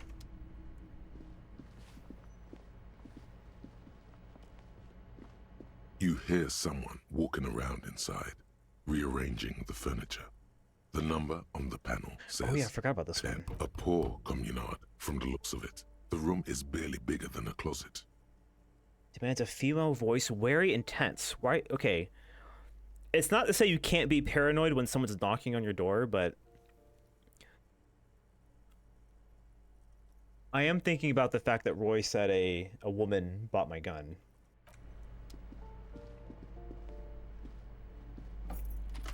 Anything new in here? Revolutionaries love to pose with their guns. That is true. A plaster cast bust. Honestly, he does kind of look like you after all. We're gonna leave. We're gonna leave that, actually. I don't want to force my way in with my copness, but... these shoes come in 3 different sizes. Okay. Interesting. I do see a perception check in here. Or a motor observation, anyway. Moss crawls on those bathroom tiles. Actual moss. How long it's been since it's been used, I guess. I'm seeing some, like, artifacts up here. I don't know if that's picking up on stream. Whenever I go into detective mode, I see some stuff up here. Oh, there's a person. That's kind of metagaming. We won't worry about that.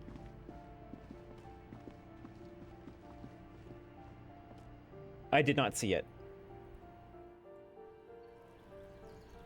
X-ray vision.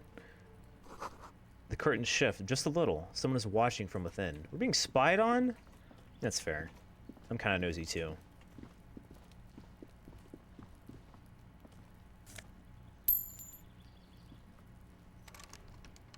Locked. There was that apartment that Everett wanted me to open up. Harry, can you go up the stairs, please? Thank you. This door is made of metal and appears to be reinforced. Someone here really values their security. Oh, this is the one, isn't it?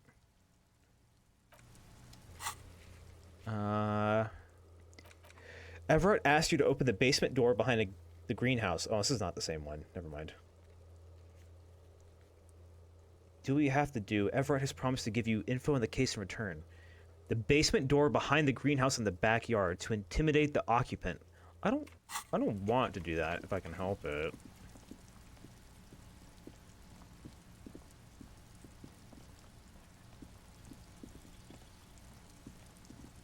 Alright, let's go rummage through the sunglasses again.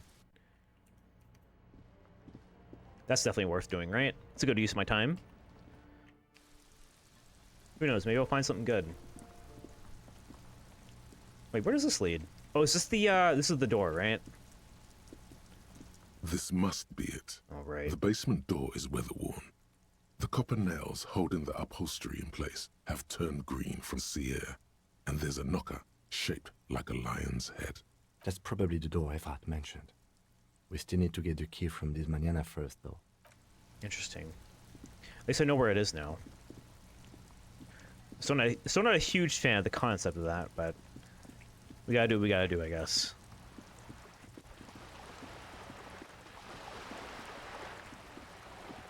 In our defense, I don't think there's a way to be a... I mean, I think we can be a good guy, but... I think we're gonna do some unsavory things sometimes. To get to the bottom of whatever's going on here. Wow, I cannot believe they actually just rode... You could even tell that if you paid enough attention. There's tire tracks. I didn't even notice those. Wow, okay. What's up, my guy? I'm gonna rummage through your shit again. The shine on these sunglasses 42? lasts a lifetime, officer. 100%. Nice. Oh, the voice acting didn't cut on. Oh, I see a pair of water blue shades. The writing on the left temple says Sub-Isolindic Rendezvous. The frame appears to be hand-carved out of bone. Oh, very interesting choice, officer. Very high culture. For the first time, the street vendor's voice trails off as he watches you inspect the glasses. This is how a sea monster sees the world.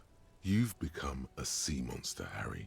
Giant, hidden, and strangely tender at heart. All is blue. All is blue. All right.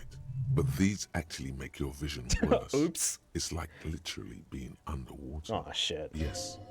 But they also make your soul quiver like jello. So deep. Wow, officer. You look so cool. He's gassing us up. The street vendor has picked up his pace again as you observe the world through deep, sea-tinted lenses. And they can be yours for a mere 3 real.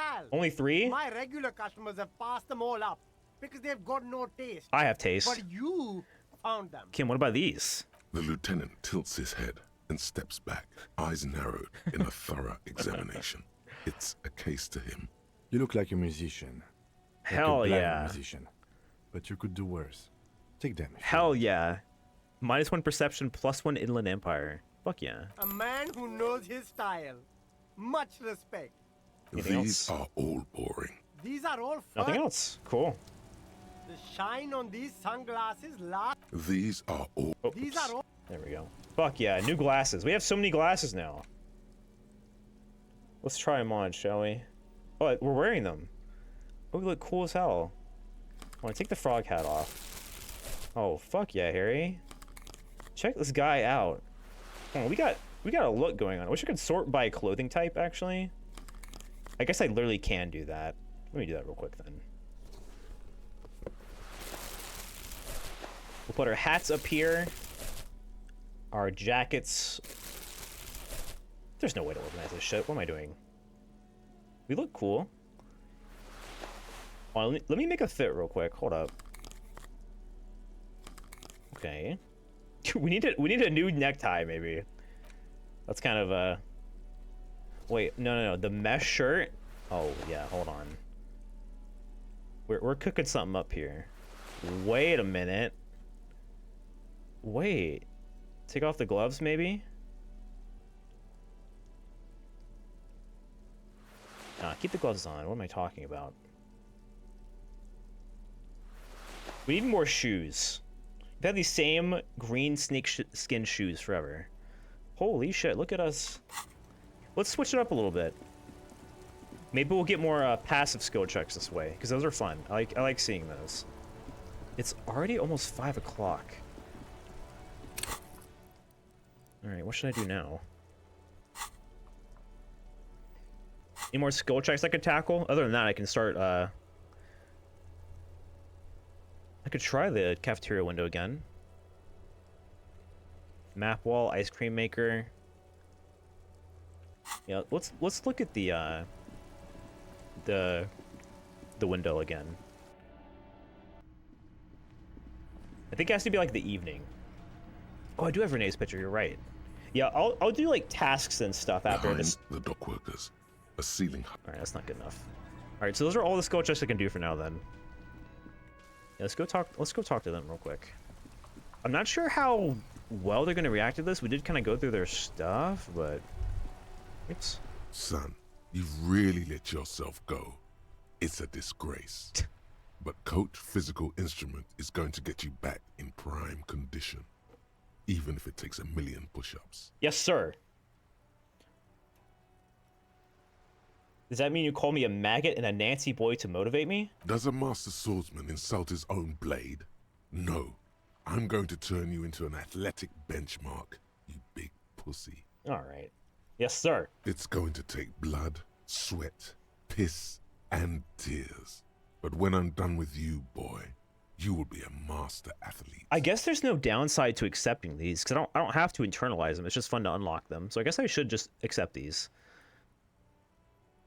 Wait, why piss? When a man sets his mind and body on something and gives his 110%, he is sometimes going to piss himself. Oh. It just happens. No shame in that. I see. Remember, chat, there's no shame in pissing yourself, apparently. According to Physical Instrument. Sure. Behold, world. Here walks a sportsman, hands choked and hair kept back with a bandana. The homo have let What do you call me?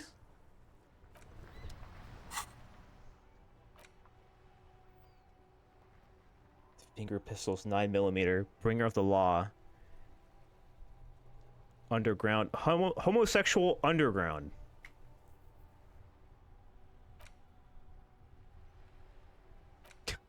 Okay. Oh, we should be leaning towards left-wing dialogue options, actually. We can get more experience that way. I kind of want to try another thought out, actually. Only takes 40 minutes. Did this skill check shut on just because my physical instrument was so low? That's so funny. Bad PR. Alright. Hello. This will probably be the last thing I do for the day, actually. So we're gonna start wrapping up this conversation. Vigilance officer, what can this old carabiner do for you? Oh, we can have him talk about the gun as well. That's actually some good insight. Let's do that. It's a Bell McGrave. 4.46 caliber. Breech loading. Revachol made. Good weapon. Accurate and reliable. This one's inoperable. The bolt spring is missing and the mechanism is jammed shut. Still a beauty. Where did you find her? That doesn't sound too hard to fix. Just gotta spring it and oil it back up. I mean, a jam's not the end of the world. In the basement. I mean, I don't see why I shouldn't be honest with them. I'm not surprised. There are probably lots of forgotten wartime weapons lying around here. Back in the day, everyone had something stashed away. As for the rifle, I don't know what else to tell you. These BM-446s are an antique. No one uses them anymore. The ammunition is impossible to find. Impossible to find, you say? Do you know anything about the man hanged in the backyard of the Whirling in Rags? Have I really not asked him this yet? Unfortunately, I don't. Unlike most of the locals, I have no qualms about assisting law enforcement. But this affair has passed me by completely. And most of the locals? In Martinez, the union is the law. So can you really blame them? But you don't have a problem with cops. Cop is a pejorative term. I don't have a problem with policemen. On the contrary, I admire the effort to bring order to our streets. Interesting perspective. So you don't know anything? If I knew, I would not be afraid to tell you. I simply don't. I'm an old man, not a coward. The daily business of the riffraff no longer concerns me. This is a man with a lot of past, but little present. This is an old curmudgeon stuck in the past. Alright, I found your guard booth. And the statue. Wait, maybe having him talk about the statue will open up the skill check again for us. Ah, yes. King Philip III on his steed. A reminder of what Revachol once was. Oh, absolutely. Hi, Gaston. At the mercy of a cocaine-snorting tyrant who emptied the treasury so he could sleep on a bed of gold. A superpower, feared and respected. A testament to what this country can be under the leadership of a true king. Someone who knows how to rule. Yeah, what's that about cocaine? Oh, old Philip was a big fan of the purple nose candy the nobility loved so much. Purple? A cocaine connoisseur of sorts. His egocentricity is borderline legendary. You can't even take responsibility for yourself. How could you fathom the responsibility weighing on the shoulders of a ruler? Right, snort a line, take the edge off. That's why the Philippian kings use cocaine. For clarity of vision. Okay. To aid in their work. We're just... Regnum cocainum. Revachol's finest years. Oh, regnum cocaine. Maybe that's why it's purple. Of course. Clarity of vision. Awareness. Right. Philip III was even brought into this world with the help of cocaine. The court made him administer the dose to his mother when she was in labor. And it is well known that with the help of cocaine, only the purest, of course, he was able to connect with higher realms. Cocaine-induced labor. Higher realms. Of course, it all makes sense.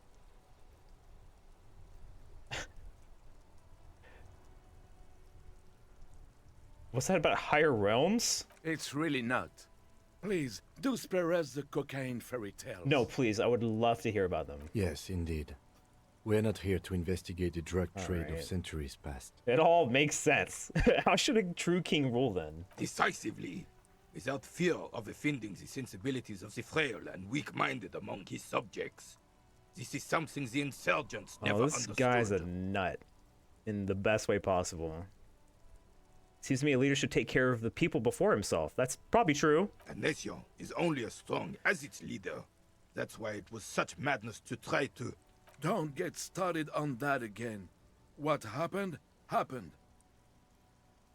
There's some weariness in his voice now. He's heard this rant many times before. The Carabiner doesn't reply, but his entire being communicates unbreakable Man, resolve. you should just, like, get out of the past, play ball with your bro. Right. The old man stands tall and proud, looking at you inquisitively. All right, let's crack it open. I found your guard booth. Yes, the Debardeurs Union pays me to stand vigil during the nights. Not out of any political allegiance, mind you. Of course not. I'm an old man. Don't sleep more than a few hours every night anyway, and money is tight.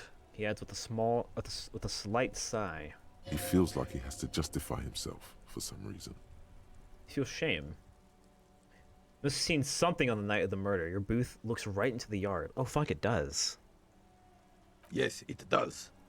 Unfortunately, I wasn't working that night.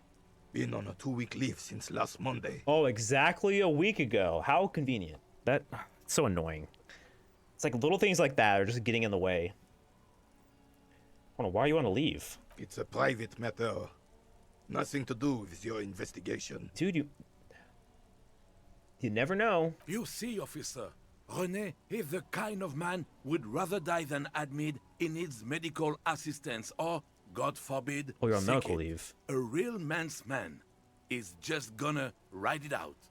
I'm fine, goddammit. Mind your own business. It's nothing. Dude, can you not die in front of me, please? So who's working her shift that night? Well, this is a good question. No one. No one? The boss has been unmanned since last Monday. Bro. There's no other guard. It's just me. What the fuck? No one has been guarding the container yard since last Monday. That's crazy. Yes. It's not actually an issue. I mean... I think I would beg to disagree. Look, officer, the container yard doesn't actually need a guardsman. Never had one before René. Monsieur Claire had that booth built specially for him.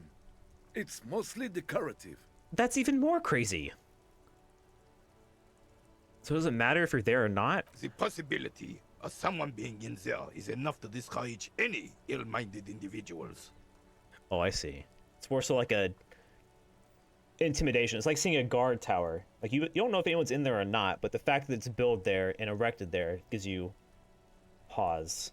Yeah, that is putting a lot of trust into the intimidation factor of a building. It's like keeping your doors unlocked because you're in a good neighborhood. It's like, what the fuck? No, it's insane. Evrard created this job for René because he knows the Royal Carabiners' pension of honor and PTSD isn't something a man can live off. Damn, no love for the A vets. decorated Kingsman collecting tear reflects bad on the whole neighborhood. His words. Oh, Everett. The more I learn about you, Everett gets it. Big guys looking after small and everyone working together. I love it.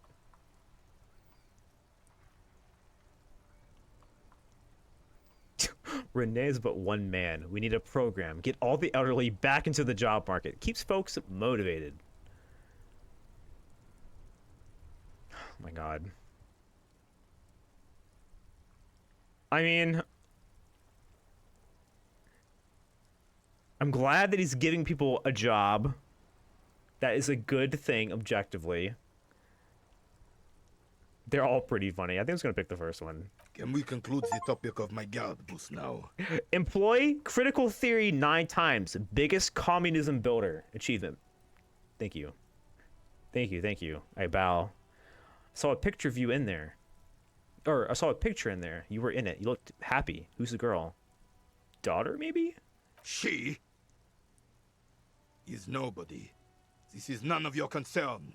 and I refuse to discuss my private affairs with the RCM. Valid. The lady is Jeanne-Marie Beaulieu, and she sure as hell wasn't a nobody. Got it. Yes, yes. Like I said, it would be up anyway, so might as well keep an eye out. We unlocked his Keeps my composure senses check. sharp. Oh, fuck, I gotta try that. Composure. Take off the itchy pants. Why are they itchy? Itchy pants. These pants make you angry. Good lord, these pants are uncomfortable. Punch someone in the face. They are striped in calf length too. Or calf length. Too tight around the thighs, too loose around the waist. The worst case scenario. Oh, they're itchy. Itch rage. Wait, I didn't know all of them had like fun flavor text for the skill modifiers too. The itch rage gives you 2 half-light. That's so funny. Alright, composure. The overstem pants.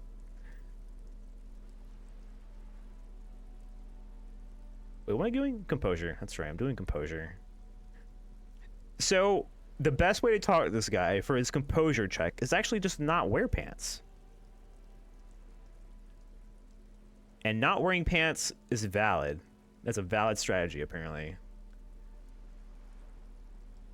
Yeah, no composure with the pants. We're getting one from the shoes. All right, fuck it. Let's try it. Vigilance officer. 20%. What can this old carabinier do for you? Still, all you see is an old soldier refusing to replace his uniform with a civilian attire. Anything else I can assist you with, officer? Bro, you were in your undies. What kind of underwear is Harry Dubois wearing? What do we got? Is he wearing a thong? Hold on. What do we got going on down here? Just the ugliest, most shriveled up pair of tidy whities I've ever seen. Let's put the clothes back on then, shall we? Yeah, let's throw some stuff back on, please, for the sake of my stream. Put a shirt on that beast. There we go. That's fine. Oh, it did accept. I'm still naked. And it's raining. Oh no, we're fine. The shirt is just so white, I thought we were naked. Well, I guess I'll go buy some more morale heals. So I can get through the day. Jesus Christ. Wait. Let me look in here one more time. A lorry's stuck. The windows are clear. Yeah. Well, we're gonna talk to the racist guy. I guess I'll grab the key from you while I'm here. Hi, Manana. Hope you're well. I left to play a 2-hour Pathfinder session. You're still going. How'd you like our harbor? It was cool. It's but a rest area on the path leading across open plains. How'd Pathfinder go, Aster? What kind of character are you playing? I don't know if you told me or not. Right. You talk to the boss, eye to eye, like men of the plain. If you have any more questions, I'm set to talk. I want to go take a shower, but I'm enjoying the stream so far. To be fair, it is about to end. It is about to end, so don't worry.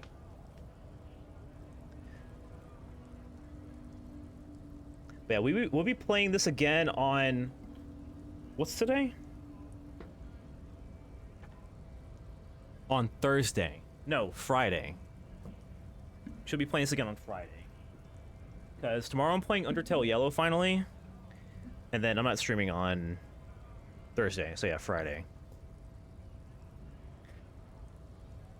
I am trying to start doing a concrete schedule for these things. I have it on Discord. But let's plug that real quick. Yeah, we're trying to get a schedule going, and I should copy and paste the schedule to Twitch too, because Twitch does have schedule functionality. I just keep forgetting. Hey, you're the man in boots at the gates. Kuno said you know about the armor. Wait, that's true. I forgot all about this. The little boy had the good on his promise. Where's the armor? His promise? You're making deals with Kuno? To get me into trouble. To sick the pigs on me. Pardon the choice of words. Oh, I see. Not mine. What happened? I love Manana's voice actor. I was asked to look into that armor situation. Official Union probe, you know. Track it down, see who took it. Did you? At first I thought, why not? Maybe the pieces can feed the strike. Buy us a few more days under the sun, you know? So I went to this boy. He said he'll make me his prison bitch. He's got eyes everywhere, and the cops in his pocket, and he's the king of Jamrock. Yeah, that sounds about right. Serves me right for doing menial footwork. I dropped that probe right then and there, and it still got me into trouble. One bad move is all it takes. Well, what'd you learn? Surely you learned something, right? I learned that people don't want to talk to a drunk Union man about some armor. Fuck. This armor business is becoming a dry lead very quickly. What else? Not much. Technical stuff mostly. That was the interesting part. I mean, I still want to hear it. I did some research into this armadura.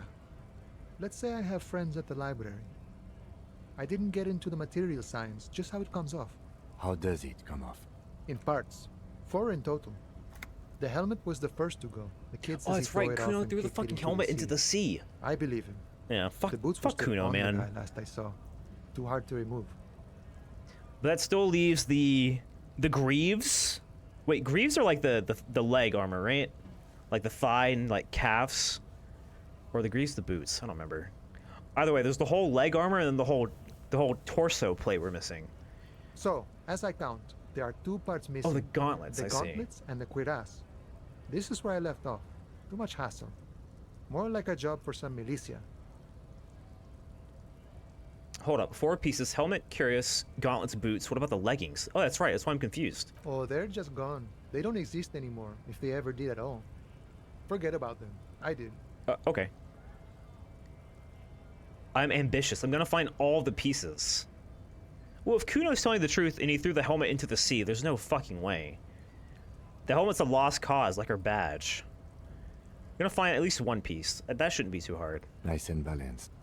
Some junior officers can take care of the rest. That's right. Smart choice. It's only that one spot you need armored too. The one the bullet hits. Curious. Good luck if you go for those boots though. You'd have an easier time wresting the spurs off a boyadero than getting them off him. So Kuno used us to what? Scare you? It's a minor nuisance. It's all good. He contemplates taking a swig from his flask. No problem. If you see that kid, thank him from Call Me Mañana. Thank him for showing me the way. He is sincerely grateful he is not tracking down pieces of armor right now. Fuck, man. The body has to be down, the autopsy has to be finished, and Kim has to be absent. How the fuck do we shake off Kim? This will be devilishly tricky, so don't beat yourself up if you manage to send the body to processing without getting hold of the boots.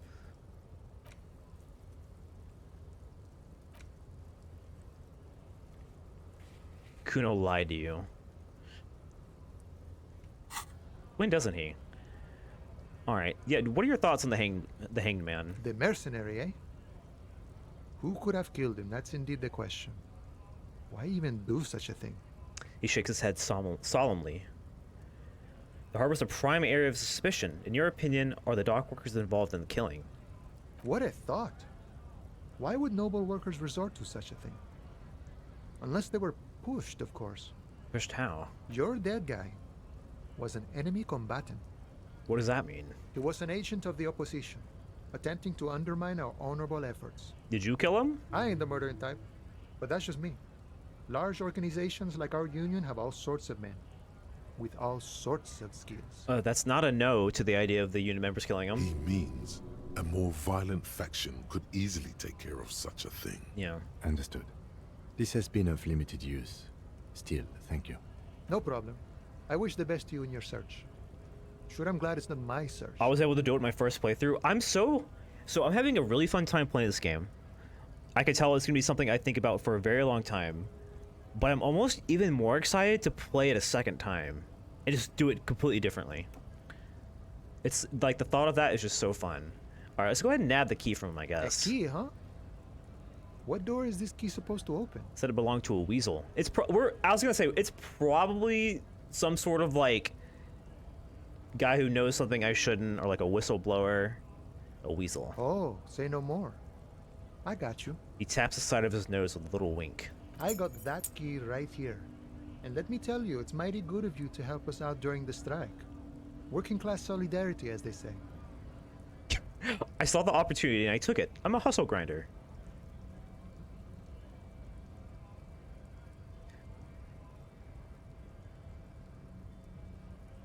I'm opening for all the working men. I knew this man was a commie. And it's a good thing you're doing too. All right, we're going full union man communist, I guess. What you're looking for is a basement door behind the greenhouse. Well, I've already found it, don't worry. Behind the whirling in rags. That's all I know. Our organization is what you call compartmentalized. Means we keep out of each other's business. I have noticed that. There's like, obviously there's like the union, but there's so many like sub-factions and groups within it. Okay, but where did you get the key from? Don't worry about it, Kim. The janitor gave it to me. Janitor? Nice fella. We talked about life and things that really, truly matter. Piece of shit fascist for the next run? Honestly, yeah. None of this mess we're in. This jiving and juggling. What's it for? To feed our children, I guess. Like, I want to go full physique and just start beating the shit out of people. I want to see, like, I want to go full physique. I want to see a lot of this, Shivers, and I want to see Half-Light. Because Half-Light also seems pretty fun. Anything else I should know about this task? This weasel person, when he'll be home? I'm more of a philosophical dock worker. I like to talk about the big picture stuff. Who I am, who you are, what we are fighting for. The man takes a big sip from his flask. He is, and what they're fighting for? This is interesting. Do you know anything about the Hardy Boys? Los Ardis? They're an independent militant group. A bit too high-strung, but it comes with the responsibility. They're sort of like you. Preserve the rule of law and all that. Except it's Everard's law. But really, they're just like you. Is he actually comparing you, an officer of the law, to some neighborhood vigilantes? I mean, in Revachol, it's all the same. Let it go. The man whispers a jaunty tune. A coastal breeze ruffles his hair. So why are you striking? We're negotiating our share. Your share? Aye. He seems pleased with himself. Oh, okay. Economy stuff. I get it. I want to talk about something else. So not wages or pensions or... This stuff. They already covered. At least you got benefits. That's something. It's not enough. Not enough to get ahead. More about keeping us in our place. Hey, that's valid. How large of a share would you like? All of it. However, right now we want all the harbor workers to be on the company's board, so they could take part in the decision-making process. That's right. Are you a communist? No. I don't think I'm a communist. Seeing something of value and saying I want it all to myself is a much older and simpler notion. No science to it at all. Even a weak child can think it. The only things holding someone back are I can't and I shouldn't. Right on, brother. Just the way the world works, boyadero. Now, what's your opinion on Everett? I don't know. Maybe I should try sucking up to Everett some more. I think it's best you make up your own mind now that you've met him. In my eyes, he is a capable organizer and a decent businessman. I know, but he seems so scummy about literally every, like, these two things are true, but everything else about him seems awful. I guess you're right. He's probably in his container at the harbor. So head right on in there. He seems to spend a lot of time thinking about the political situation. Sure. I've had the necessary free time. Fortunately, there's always time. The look in his brown eyes conjures up an understanding. For him, having command of his time is the most important thing. It all comes together now. The way he speaks about scabs, his general attitude. He's a follower of a 500-year-old Franco-Nigerian Boyadero code, itself an appropriation of Vespertine cool. That of a noble peasant or a traveling herdsman. True to yourself, independent in your actions, loyal to your friends. It's not disco. Yeah, maybe. I don't know. No. No, but... No. The man sits on the railing. That's true. Only Manana could be quite that cool. As if he could effortlessly go even wider, if need be. An endless torrent of time. I don't want to harsh your vibe. I don't want to take away from the cool factor you got on your own here. Alright, let me go buy some heals, I guess, and then we'll wrap it up. Because I keep saying that I'm done, and I keep playing for another 30 minutes. I guess that's how this game truly gets you. A small cabinet on the wall is filled with various medicine bottles, nasal sprays, and blister packs. They all bear. Okay, here. Thank you.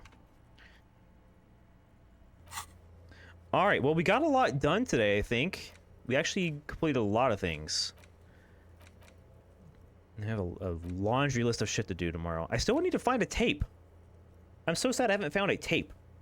Like, what the fuck? I'm so afraid of this number rising at some point. The fact that... Where is it? I'm in a dialogue option, that's why I can't look at it. The fact that there's a slot for bullets is kind of scary. I apparently have one bullet. I forgot about this bullet. Also have one more picture with our camera that Kim has. The Union card, basement apartment building. All right, that's gonna be it. We're gonna wrap it up.